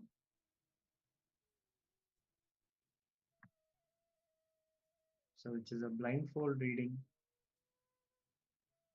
So I request all the participants to get the blindfold and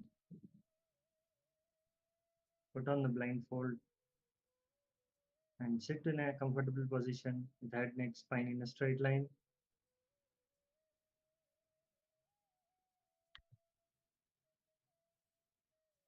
Close your eyes.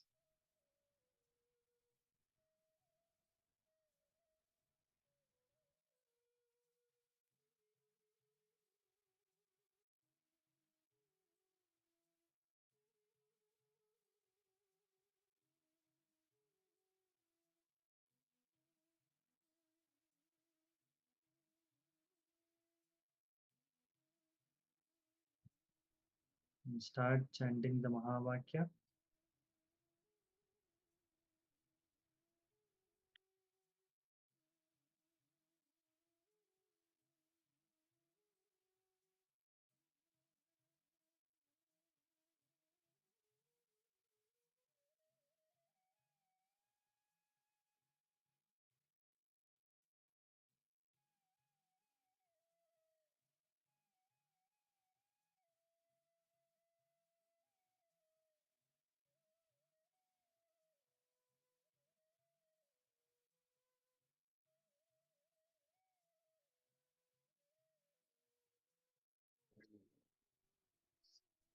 Visualize Swamiji in your third eye and ask Swamiji to show what has been projected.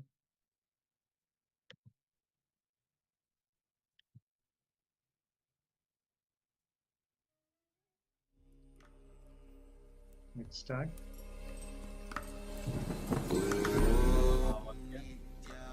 Nithyananda Paramashivoham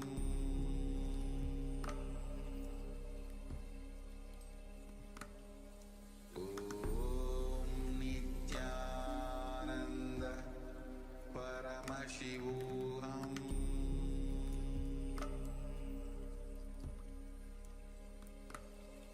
Om Nithyananda Paramashivoham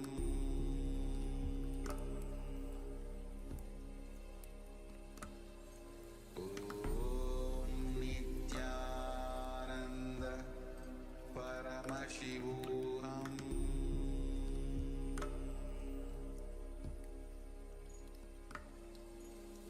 Om Nithyananda Paramashivoham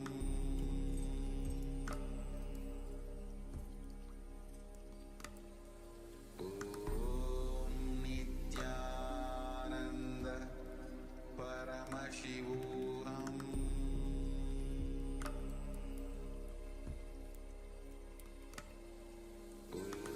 Om Nithyananda Paramashivoham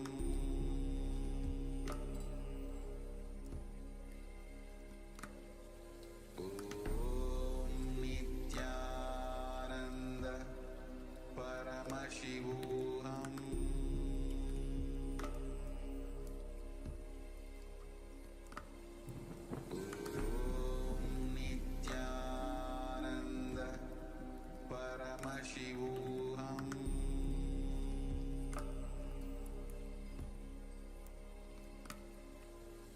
Om Nithyananda Paramashivoham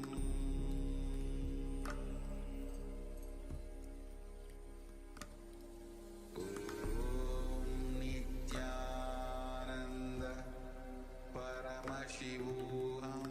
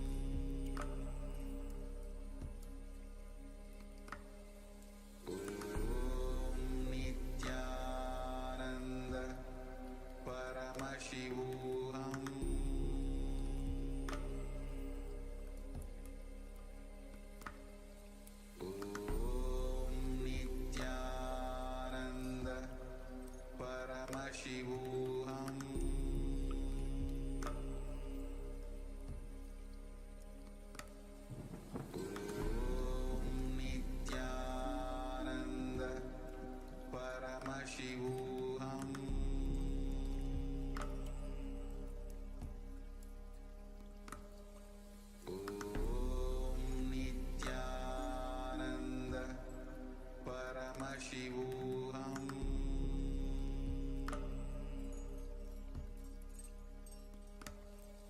Om Nithyananda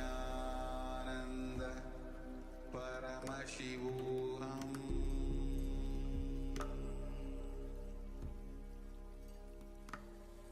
Om Nithyananda Paramashivoham.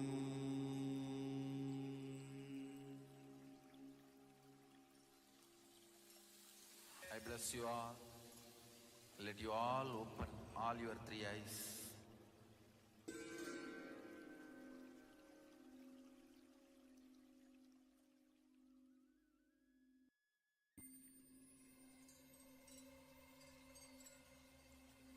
I welcome you all with my love and respect. Let you all open all your three eyes. Om Nithyananda Paramashivoham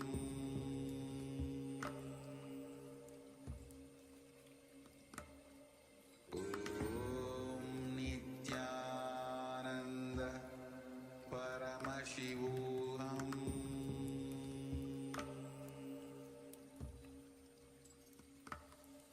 Om Nithyananda Paramashivoham.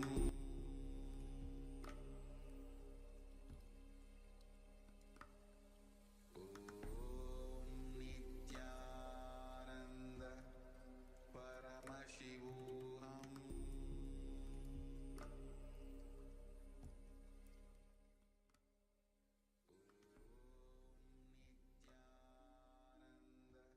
Yes. Now please relax in the power manifestation. Open your eyes slowly.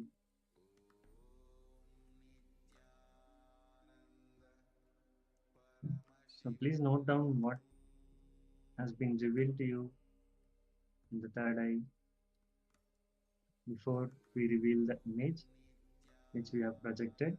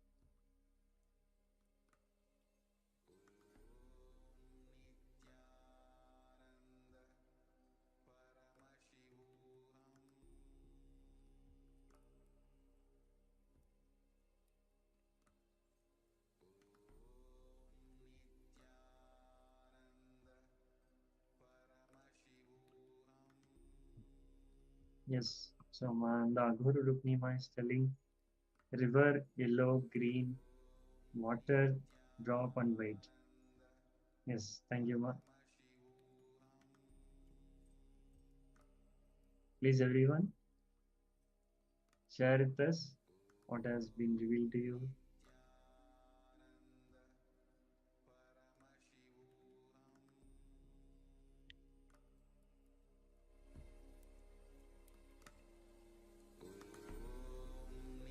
Nithyananda Paramashivoham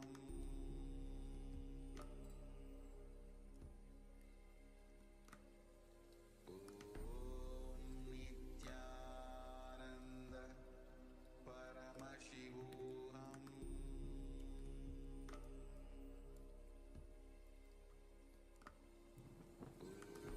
Om Nithyananda Paramashivoham.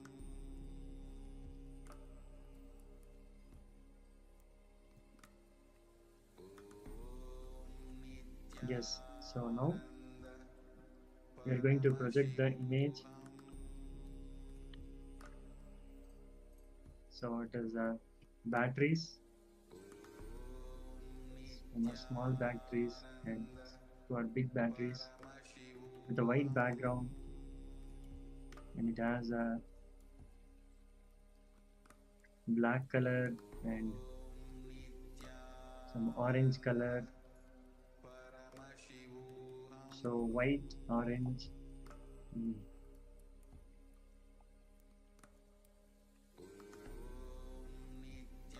Yes, so even if you don't manifest, or even if you didn't get correct result, please don't worry.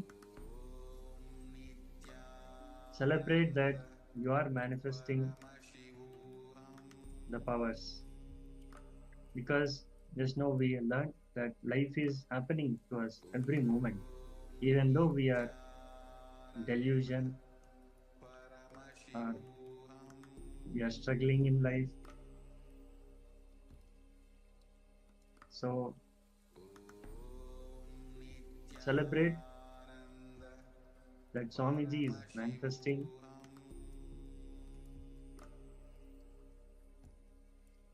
and have a gratitude towards Swamiji. So now that we are going on to the next segment. Now the Supreme Pontiff of Hinduism is going to share with us about the I and mind. So where we feel ourselves in our true core is I, and we always put the mind as I. Like if you have a fever, you'll say I have a fever, not that my body is having fever. So this body is mine, but I am the consciousness, pure consciousness, Paramashivoham. So we always get confused between these two. So Swamiji now is going to give the deeper truths and powerful understanding about the I and mind. So let's come back to the space of listening.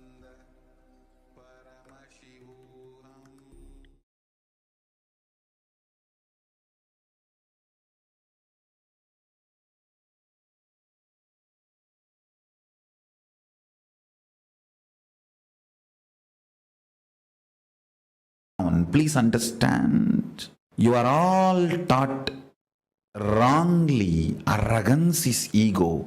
Showing off is ego. Ego is aggression. No.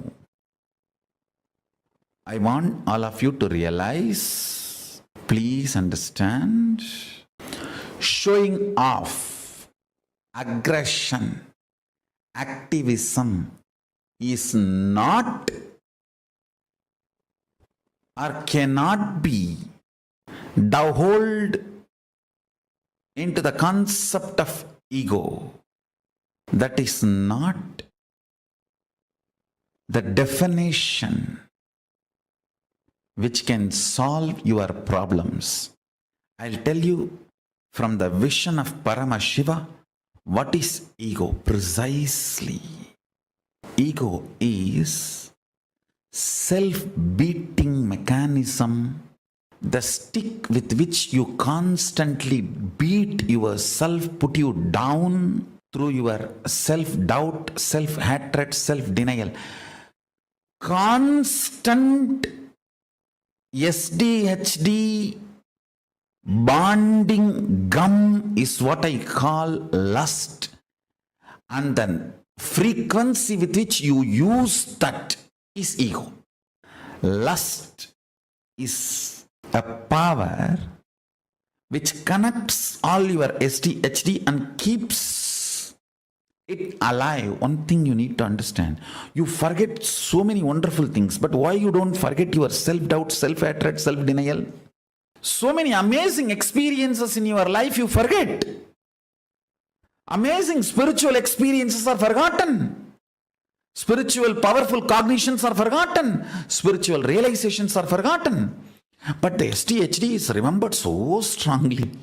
Second, please understand, the first shade of the lust is remembering SDHD. SDHD being kept alive and active. Second important thing, the identity I is not the source of mine, but mine is the source of I. This delusion, listen carefully. The truth is, I is not the source of mine, mine is the source of the I.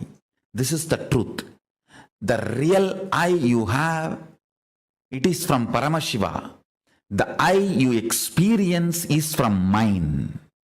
But due to the delusion of the lust, you start feeling the mine is from I and constantly legitimize decisions of the mind as the decisions of the I.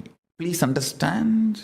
Decisions of the mind, when you associate that as the decisions of I, you have fallen into delusion. For example, some small chemical imbalances in your body, hormonal imbalances in your system, if they decide something, it is decisions of mine, not decisions of I. But you pick those decisions and attribute them to you and start thinking it is decisions of I, then you execute it. That delusion, the decisions of mine getting attributed to decisions of I, decisions of mine becoming part of the decisions of I, decisions of mine due to the lust gets attached and made to feel, experience as decisions of I. I tell you, this is the worst shade of the lust. Worst shade of the lust is not the body's attachment or craving for another body or person. The worst shade of the lust is the actions and reactions of the mind being portrayed to you as the actions and reactions of the I due to the extreme attachment, lust between mine and I. Listen carefully. Shanti means able to see the gap between what is the instinct of the I and what is the instinct of the mind. That is Shanti. Able to see inside your inner space. The thoughts generated in you, are they from mine or are they from I? Always the I realizes and releases only powerful cognitions. Always mine realizes and raises only powerless cognitions. It's an eternal law of life. Ability to see the gap is Shanti. Inability to see the gap is Moga.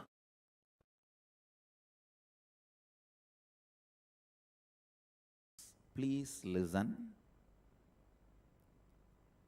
The I and mine, these two are the root of all your incompletions. I and mine.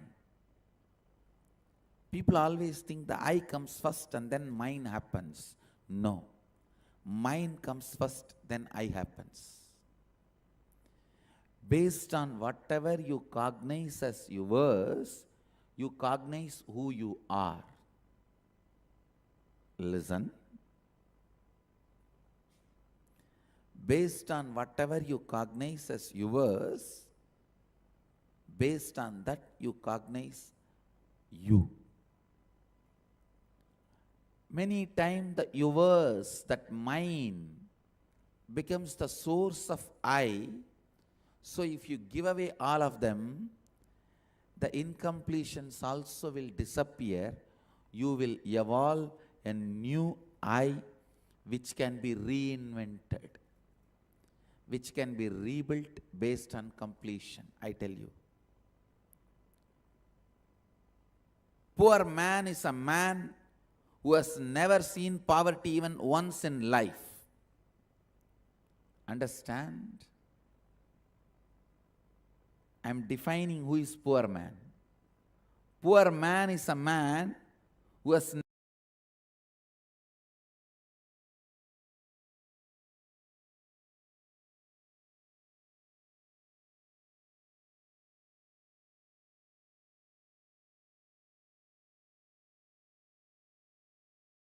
Please understand, you are all taught wrongly. Arrogance is ego. Showing off is ego. Ego is aggression. No. I want all of you to realize, please understand, showing off, aggression, activism is not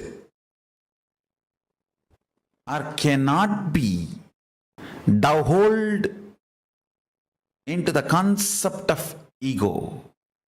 That is not the definition which can solve your problems. I'll tell you from the vision of Paramashiva what is ego precisely.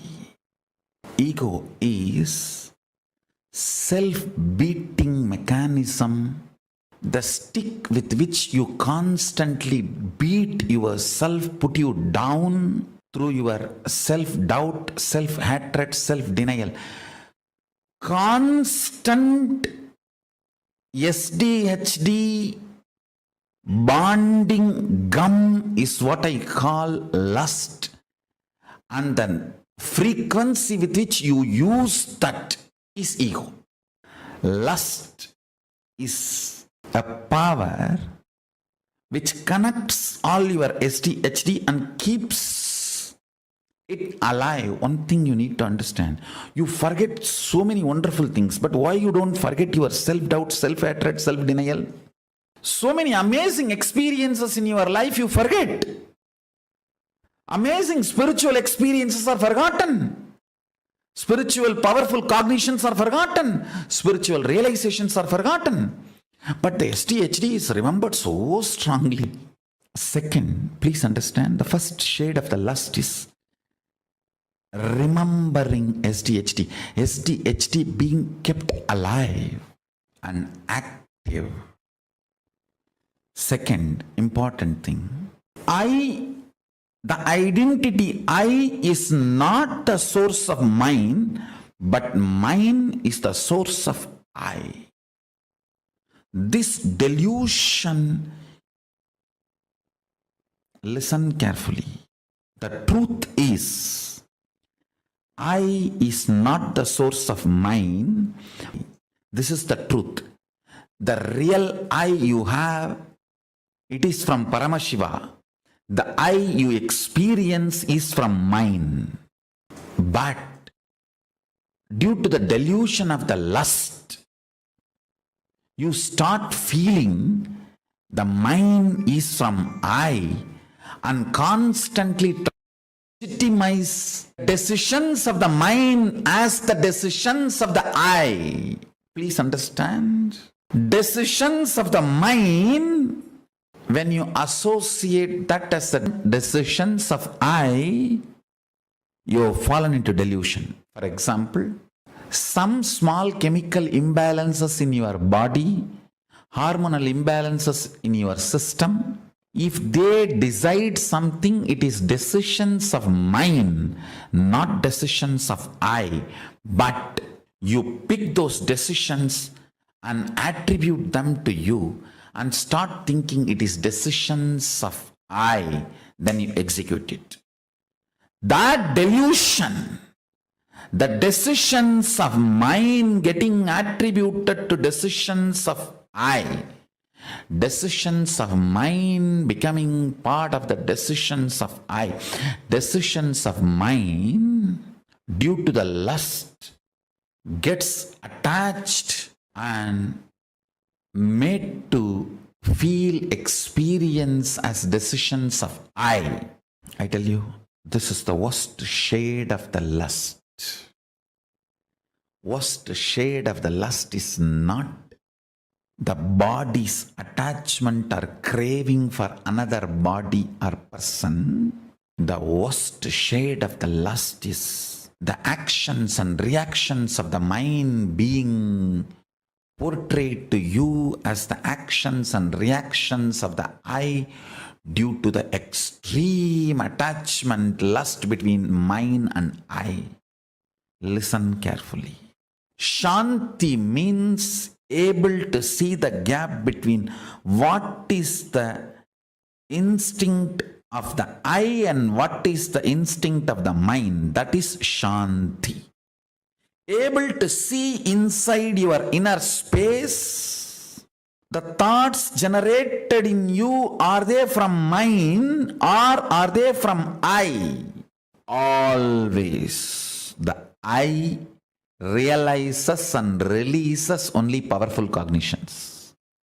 Always mind realizes and raises only powerless cognitions. It's an eternal law of life. Ability to see the gap is Shanti. Inability to see the gap is Moga.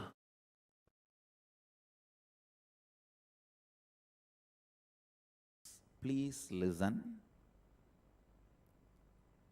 The I and mind, these two are the root of all your incompletions. I and mind.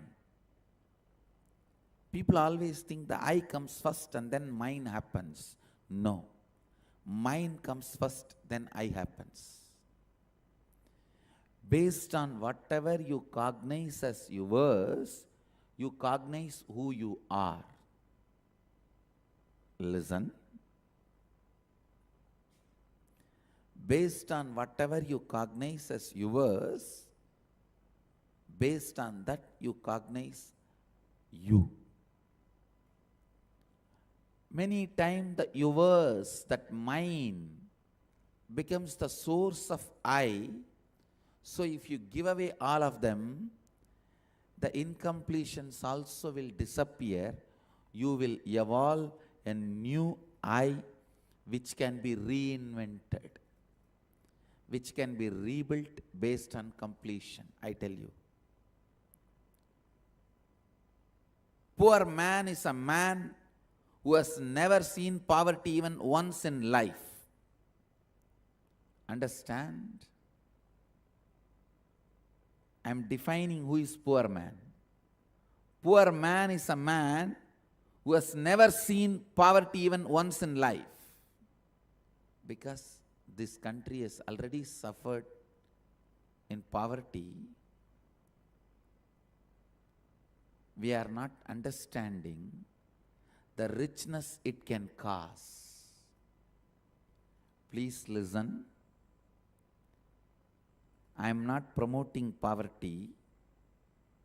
All I am trying to tell you is, even once, if you have not realized poverty, you will not have the free space in your being to reinvent yourself. That is why in the science of enlightenment, at one point you have to break, renounce everything, be in the street empty-handed, till that you don't own anything. Nothing can be the reason for your cognition of I. Your I has to be just dependent on I. The mind cannot be the foundation ground for I. For that understanding to sink in, at least 1 year in your life, you should have been empty-handed, nothing, without anything. no relationship, no friends, no money, nothing. I tell you that 1 year will give you the strength to reinvent who you are. And I can tell you, 9 years of my accepted poverty, self-imposed poverty, not imposed on me forcibly. I may not want to say my Purvashram family is rich, but they are decent. They were able to provide food and clothes and shelter for me. That much they are able to do. But when I renounced all of that, and family, friends, all the known contacts, everything, that 9 years of self-imposed poverty gave me tremendous space to reinvent myself and rebuild the new I from the space of completion. I tell you, man who has never seen poverty in the life, at least for 1 year, is the poorest fellow. Is the poorest fellow, because just recently I was reading an article, a research paper in Facebook. Just fasting can rekindle and awaken your whole immune system. I was shocked. I thought, how can fasting rekindle, reawaken, strengthen your immunity system? When I sat and consciously started scanning, when I started analyzing, I found the truth. If you allow the body, see, I have seen so many Jain monks fasting left, right, and the center. Means living just with hot water for 1 year. I have seen, please understand, believe me, I have seen Jain monks who live just on warm water 1 year. But I have not seen a single Jain sadhu dying unless they decide to give up the body. And Jain sadhus are the most healthiest, long-living sadhus in all monastic orders. Catholic, Hindu, Buddhist. In Sufism, one sect has monastic order. So many tradition monasteries, monastic orders I have seen. The long-living, most healthy monastics, sannyasis I've ever seen are Jain sadhus. Whether it's the length of life or the quality of activism,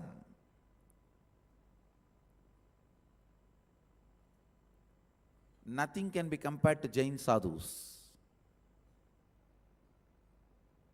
So please understand, the secret is fasting rejuvenates the immune system. There are tons of research in the Facebook. Fasting rejuvenates the entire immune system, because when there is no load on the system, it gets space to reinvent itself.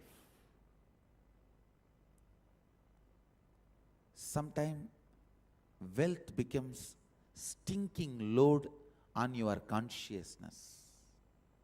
Please listen, the word I am using, sometimes wealth becomes stinking load on your consciousness. It does not let you reinvent you. At those moments, charity is the best solution. Charity is the best solution. I am not asking you, you should live in poverty forever. No. At least 1 year in your life, be away from everything.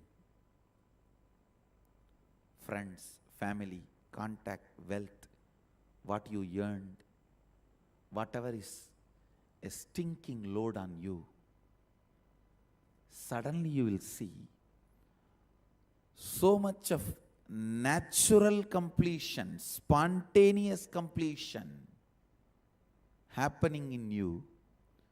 You just know how to reinvent yourself.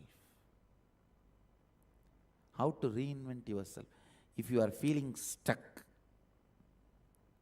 confused, disturbed, like Vajashravas, I give you the solution.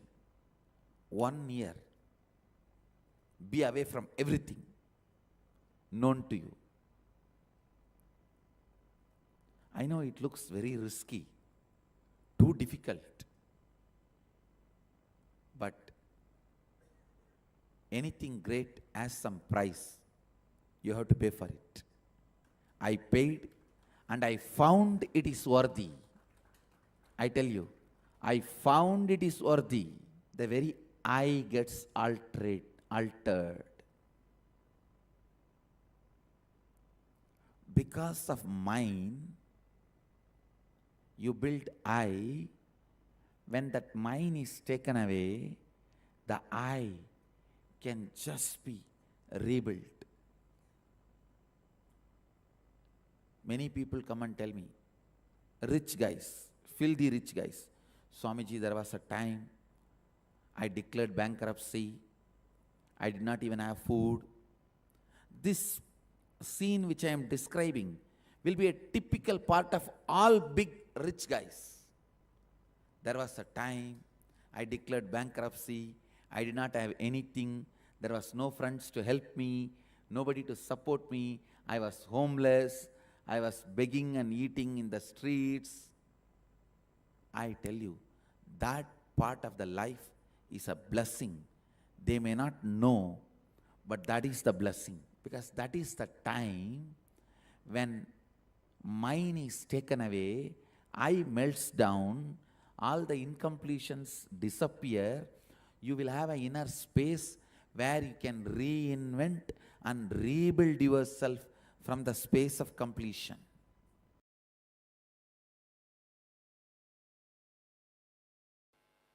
Biggest delusion you need to handle in life is there is something other than you. Underquote, there is something other than you. Everything exists is you.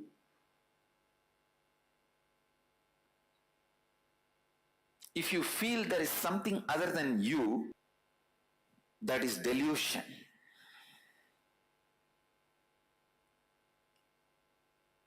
Handling the delusion is very important. For that, you need to know what or whom you feel as other than you and why you feel that or them as other than you. Please understand,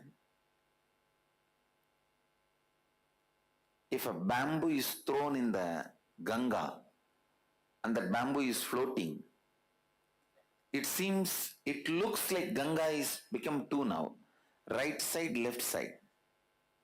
But Ganga never became two. The bamboo makes Ganga look like two. It is always our enmity that makes your conscious Ganga to look you and other.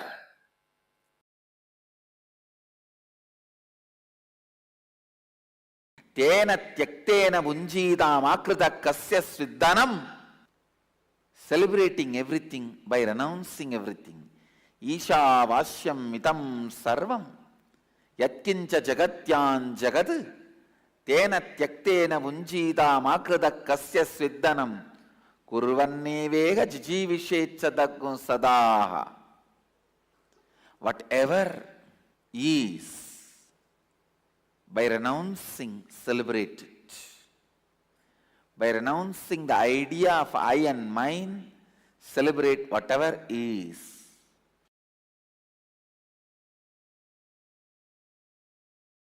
A sublime poet.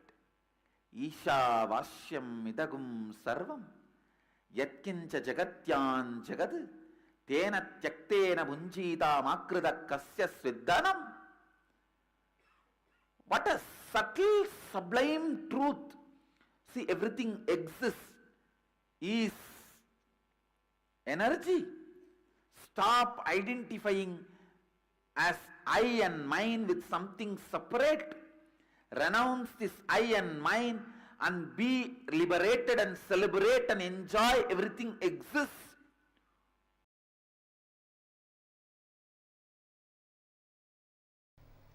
It's a human mind. Isavasya Upanishad gave all the conclusions. Ishavasyam idam sarvam yatkincha jagatyan jagad tena tyaktena bunjita makrita kasya sviddanam. All conclusions.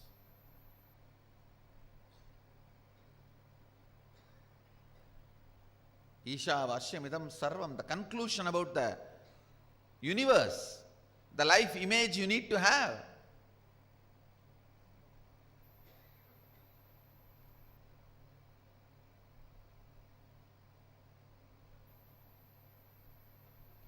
Isha vasyamidam sarvam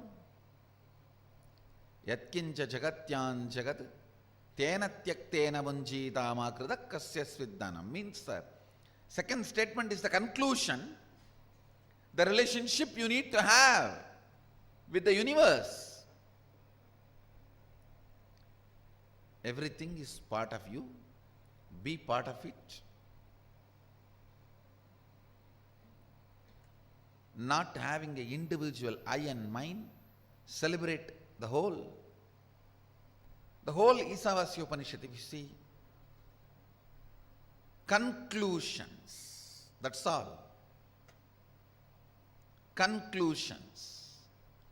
If you just pick up the conclusions declared by Ishavasya Upanishad and start living, cognizing, you are done.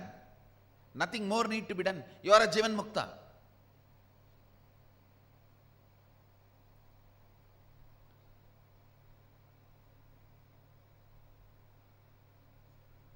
But you don't do it with that simplicity, in that simple way. You ask for a method. How? How? Everything is God. How? Then comes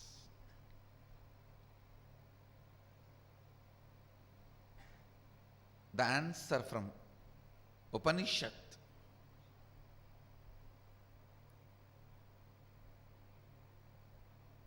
The Kenopanishad. Kenopanishad is a powerful thought current. I should say thought currents, because few more are presented in this. Powerful thought currents. The first thought current presented in Kenopanishad is seeking. Keneshitam patati preshitam manakena prana pratama praiti yuktaha keneshitam vachamimam vadanti chakshushrotram kavu devo yunakti.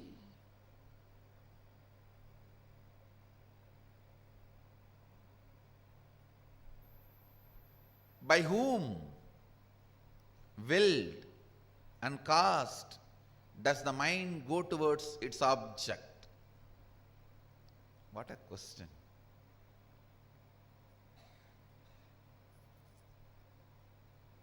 just by the strength of the question, you know the person who is in front of you is a seeker or poker.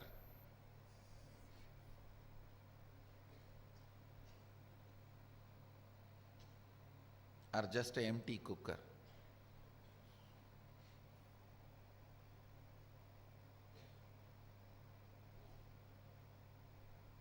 By whom? Keneshitam patati preshitam mana kena prana pratama praiti yuktaha. By whom willed and caused does the mind go towards its object? By whom directed and united with which does the first vital life energy, the chief cause, comes forth towards its activities? At whose will does the speech gets activated and speaks? Enlivened and directed by what luminous divine power? Indeed, do the eyes and ears engage in their functions? Understand?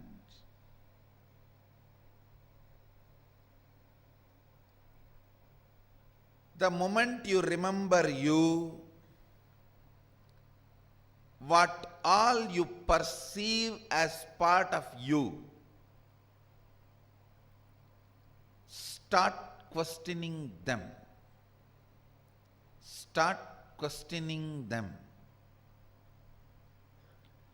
Questioning, putting questions about those basic things. Putting questions about those basic things is seeking. Don't assume anything. Understand? The more and more you assume, more and more it shows your ignorance. People who ask answer for their questions are fools. People who understand when I question their answers are the most intelligent beings. Understand, I do two things when people come with question. Sometime I give answers to their questions. Sometime I question their answers. When you put a question, you have certain answers in that question. You have certain conclusions.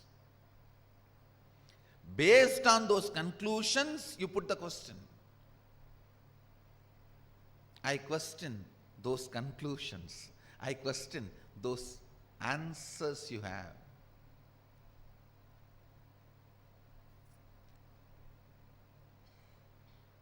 Understand? I am defining seeking. Seeking is having questions without any assumptions as foundation. Non-assumption questions, non-assuming questions is seeking.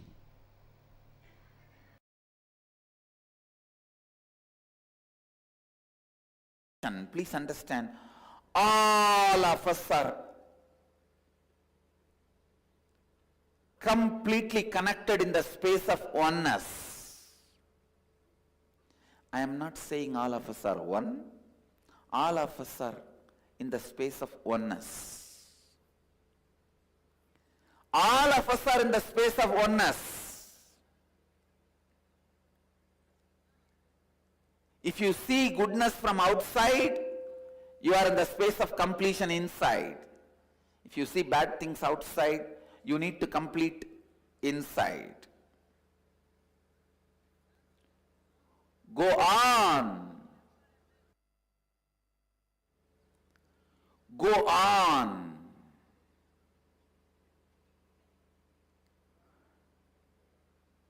Let every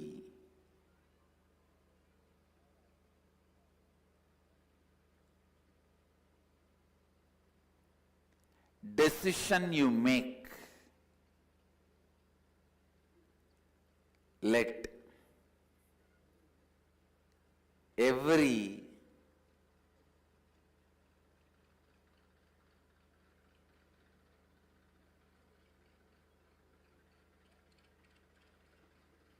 thought you entertain,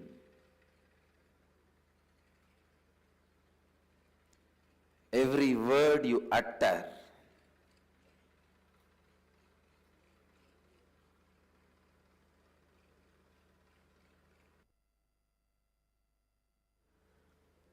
every word you utter, every action you do, let it be based on Advaita.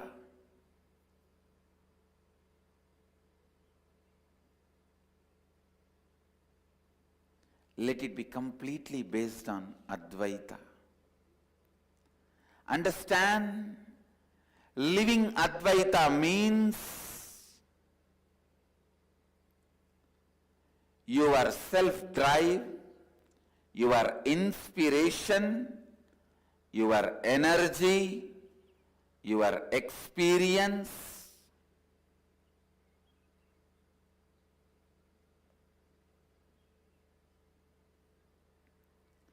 your intelligence, everything operates from Advaita.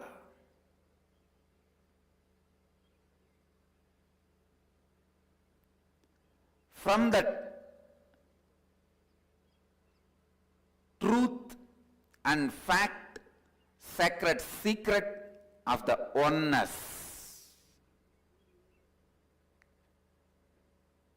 Understand?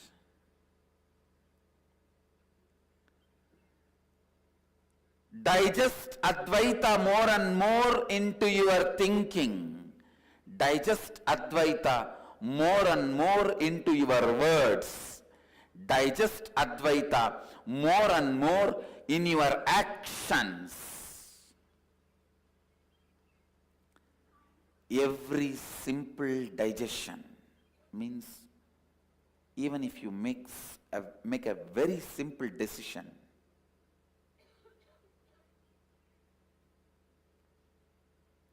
I will not use the word I and mine in my words, in my speak. When I speak in my speech, I'll use only the word we, us. Even this simple decision will go on be reminding you, if you take it from the context of oneness. If you take this simple decision from the context of oneness, even this simple decision will go on be reminding you the Advaita. It will go on be reminding you the Advaita.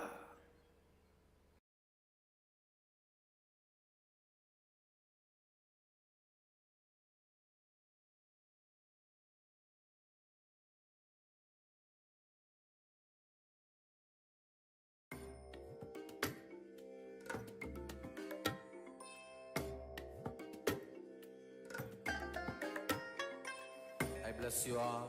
Let you all open all your three eyes and manifest the powers of Mahasadashiva. Om Nithyananda Paramashivoham. Om Nithyananda Paramashivoham.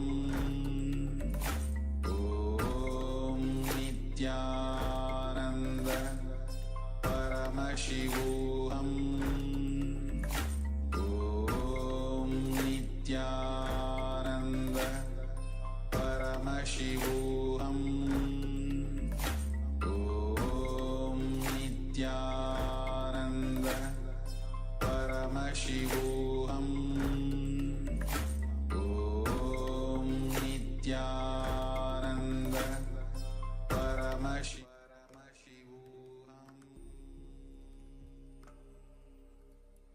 Yes, now let us internalize the truths that we received. The Supreme Pontiff of Hinduism, Bhagavan Nithyananda Paramashivoham, revealed to us First, ego is a self-beating mechanism. It is that big stick that we all carry and beat ourselves up over and over again with all our self-doubt, all our self-hatred, and all our self-denial. This ego is the root of all incompletions. This is the root of all our incompletions that we face in every aspect of our lives. When we think about I and mine, we always think that I comes first and then mine comes. But here, Swamiji has given a clear understanding of how the I is created only based on mine. Only based on what we think we possess, what we think we have, we actually build who we think we are.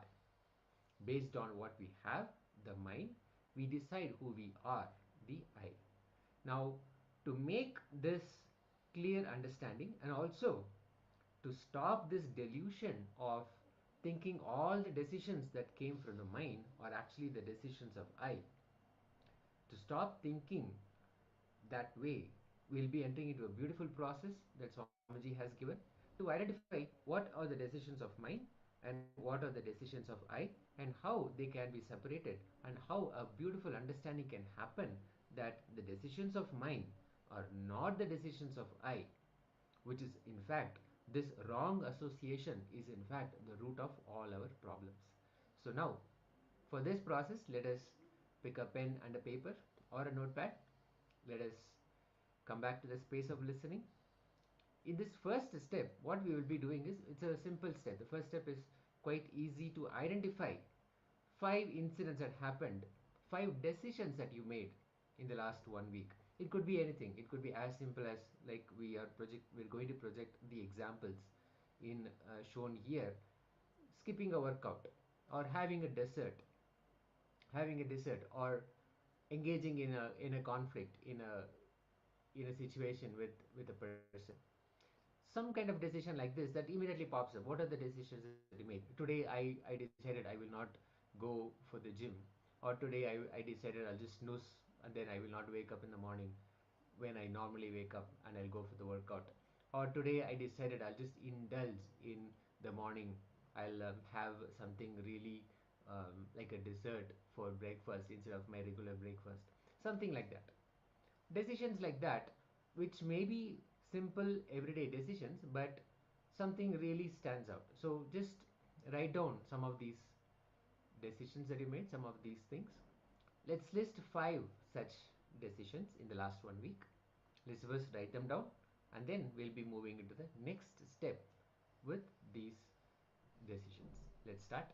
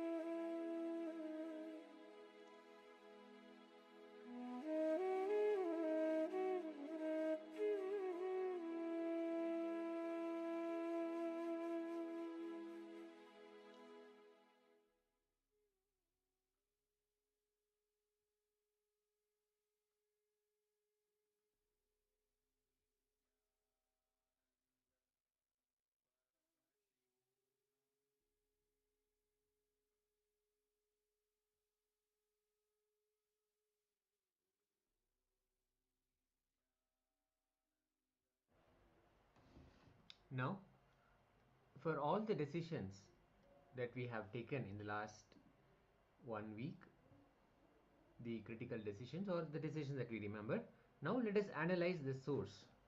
Did the decision come from the mind, or did the decision come from I? Now, this is the crux of the process. For each decision that we have written down, we have to ask a few questions ourselves. What prompted this decision? Did it come from emotions, physical sensations, or external pressures? What was the source of this decision? What made us decide to skip gym in the morning? Or what made us decide to have an extra dessert? Or what made us engage in a heated argument? What was the source? What was the reason behind it? When you see, you'll feel, you'll come up with reasons such as, I was really stressed, so I got really irritated, so I engaged in a heated argument. Or I I had really slept late. I've been sleeping late or really losing sleep all this week. So I feel I deserve to sleep a little bit more. Things like that. So when we have things like this, decisions like this, we can be very clear that these are decisions of the mind, because any hormonal, chemical, or any changes, physical sensations that happen within our physical body, they are also not us. They are part of the physical body that we have. So let us look at how you felt when making this decision. Were you anxious, excited, tired, whatever that may be? And then see if that decision was aligned with your long-term goals. Was it aligned with the purpose of your life even? Let's say skipping a gym and just sleeping in, was it really aligned with your goal of staying healthy? Or even sculpting your body, getting a yogic body. Now see if that decision is aligned with your purpose, your larger purpose. Start identifying all of these. The root of the decision, where it came from, how did it feel when you were making this decision, and is this decision aligned with your larger purpose, your vision for life, your long-term goals? Let's start.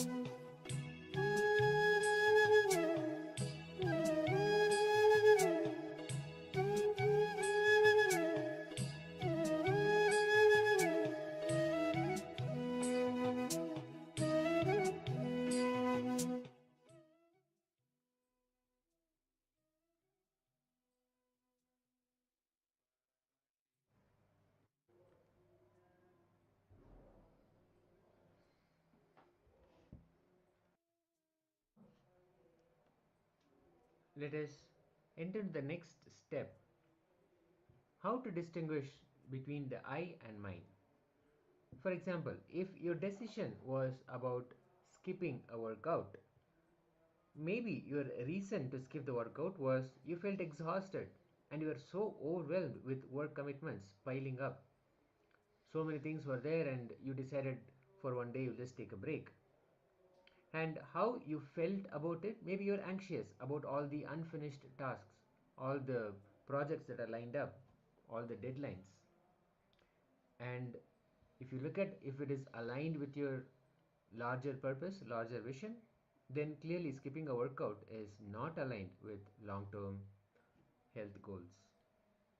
Now, let us enter the next step where for each decision, now clearly based on these guidelines, distinguish, differentiate whether it was a decision of mine, meaning whether it was influenced by external factors, chemical reactions, compulsive reactions, or other habits, behavioral habits, or if it was a decision of I, which is reflective of your true self, your true values. So for each decision, then make this label. This is a decision that came from mine. This decision came from I. So clearly in the skipping the workout, you will put a label as mine in that example. Let us start.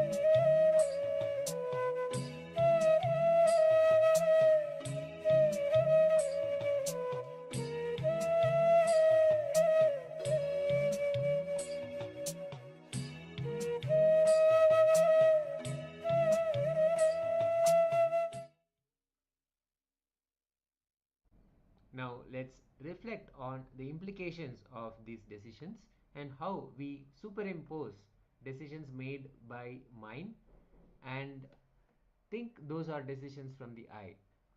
Because of this wrong association, what really happens? Now let's see, ask ourselves, how does it affect my life outcome? Because I have associated the decisions of mine as decisions of I, how has my life, all the outcomes of my life, how are they affected? What patterns do I notice that emerge when I don't take full ownership of my decisions? Does it give us an opportunity to say, I was just having a bad day, or I was just going through a low mood and that's why I made those decisions? Does it create justifications like that? Write down all insights and realizations from this. When you associate decisions of mind as decisions of I, that's where delusion starts. All the places where we have associated decisions of mind with decisions of I, that's exactly the delusion has begun in our system.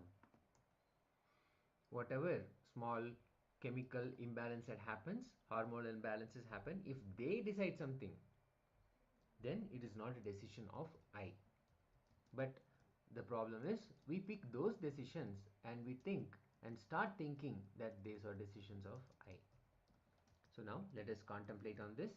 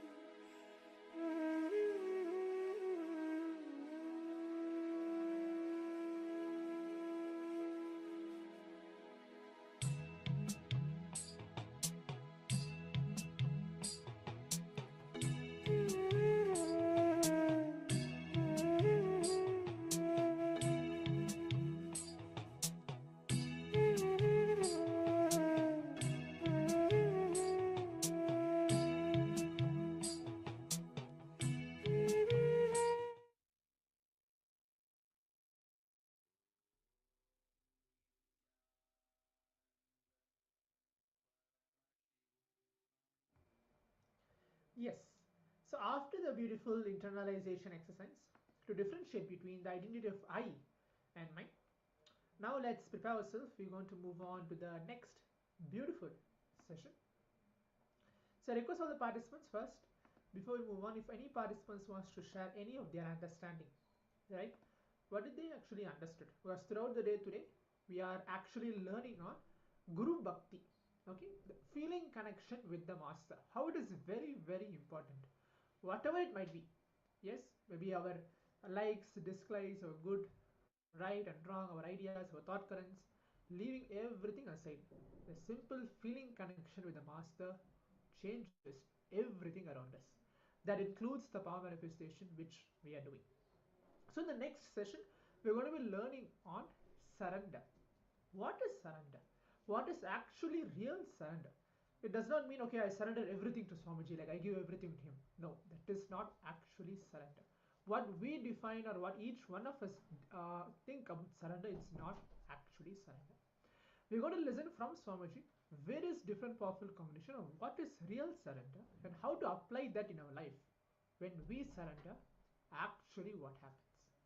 So make sure you write down the powerful combinations, higher revelations, and if the participants have any doubt, make sure you write those doubts as well, and you can, in the next session, you can ask that to the acharyas. So right now, let's provide our complete listening as we're going to begin this session.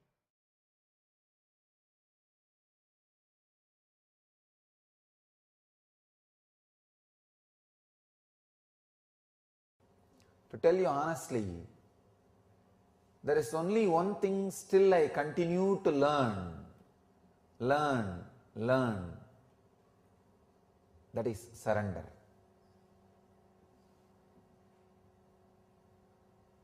There is one thing in the cosmos which you can't say you finished learning. It is unending process. As I always say that enlightenment is final but not ultimate. Sorry, it's ultimate but not final. It's ultimate but not final, constantly happening. surrender is ultimate but not final. When you surrender, the different qualities of the cosmos starts expressing in you. I tell you, surrender is the one thing even an incarnation goes on learning. There is no end. Nobody can say, I surrendered. No, I am surrendering. But surrender is a process which you can't become master, or which you can't say you learnt it. It is learning, learning, learning. Only in surrender, the process is the master. Nobody else can be the master. Understand?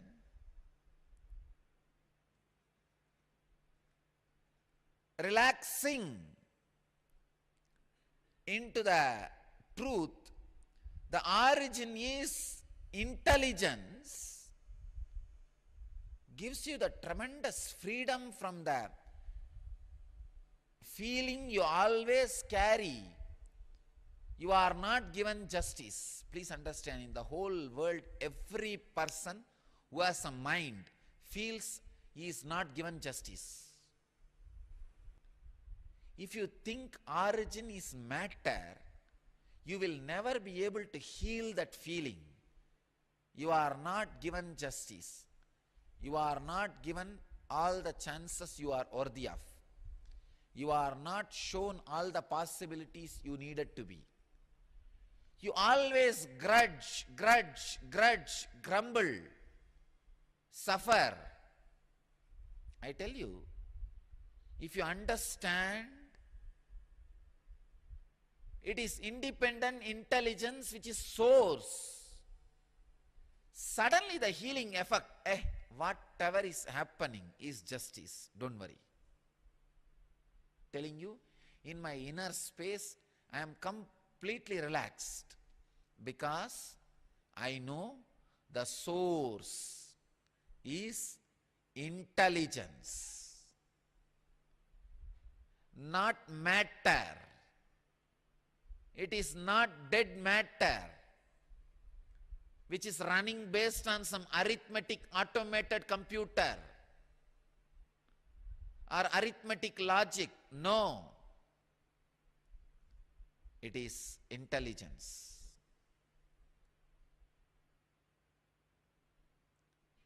So when you know it is intelligence which is source of the universe, origin of your existence, the tremendous healing in your feeling, the tremendous trust to live, the tremendous trust to exist, tremendous joy to be.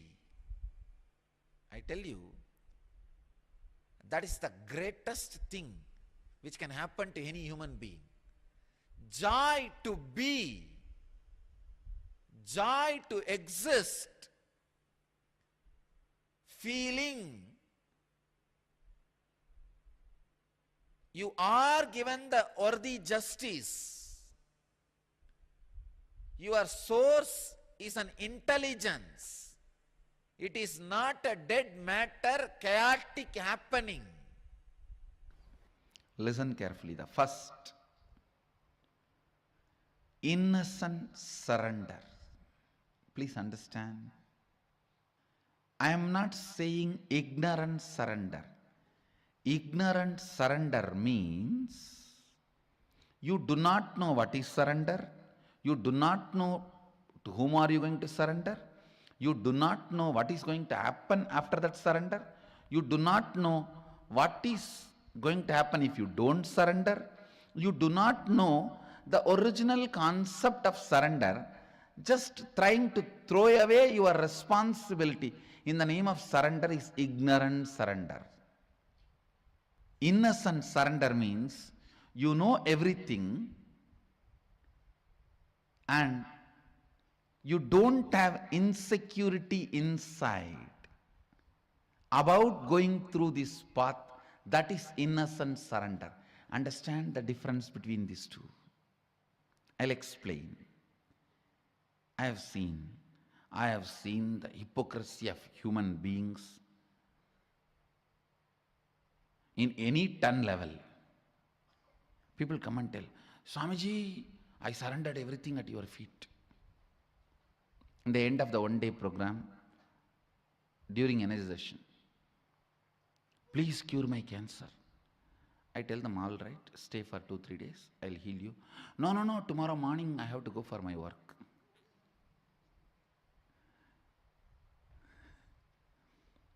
See the stupidity.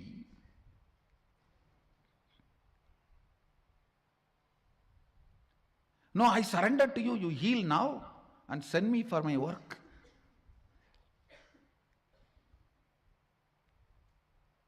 Extreme hypocrisy. Here, the person doesn't know what is surrender, doesn't care about what is surrender. He is using the word for some bargain.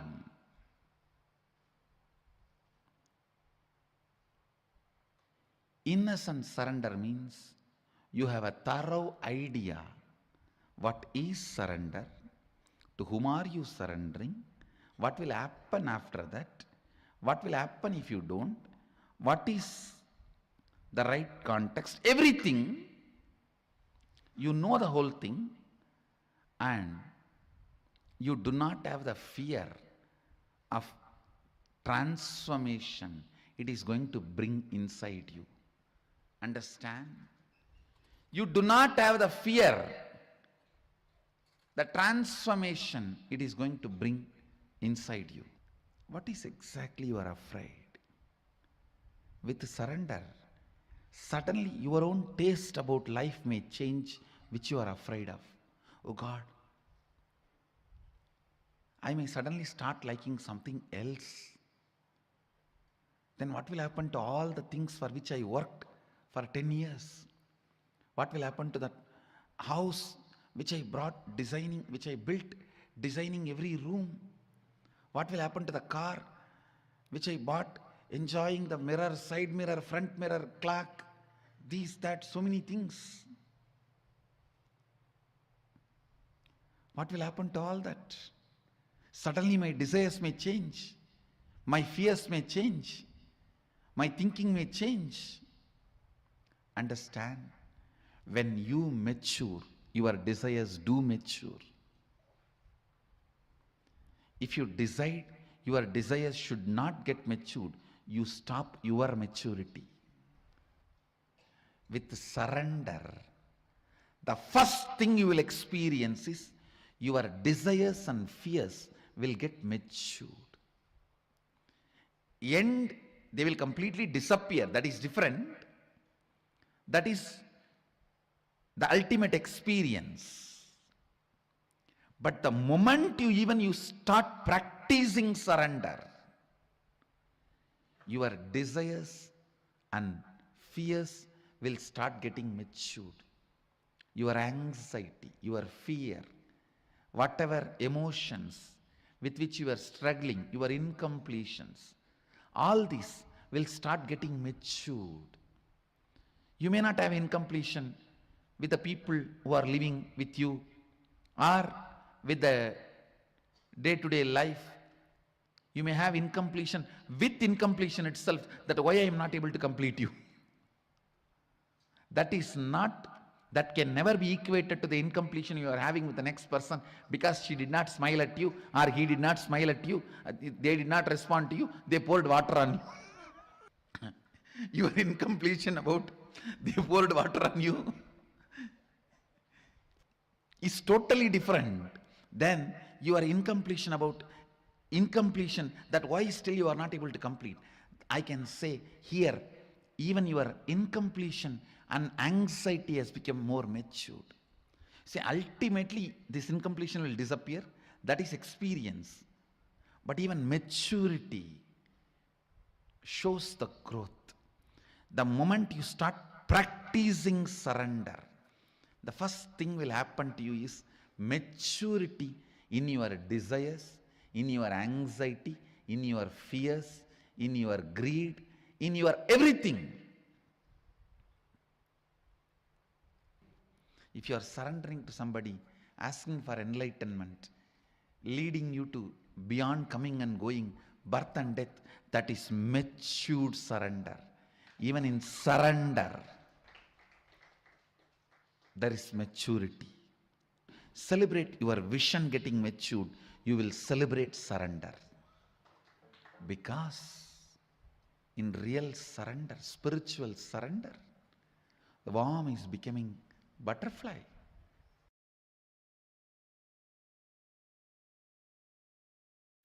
The more and more and more completion you do, the more and more and more the surrender starts happening in you. I need to define surrender. Surrender is no way starts with powerlessness or gives you the powerlessness experience or ends in powerlessness. Surrender starts with powerfulness, leads you from power to more powerfulness, ends in ultimate powerfulness. Surrender is nothing but falling in love with the embodiment of higher self, your Ishta Devata. Your Ishta is nothing but your higher self. Surrender should lead to more and more Ishta, not Kashta.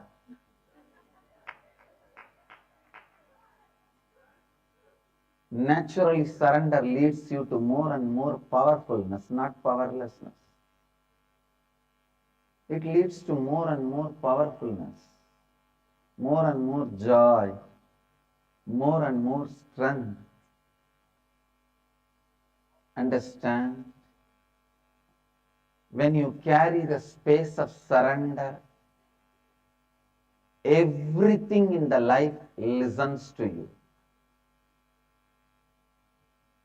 Even a plant drops all its thorns just by your request. Surrender is misinterpreted, given wrong meaning in the Western thought trends. There the word is used more like in the war, when you lose, you drop all the weapons and surrender. Here I am not using in that meaning. The word surrender has totally different meaning in the Bhakti literatures. So maybe I may not even want to use the word surrender in English. I'll use the word Sharanagati, just in Sanskrit.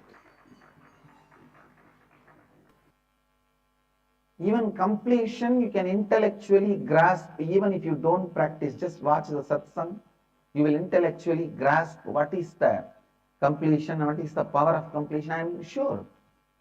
See, the completion can be understood even if you listen intellectually, but the Sharanagati, the surrender,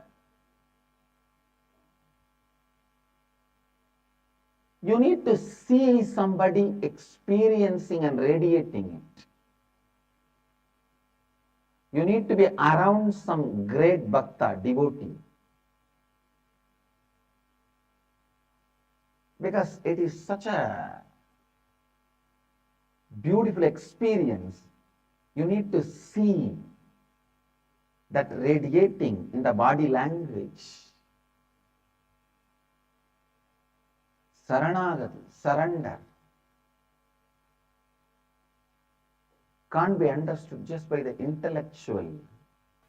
When the science of completion connects with the science of surrender, the space you create becomes reality. Because all your individual incompletions should be completed when it's through you. Individual identity is made out of bunch of incompletions. When all those incompletions are complete, you surrender yourself to the cosmos.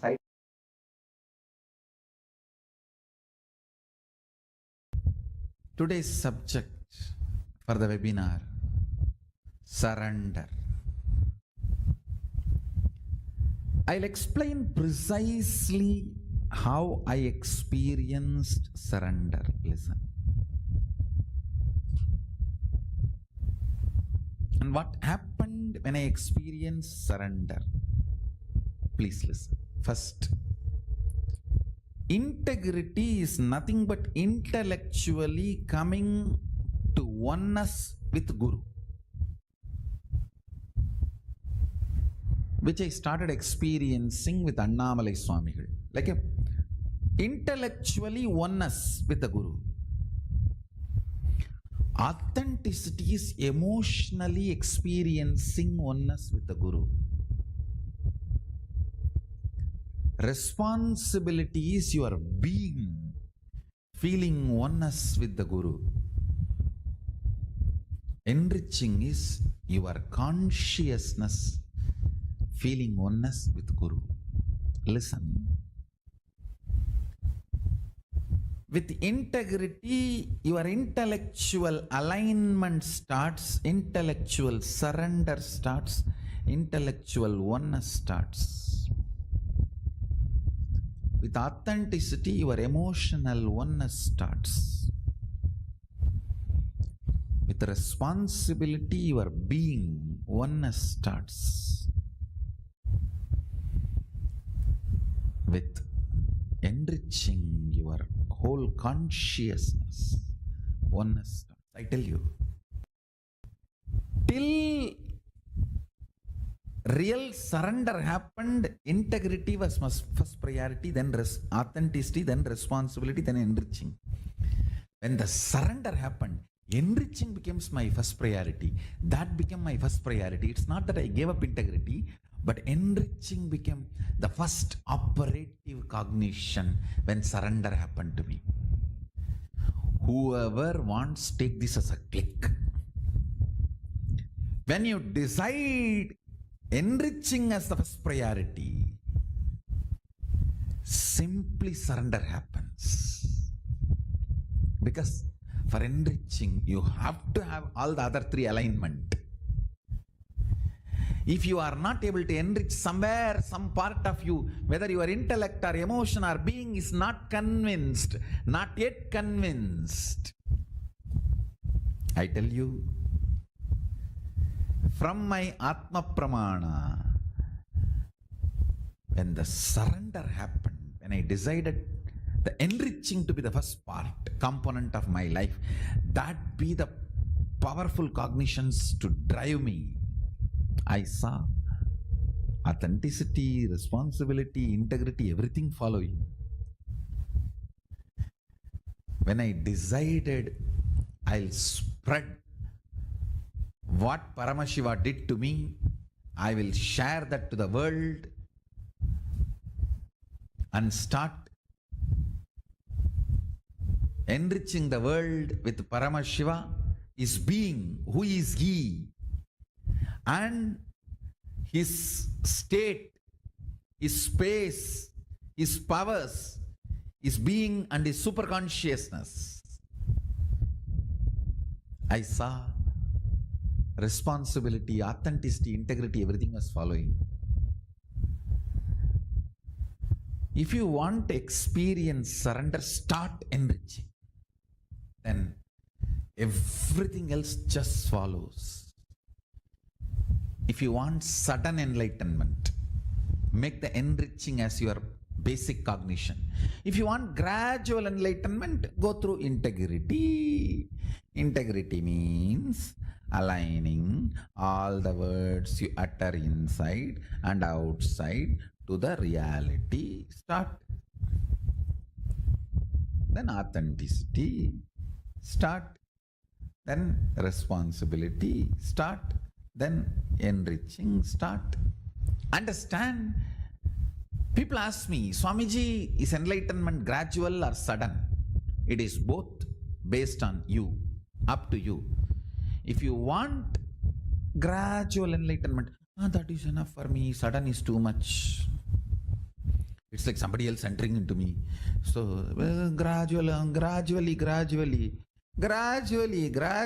we will eat food also, and this also, and that also, and that also, and that also, and that also.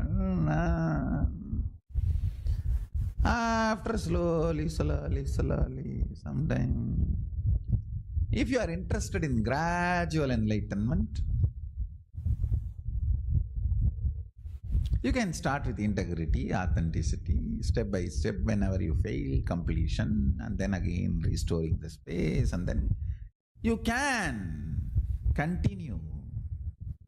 If you want sudden enlightenment, decide enriching to be your cognition. You have to make it happen. You will see responsibility, authenticity, integrity, everything just follows.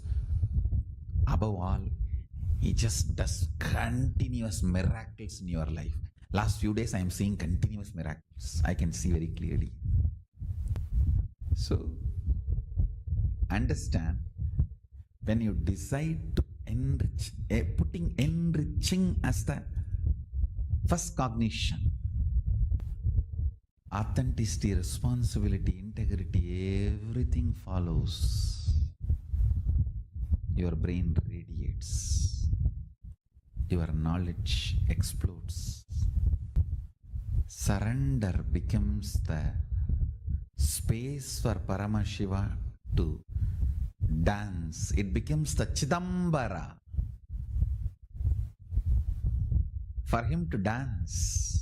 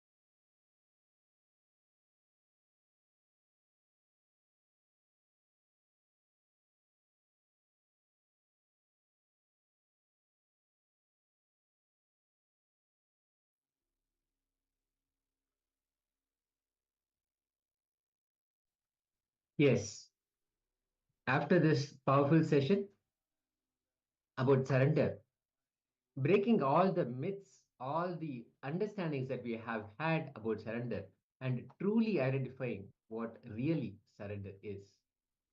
Now, let us internalize these truths. Let's remove all the false impressions that we have about surrender, all the false ideas.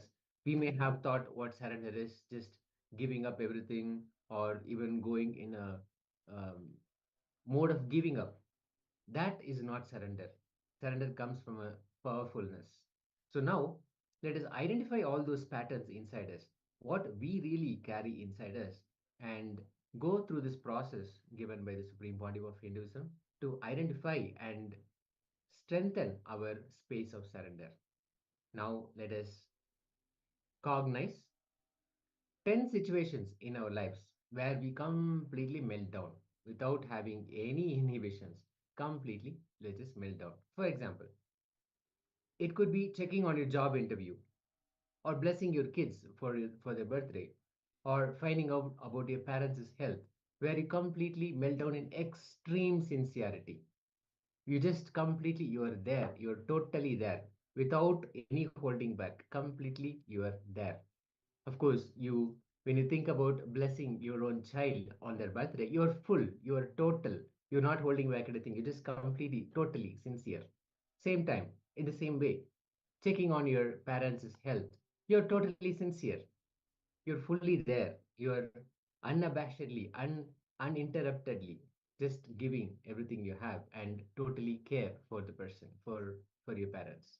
So, like that, moments in your lives where you are totally, completely sincere. Laying down options for a visa, for example, or setting up the multiple aid quarantine facility during Corona, providing free healthcare, all of these ways that Swamiji has given all the possibilities, even during the very difficult period where COVID had hit, giving them complete care, total care, allowing everybody to be part of the ecosystem and giving them a beautiful quarantine system which was impenetrable. There was no recorded case. So things like that. And inviting kids to Gurukul and establishing Kailasa eventually for all Hindus. So all of these things. Now cognize the 10 situations where you melt down in the extreme sincerity of your Guru.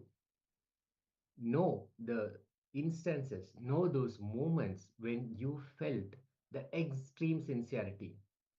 Even, for example, during the last session, when we listened to the powerful cognitions, the extreme sincerity in which the truths, the cosmic truths, were revealed to each one of us, so we can expand and we can explode in living enlightenment. So now, let us cognize all the 10 situations where we melt down in the extreme sincerity of our Guru, our beloved Master, Bhagavan Nithyananda Paramashivoham.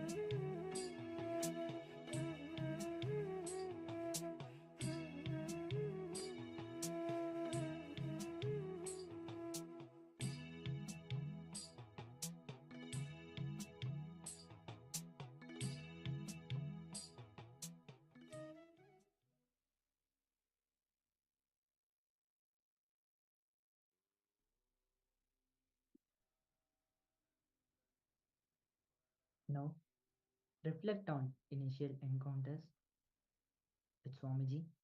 Think back to the first time you met Swamiji, you saw Swamiji, whether in person, through a video, or through reading a Swamiji's book. Ask yourself, what were the initial thoughts that came to your mind the moment you saw Swamiji through a video or in person or while reading Swamiji's truths in a book? Was there a moment of profound sincerity that surprised you when that first thought came of when you saw Swamiji or when you read Swamiji's truths? Example, you will vividly recall the first darshan with Swamiji, the profound peace and sincerity I felt were unlike anything I had experienced before. This is something extraordinary that you have never experienced before in your life. This is just an example. So now take some time and think, what was the profound thought that came to you when you first heard about Swamiji or met Swamiji?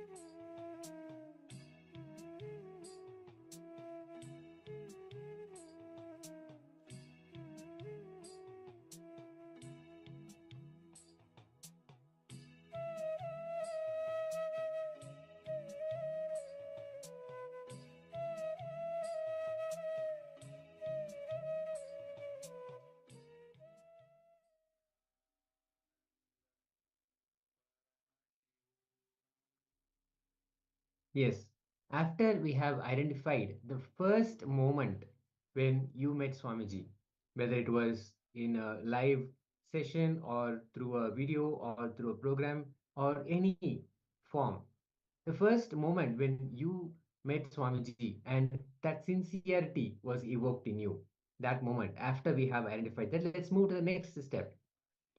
This, we are going to look at all the situations and discussions where you have had with Swamiji.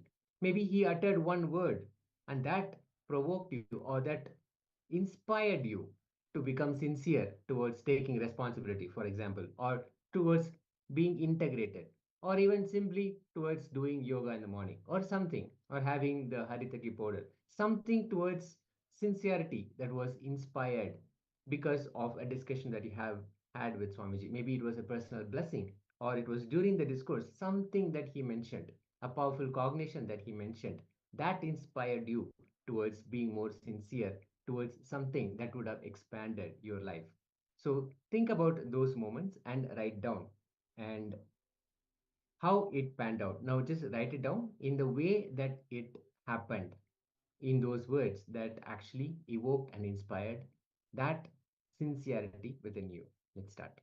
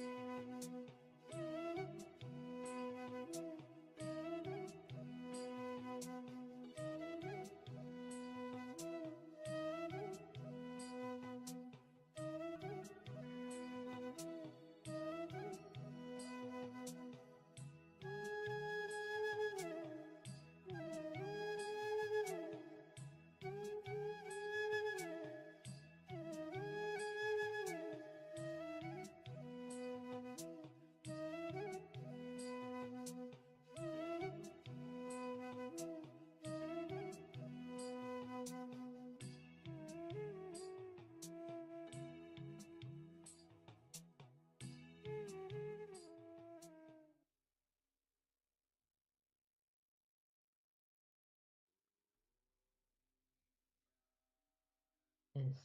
Now, after finding out the truths, the powerful cognitions that connected you with Swamiji, let us now take a few moments and pen down how you started applying those truths in your life and what were the results of the truths after of your life after you started applying them. Example, you would have had a back pain, and when Swamiji revealed about the importance of yoga, and from your side you made the decision to start doing yoga every day, and today what is the change that you're able to see? Let us take a few moments and pen down what is the change after you applied Swamiji's truth in your life.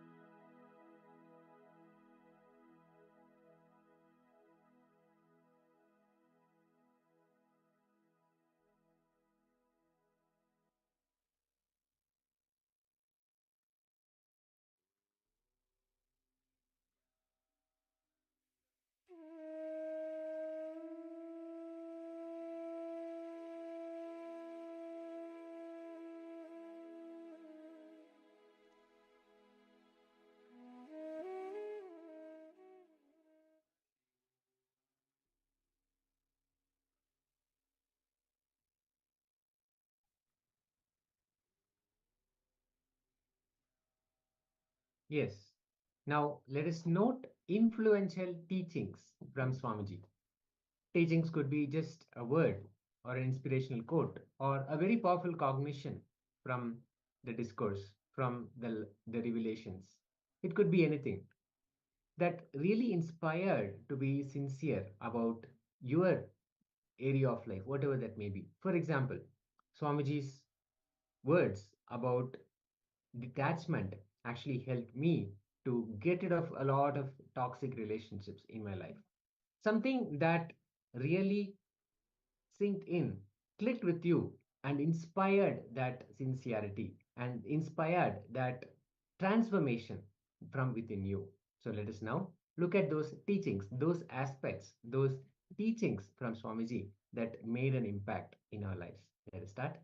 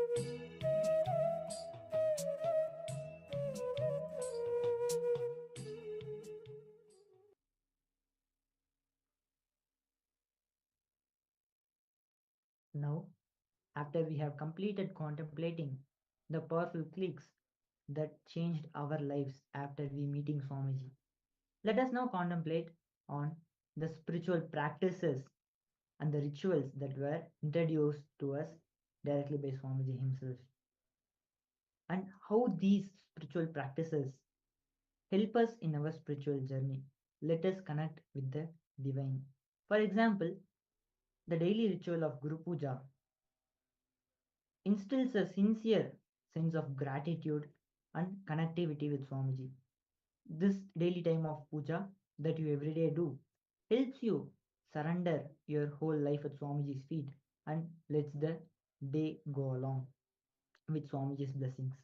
So, contemplate and write down any of the spiritual practices that Swamiji has introduced and how they are helping you in your spiritual journey.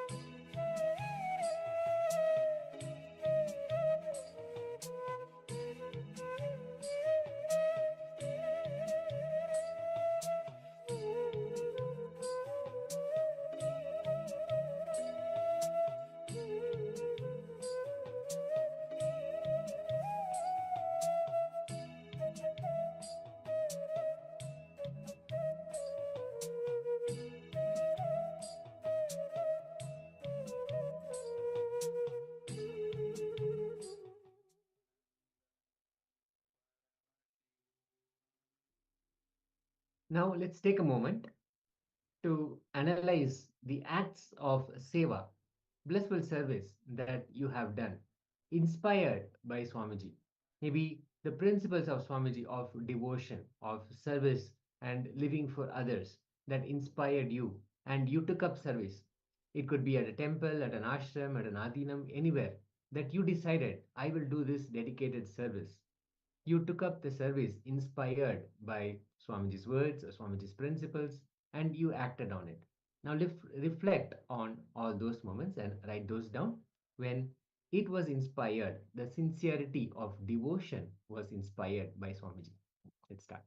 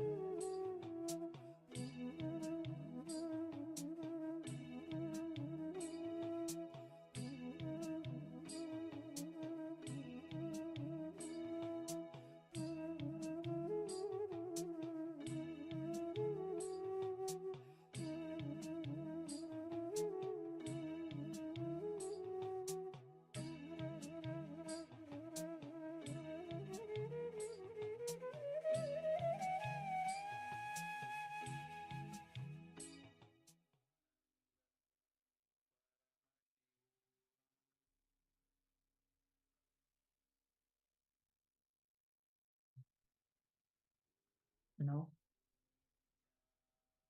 contemplate on any internal conflicts that was solved due to Swamiji's teachings that you applied in your life.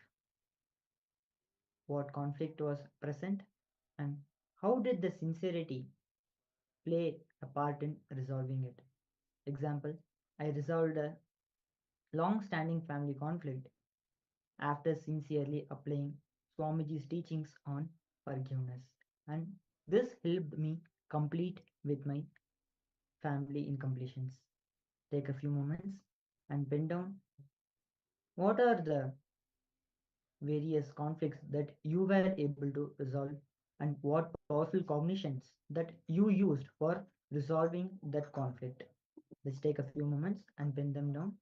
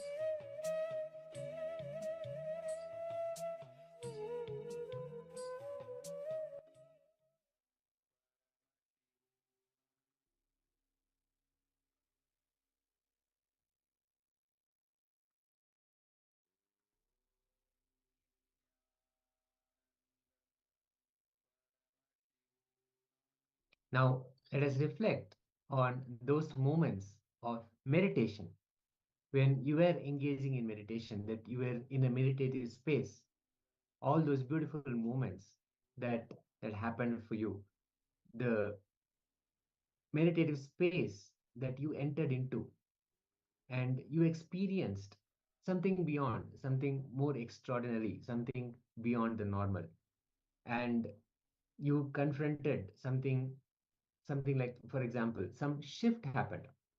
I was in a meditative space, and during that meditation, led by Swamiji, I was able to confront my fears, which I have not been able to come face to face, and I was able to confront them and overcome them as well, as an example. So, like this, moments that you have experienced during meditations or meditation processes, write that down and recall all those incidents.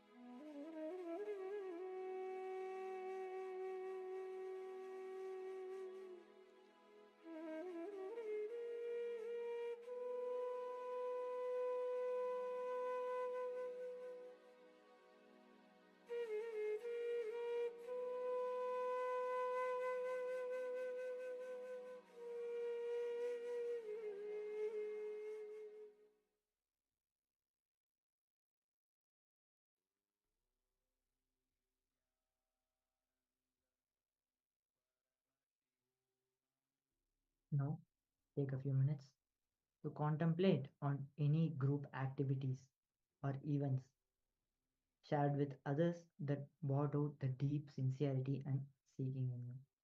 How did sharing with others increase your sincerity? For example, participating in a spiritual program with Swamiji and the other participants increased your sincerity and commitment to spiritual growth. Take a few moments and pin them down.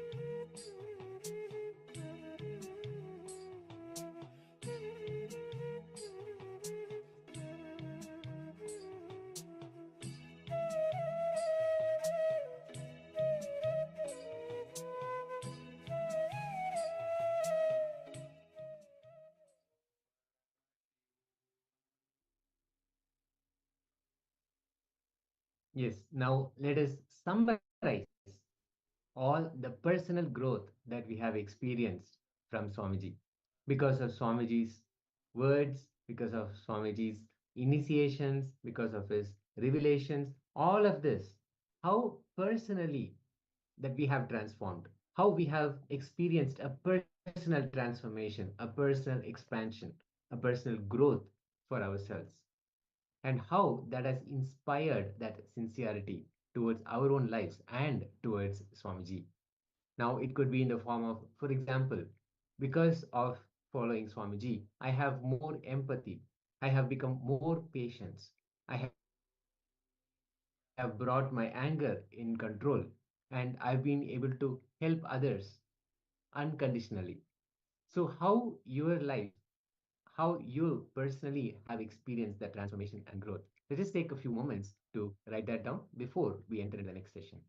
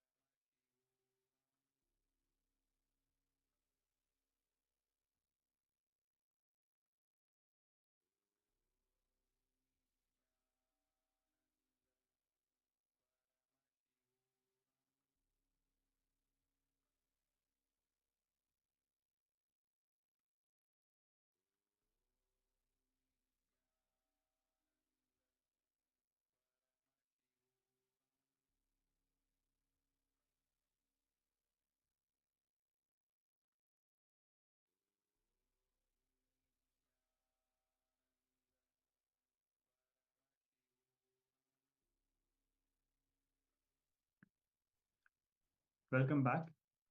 After this internalization exercise, after this reflection, let us now move ahead with a round of power manifestation. We will be manifesting the powers of the third eye. We will be practicing the power of blindfold reading. Before we begin, we would like to share some context about this power. Swamiji had shared with us very beautifully a very powerful understanding about the powers of the third eye. From the Shastra Pramanas and also from Apta Pramanas, we understand that all of us have something much more than these two physical eyes. Because when we are blindfolded and we are still able to see, it is surely meaning that we are seeing with something other than these two physical eyes. Now the question would come, where is that? The very fact that we are able to see distance vision, people are able to read behind their head, it reveals that this something other than these two eyes, the third eye, which we call as a third eye, is something more than what we can understand. We understand that the Anya Chakra is what is referred to as the third eye. Let us now begin the power manifestation. Blindfold yourself. We request the participants to tie a blindfold on your eyes, since we'll be projecting an image for all the participants to see through a third eye and reveal what was shown during the power manifestation. So we request the participants to blindfold themselves. We also request the participants to switch on their cameras. Yuenaya, Jonahan, Masiau, Wingzi Quinn, Lizzie Wong, and Istar. Please switch on your cameras during the session because it is very important to be in camera and be participative and have interaction with the acharyas. Only then we will be helping you constantly wherever you are facing any difficulties during the power manifestation or the kriyas, or if you don't understand anything during the jnana, where Swamiji is revealing so many wonderful truths and beautiful truths. We'll be continuously helping all the participants during the program. So now we request all the participants to blindfold yourselves before we move into the power manifestation. In a few moments from now, we'll be projecting an image for all the participants to see through a third eye and request Swamiji, what is that being projected in the screen? Swamiji, please reveal what is that it is being projected on the screen. And the answer, the manifestation can happen through any way. It can even come as a whisper to you, or it can come as a visualization, or you can even feel it as an intuition inside yourself. Yes, we can see the participants are ready. Nithyananda, Ma Saksena, welcome Ma. You can also blindfold yourself. We are just beginning the power manifestation. Yes, now we'll be projecting the image for all the participants. Start chanting the Mahavakya. We have now projected the image. Let us now start chanting the Mahavakya. Om Nithyananda Paramashivoham. Om Nithyananda Paramashivoham. Om Nithyananda Paramashivoham. Let us now continue manifesting.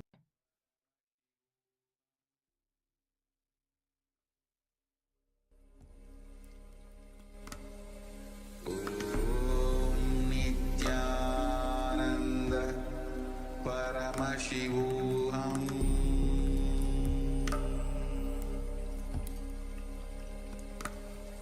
Om Nithyananda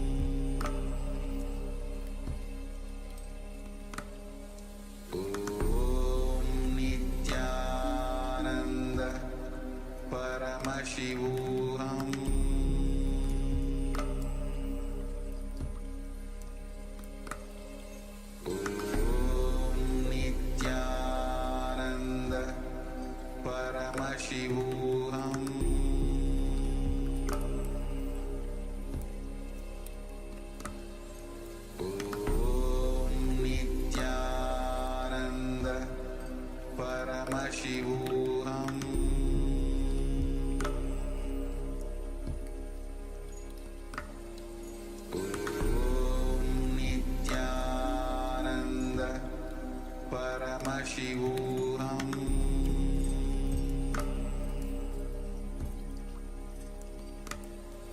Om Nithyananda Paramashivoham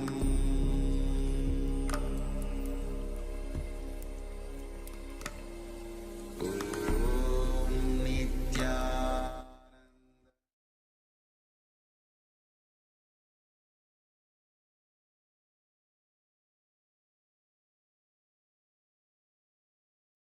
Yes, all the participants can now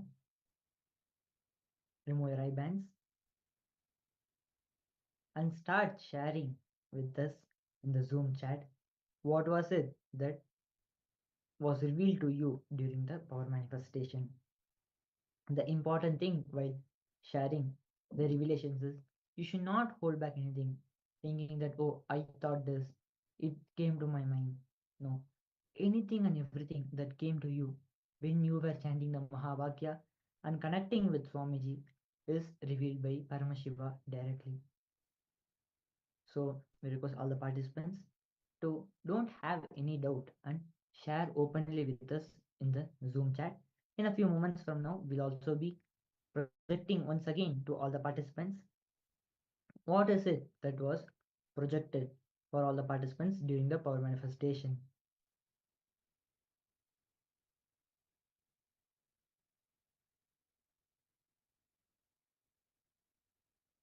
Also, we give out a call for all the participants who are viewing us on the YouTube.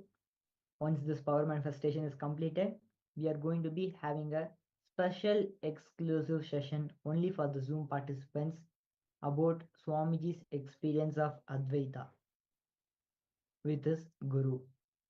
How Swamiji experienced the direct love from his Guru. We are going to be having a private session for all the participants who are in the Zoom. So if you are viewing us on the YouTube, please switch over to Zoom because we will not be giving this private session for the YouTube. And we request all the participants who are viewing us in the YouTube to switch over to the Zoom and enjoy the session with Swamiji directly.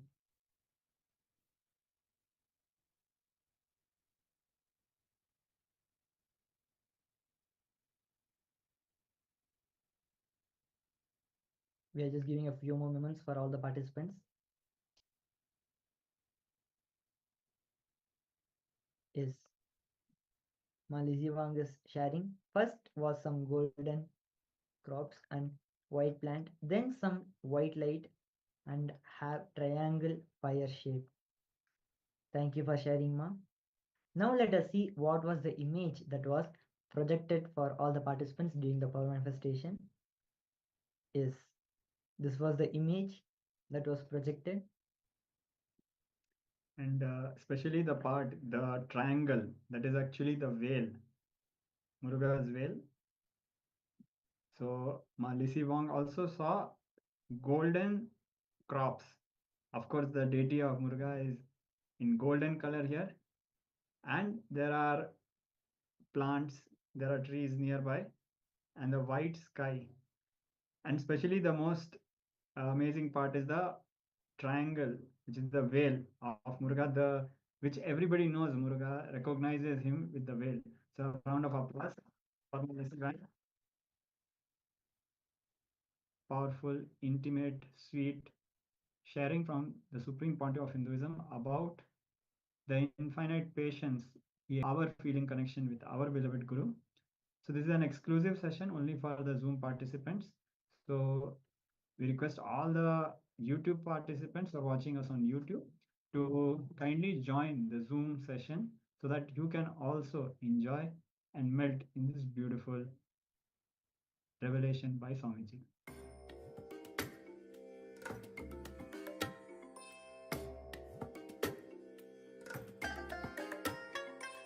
I bless you all.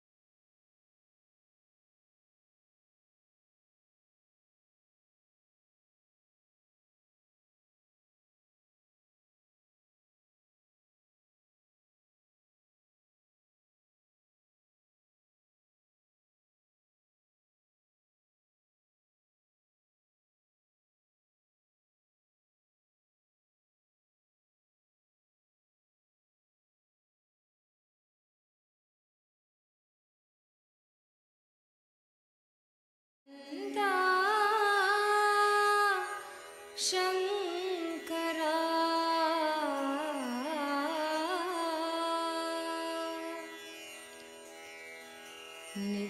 Nityanand Shankara Anandeshwar Shankara Nityanand Shankara Anandeshwar Shankara Nityanand Shankara Anandeshwar Shankara Nityanand Shankara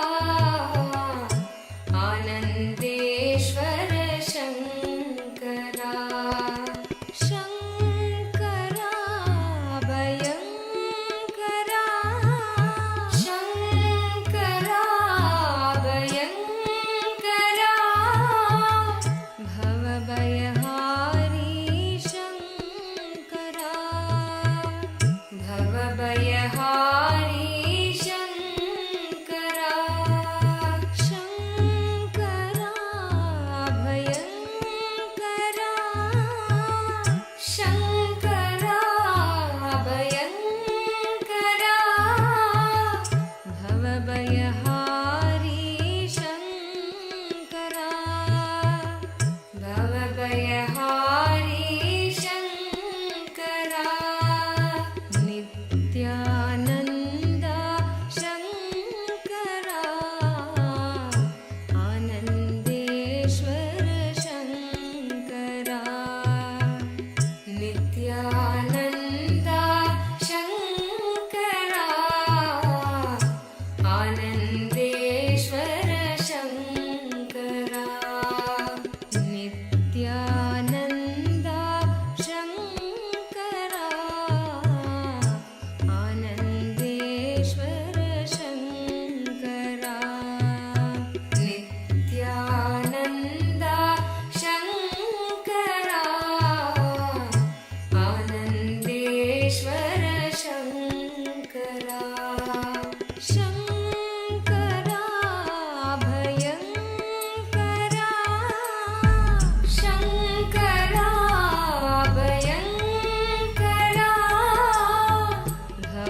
भवभयहारी Shankara भवभयहारी Shankara Nityanand Shankara Anandeshwar Shankara Nityanand Shankara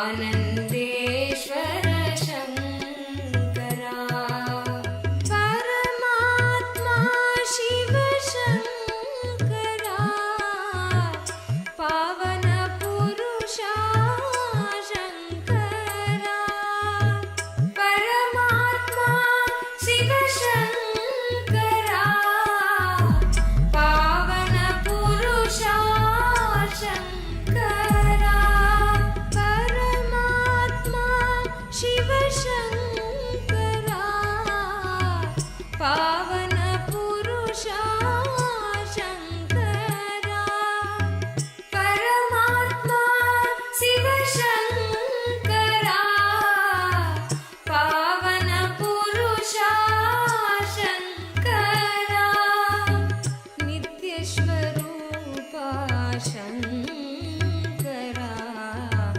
Nityanand Shankara नित्यस्वरूपा Shankara Nityanand Shankara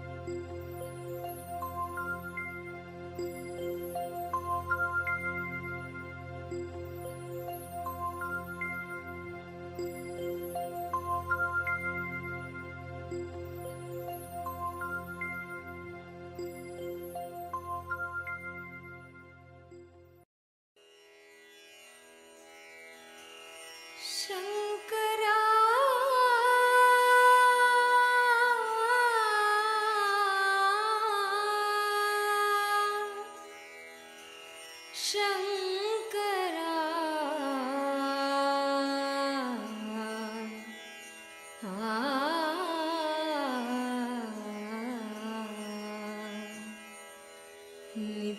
Nithyananda Shankara.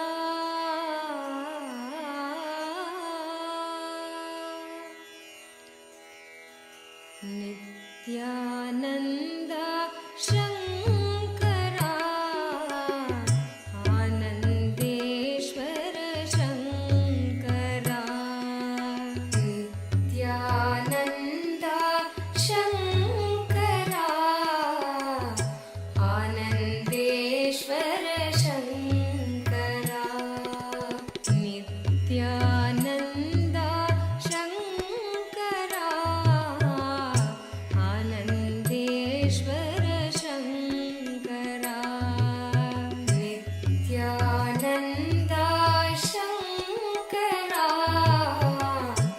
Anandeshwara Shankara. Shankara Bhayankara. Shankara Bhayankara. Bhavabhayahari Shankara. Bhavabhayahari Shankara. Shankara Bhayankara. Shankara Bhayankara. Bhavabhayahari Shankara. Bhavabhayahari Shankara. Nithyananda Shankara. Anandeshwara Shankara. Nithyananda Shankara. Anandeshwara Shankara. Nithyananda Shankara. Anandeshwara Shankara. Nithyananda Shankara. Anandeshwara Shankara. Shankara Bhayankara. Shankara Bhayankara. Bhavabhayahari Shankara. Bhavabhayahari Shankara. Nithyananda Shankara. Anandeshwara Shankara. Nithyananda Shankara. Anandeshwara Shankara. Paramatma Shiva Shankara. Pavana Purusha Shankara. Paramatma Shiva Shankara. Pavana Purusha Shankara. Paramatma Shiva Shankara. Pavana Purusha Shankara. Paramatma Shiva Shankara. Pavana Purusha Shankara. Nityashwarupa Shankara. Nithyananda Shankara. Nitya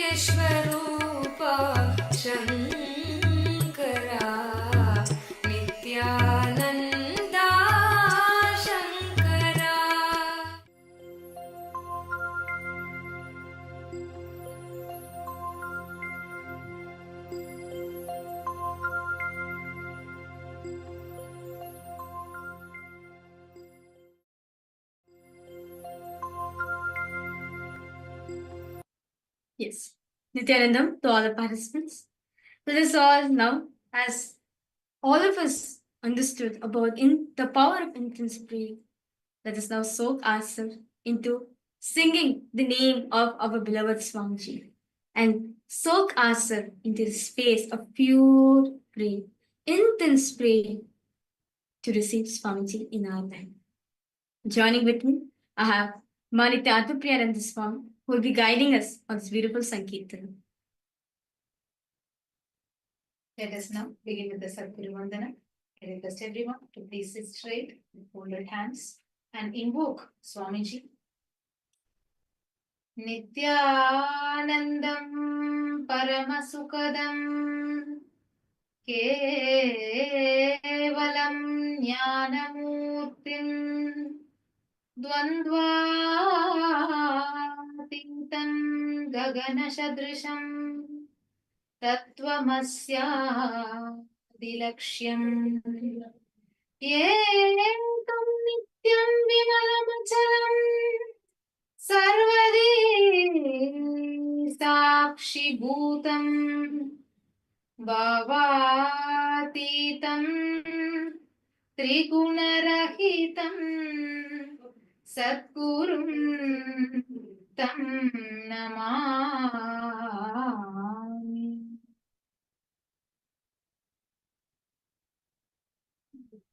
Let us now start the Sankirtan. So we'll be actually projecting the lyrics of the Kirtan. All of you can see the lyrics and sing along with us.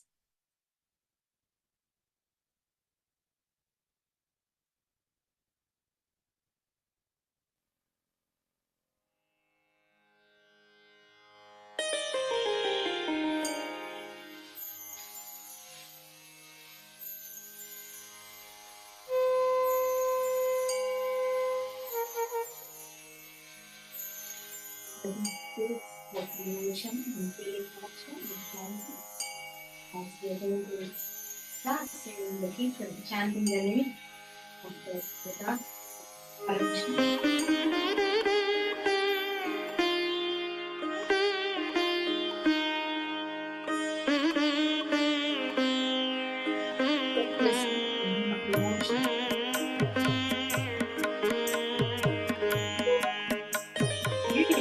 Gunagirishwar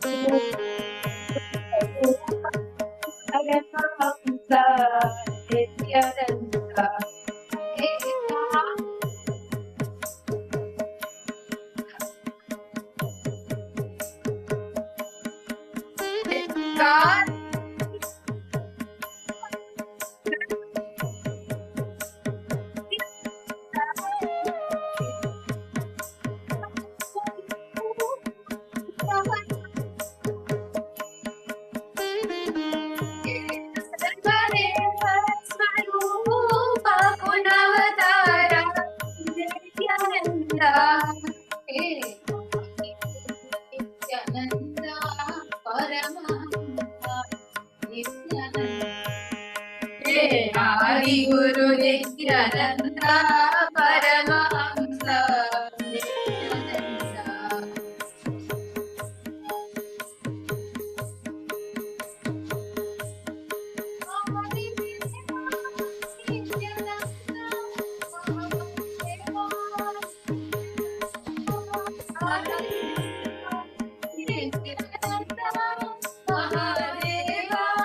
Nithyananda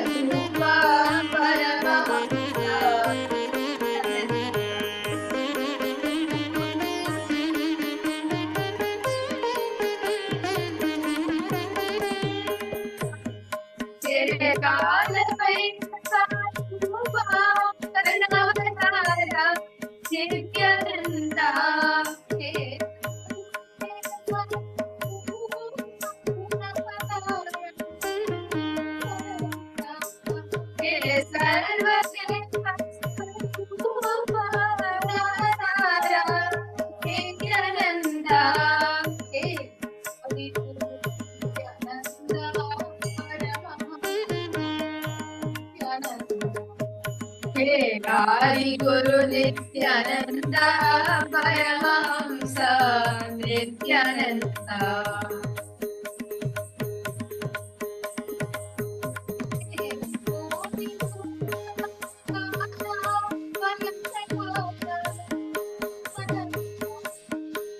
Koti Surya Prakasha Payandarkasha Nithyananda.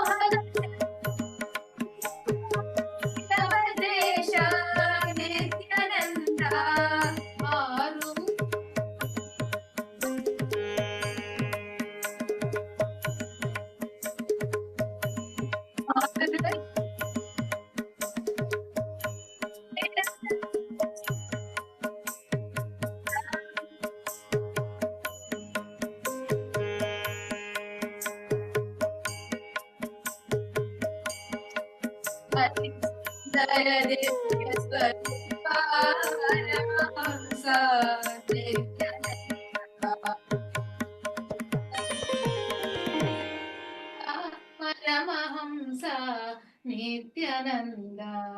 Hey Arunagirishwara Rupa Paramahamsa Nithyananda.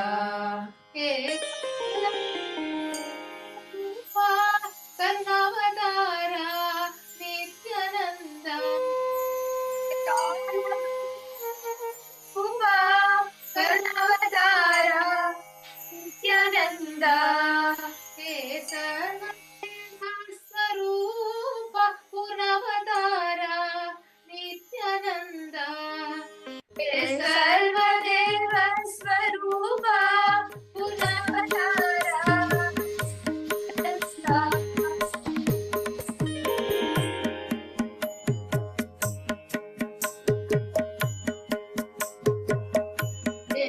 Adi Guru Nithyananda Paramahamsa Nithyananda.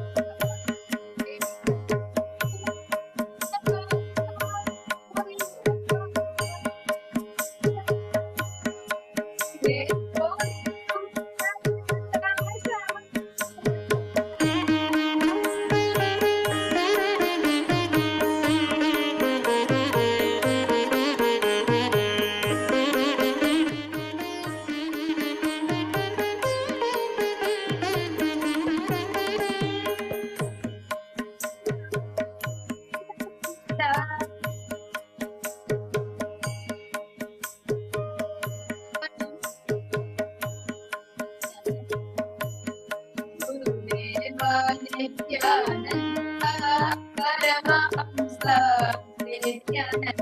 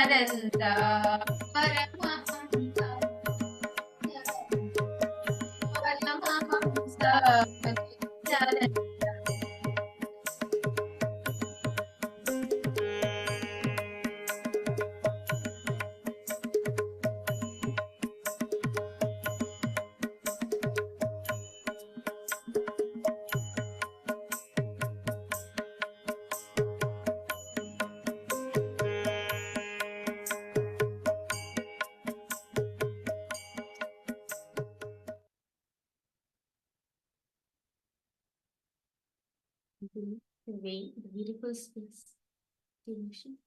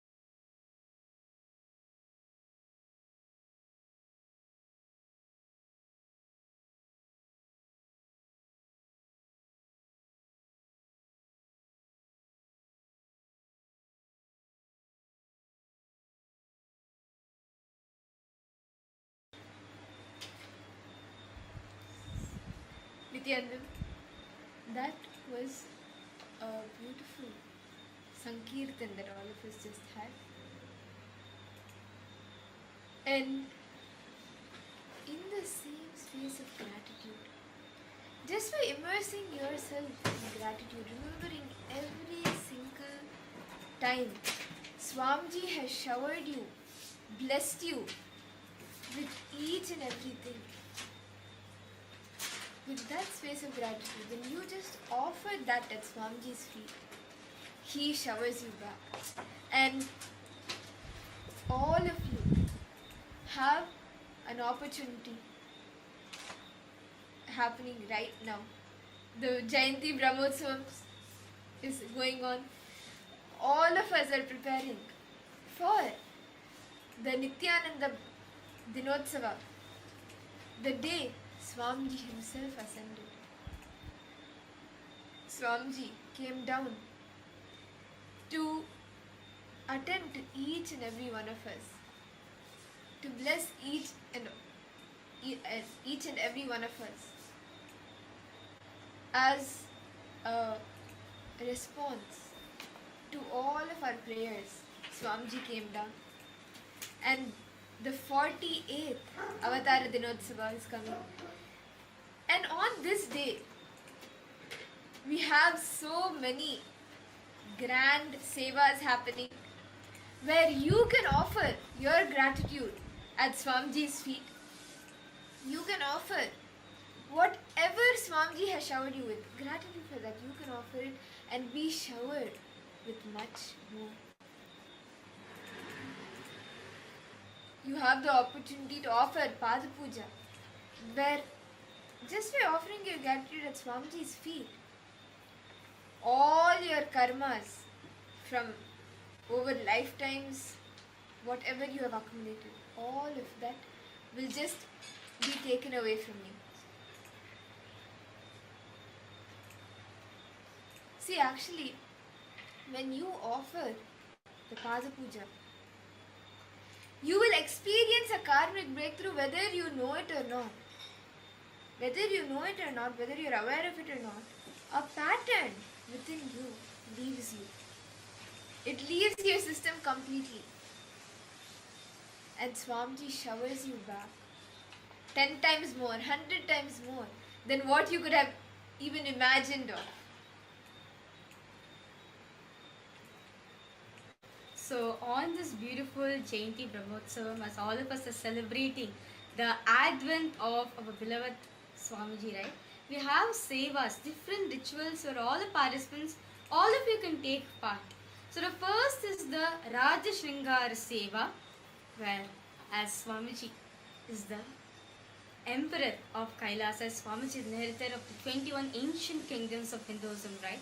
So you can be the person offering the Raja Shringara Seva to Swamiji, where through this offering we express the gratitude to Swamiji, the remover of Maya delusion, who bestows true enlightenment and reveals to us our higher self itself. And Shringara means dressing up. Raja Shringara Seva means it's actually a very beautiful offering where you can adore Swamiji in the royal way. As the emperor, the king, the founder of KAILASA, the first in the nation, Swamiji has built for each and everyone. This seva is to express our gratitude to Swamiji, who has worked for all of these years, for decades and decades, and just removes the delusion that all of us put ourselves into and bestows us, blesses us with enlightenment. So, and this seva is for $1,501 US. And the next seva that all of you can offer is the Vastra Seva, the 108 Vastra Seva. And as we share the sevas with all of you, if any of you are interested, you can post it in the chat. Stephanie Datiers, Gabriel Harris, Grazina Maria, Nithyanandan Razian Blaza, Nithyanandam Rabzan Blazaya, Nithyanandam, yes. Nithyananda, Ravzan, Razaya, welcome to the program. So, we are now going to be announcing for all the participants and all the viewers the various different sevas, the various different offerings you can offer to Swamiji in this auspicious Jayanti time. So, the first is the Rajashringara Seva, where you have the opportunity to adore Swamiji in a royal manner. And the second is the 108 Vastra Seva, where this is actually a very grand offering, where you're offering 108 royal robes to Swamiji. The royal robes in gratitude to the one who removes the Maya. And this is again 1,008 US dollars. See, understand, just like how the Maya, the delusion, comes in front of us like a veil, Swamiji will unveil that. And through this seva, you can offer the 108 royal robes. All of us see Swamiji coming in for giving us the darshan every day. Understand, offering this seva, you will be able to see your gratitude there in the royal robes that Swamiji is wearing. And the next seva we have for all the participants is the Pratyaksha Pada Puja, where offering your gratitude at the divine lotus feet of our beloved Swamiji. Understand one thing, worshipping the feet of the Master is equivalent to you worshipping the feet itself. Actually, this very offering Pada Puja reminds me of one beautiful story which happened. So, what happens is, Vishnu has the Shankha and Chakra, right? So, of course, Parandama Mahavishnu, he's, of course, the Shankha and Chakra is his weapons and also the sandals. So, when Parandama goes in for Samadhi, he leaves the Padukas house and he goes. And Shankha and Chakra also, understand anything in Hinduism, of course, anything which is touched by divine, it is considered like divine. It's a representation of God. It's a representation of that very form itself. So the Shankha and Chakra was kind of like teasing at the Paduka, saying, look at you. Parandama is leaving you outside and going, but look at us. Paramash is taking Parandama taking us and going into the Mahasamadhi. And the Padakas, right? Of course, the Padakas had intense gratitude to Mahavishnu. It was of course felt bad that he couldn't be with Parandama at such a time. Of course, Parandama knows everything, right? He's the sustainer of the universe. He knows everything that's happening. And he told Padaka saying, it is only through you people can worship me. Understand? The Padukas of the Lord. It is considered, when you're worshipping the Padukas, it is considered you're worshipping the divine form itself. So understand, it is through you only people can worship me. It is through you only people can even attain me. So understand, if the sandals of the Padukas are less, what about the feet itself, the form? Understand, this offering, the Pratyaksha Pada Puja, it's a very beautiful offering where you can offer your heartfelt gratitude to Swamiji for him manifesting in our life at this auspicious time. And the cost for is this 1,008 US dollars. And if you want to, there's so many sevas which all of the participants, all of you can participate. And the next is the coronation seva, where this will be part of a grand happening, the blessings to be able to contribute to the coronation of Swamiji. And this is again 1,008 US dollars. The next is the Vaijayanti Mala Seva, the Victory Mala offering. It's not just any normal mala, but it is the Victory Mala, the Vetri Malai, the Vaijayanti Mala. This is the Mala of victory. The next is the Nithyananda Namavali Archana, which is the chanting of Swamiji's divine name. And just by listening to each of the names that are chanted during the Archana, by offering the Nithyananda Namavali Archana, each of the qualities that each name holds, see, every name that is given is based on one quality. When the Archana is offered, each of the qualities that held in that name, those qualities will start manifesting in you. So just by offering the Nithyananda Namavali Seva, the Archana, you will start manifesting the different qualities of Swamiji through you. Yes. So these are the various different sevas and all the participants, all of you can offer. And if you're interested in offering either of these sevas, you can head to ecitizen.info/. You can head to ecitizen. Even you can head to events.kailasa.org/payment. And after heading to this link, you can sign up and offer the seva that you would like to offer, and offer your gratitude towards Swamiji. See, any Pada Puja, or whether it's the Vaijayanti Mala, or the Nithyananda Namavali Archana, or the Raja Shringara, that seva, any seva that you offer, just by offering your gratitude, by offering that seva, filled with the gratitude for every single thing that Swamiji has showered you with, when you offer that, Swamiji will shower you back. And you will have a breakthrough.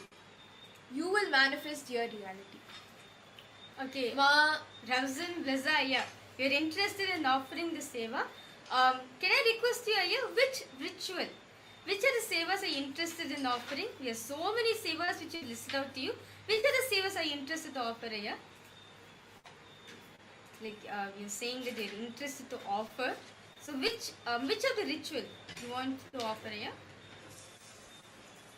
Yes, so once you fill the form at events.kailasa.org/payment, you will receive the details, and the team will connect to you to help you with the payment. Okay, see, it's not about donations or everything, no. This is about out of your pure gratitude you are doing to Swamiji. Are you understanding, It is out of your gratitude you're offering to Swamiji, that for him to manifest in our life. Understand? All these sevas, all the yes, for him manifesting in your life. Understand? Swamiji says, actually in Guru Gita, Paramashiva says Paramashiva says the biggest gift one can achieve in their life is having a guru. Having a guru in their life is the biggest seva, the biggest thing, biggest gift you can ever achieve, and that's the most dearest to your heart. So understand, no matter what happens, always have a guru. Okay, Ravzan Blazaria, you're interested in offering. You can head to events.kailasa.org/payments. We'll send you the link in the chat. We'll share with you the link in the chat. And you can head there, fill the form, and put your intention. Yes, Swamiji is the real friend. That's true. And I see Ma Parama Nithyanandam to you. Welcome. Ma Lita Nithyanandam, Ma Anandeshwari, Ma Irene, Ma Jean Lavital Nithyanandam. See, just by offering your gratitude, you can manifest the different qualities, the Ananta Kalyana Gunas of Swamiji in you. Yes, Ma Virupaksha, okay. The link for the sevas, actually the link of the sevas will be projected for all the participants.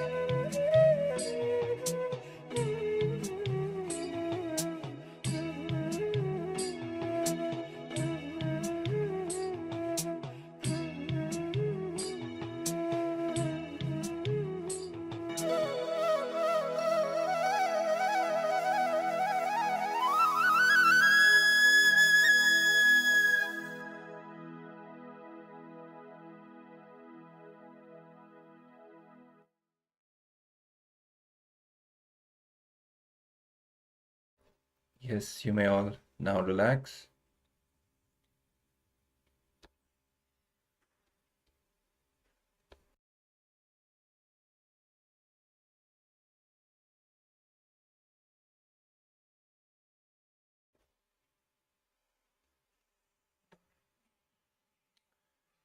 So you can practice this technique in order to really relax from all the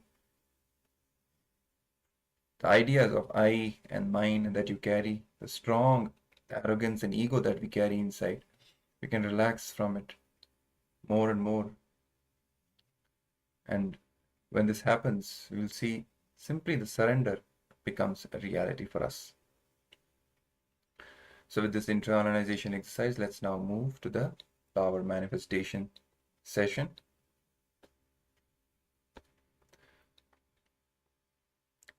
So again, we'll be having the power of the third eye.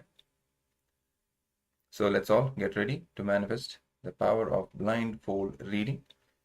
In this round as well, we'll be projecting a picture for all of you on the screen, and you will be scanning that with the help of your third eye and then sharing with all of us what was revealed to you in your third eye. After that, we will be verifying it by again projecting it for all of you. Okay, so let's all now get ready. Tie your eye bands.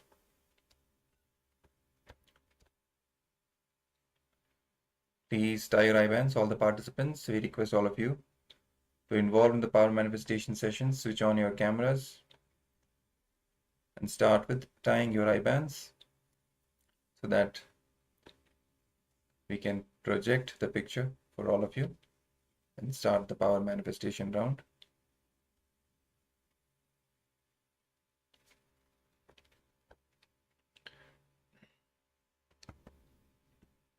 So let's take a minute and quickly tie the eye bands around the eyes. If you don't have an eye band, you can even use an opaque piece of cloth and tie it tightly around your two eyes.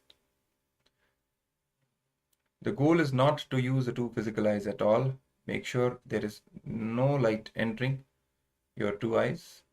Only with the help of your third eye, you have to scan the picture which is projected in front of you and then share what is being revealed.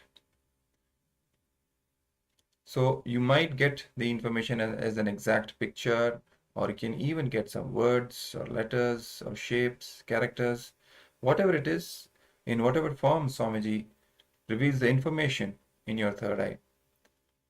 Just without any filter, just start verbalizing it as and when you are receiving the information, and later on you can share it in the Zoom chat.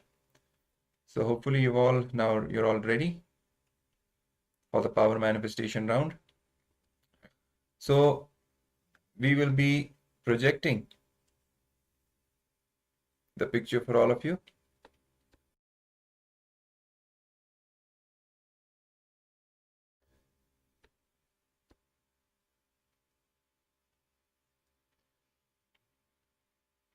Just give me a moment.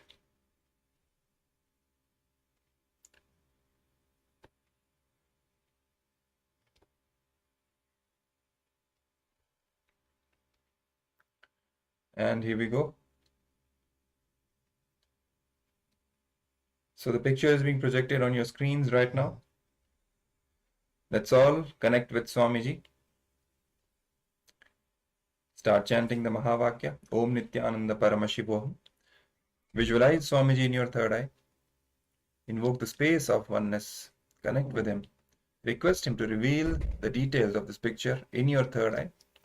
And sit with absolute receptivity and surrender.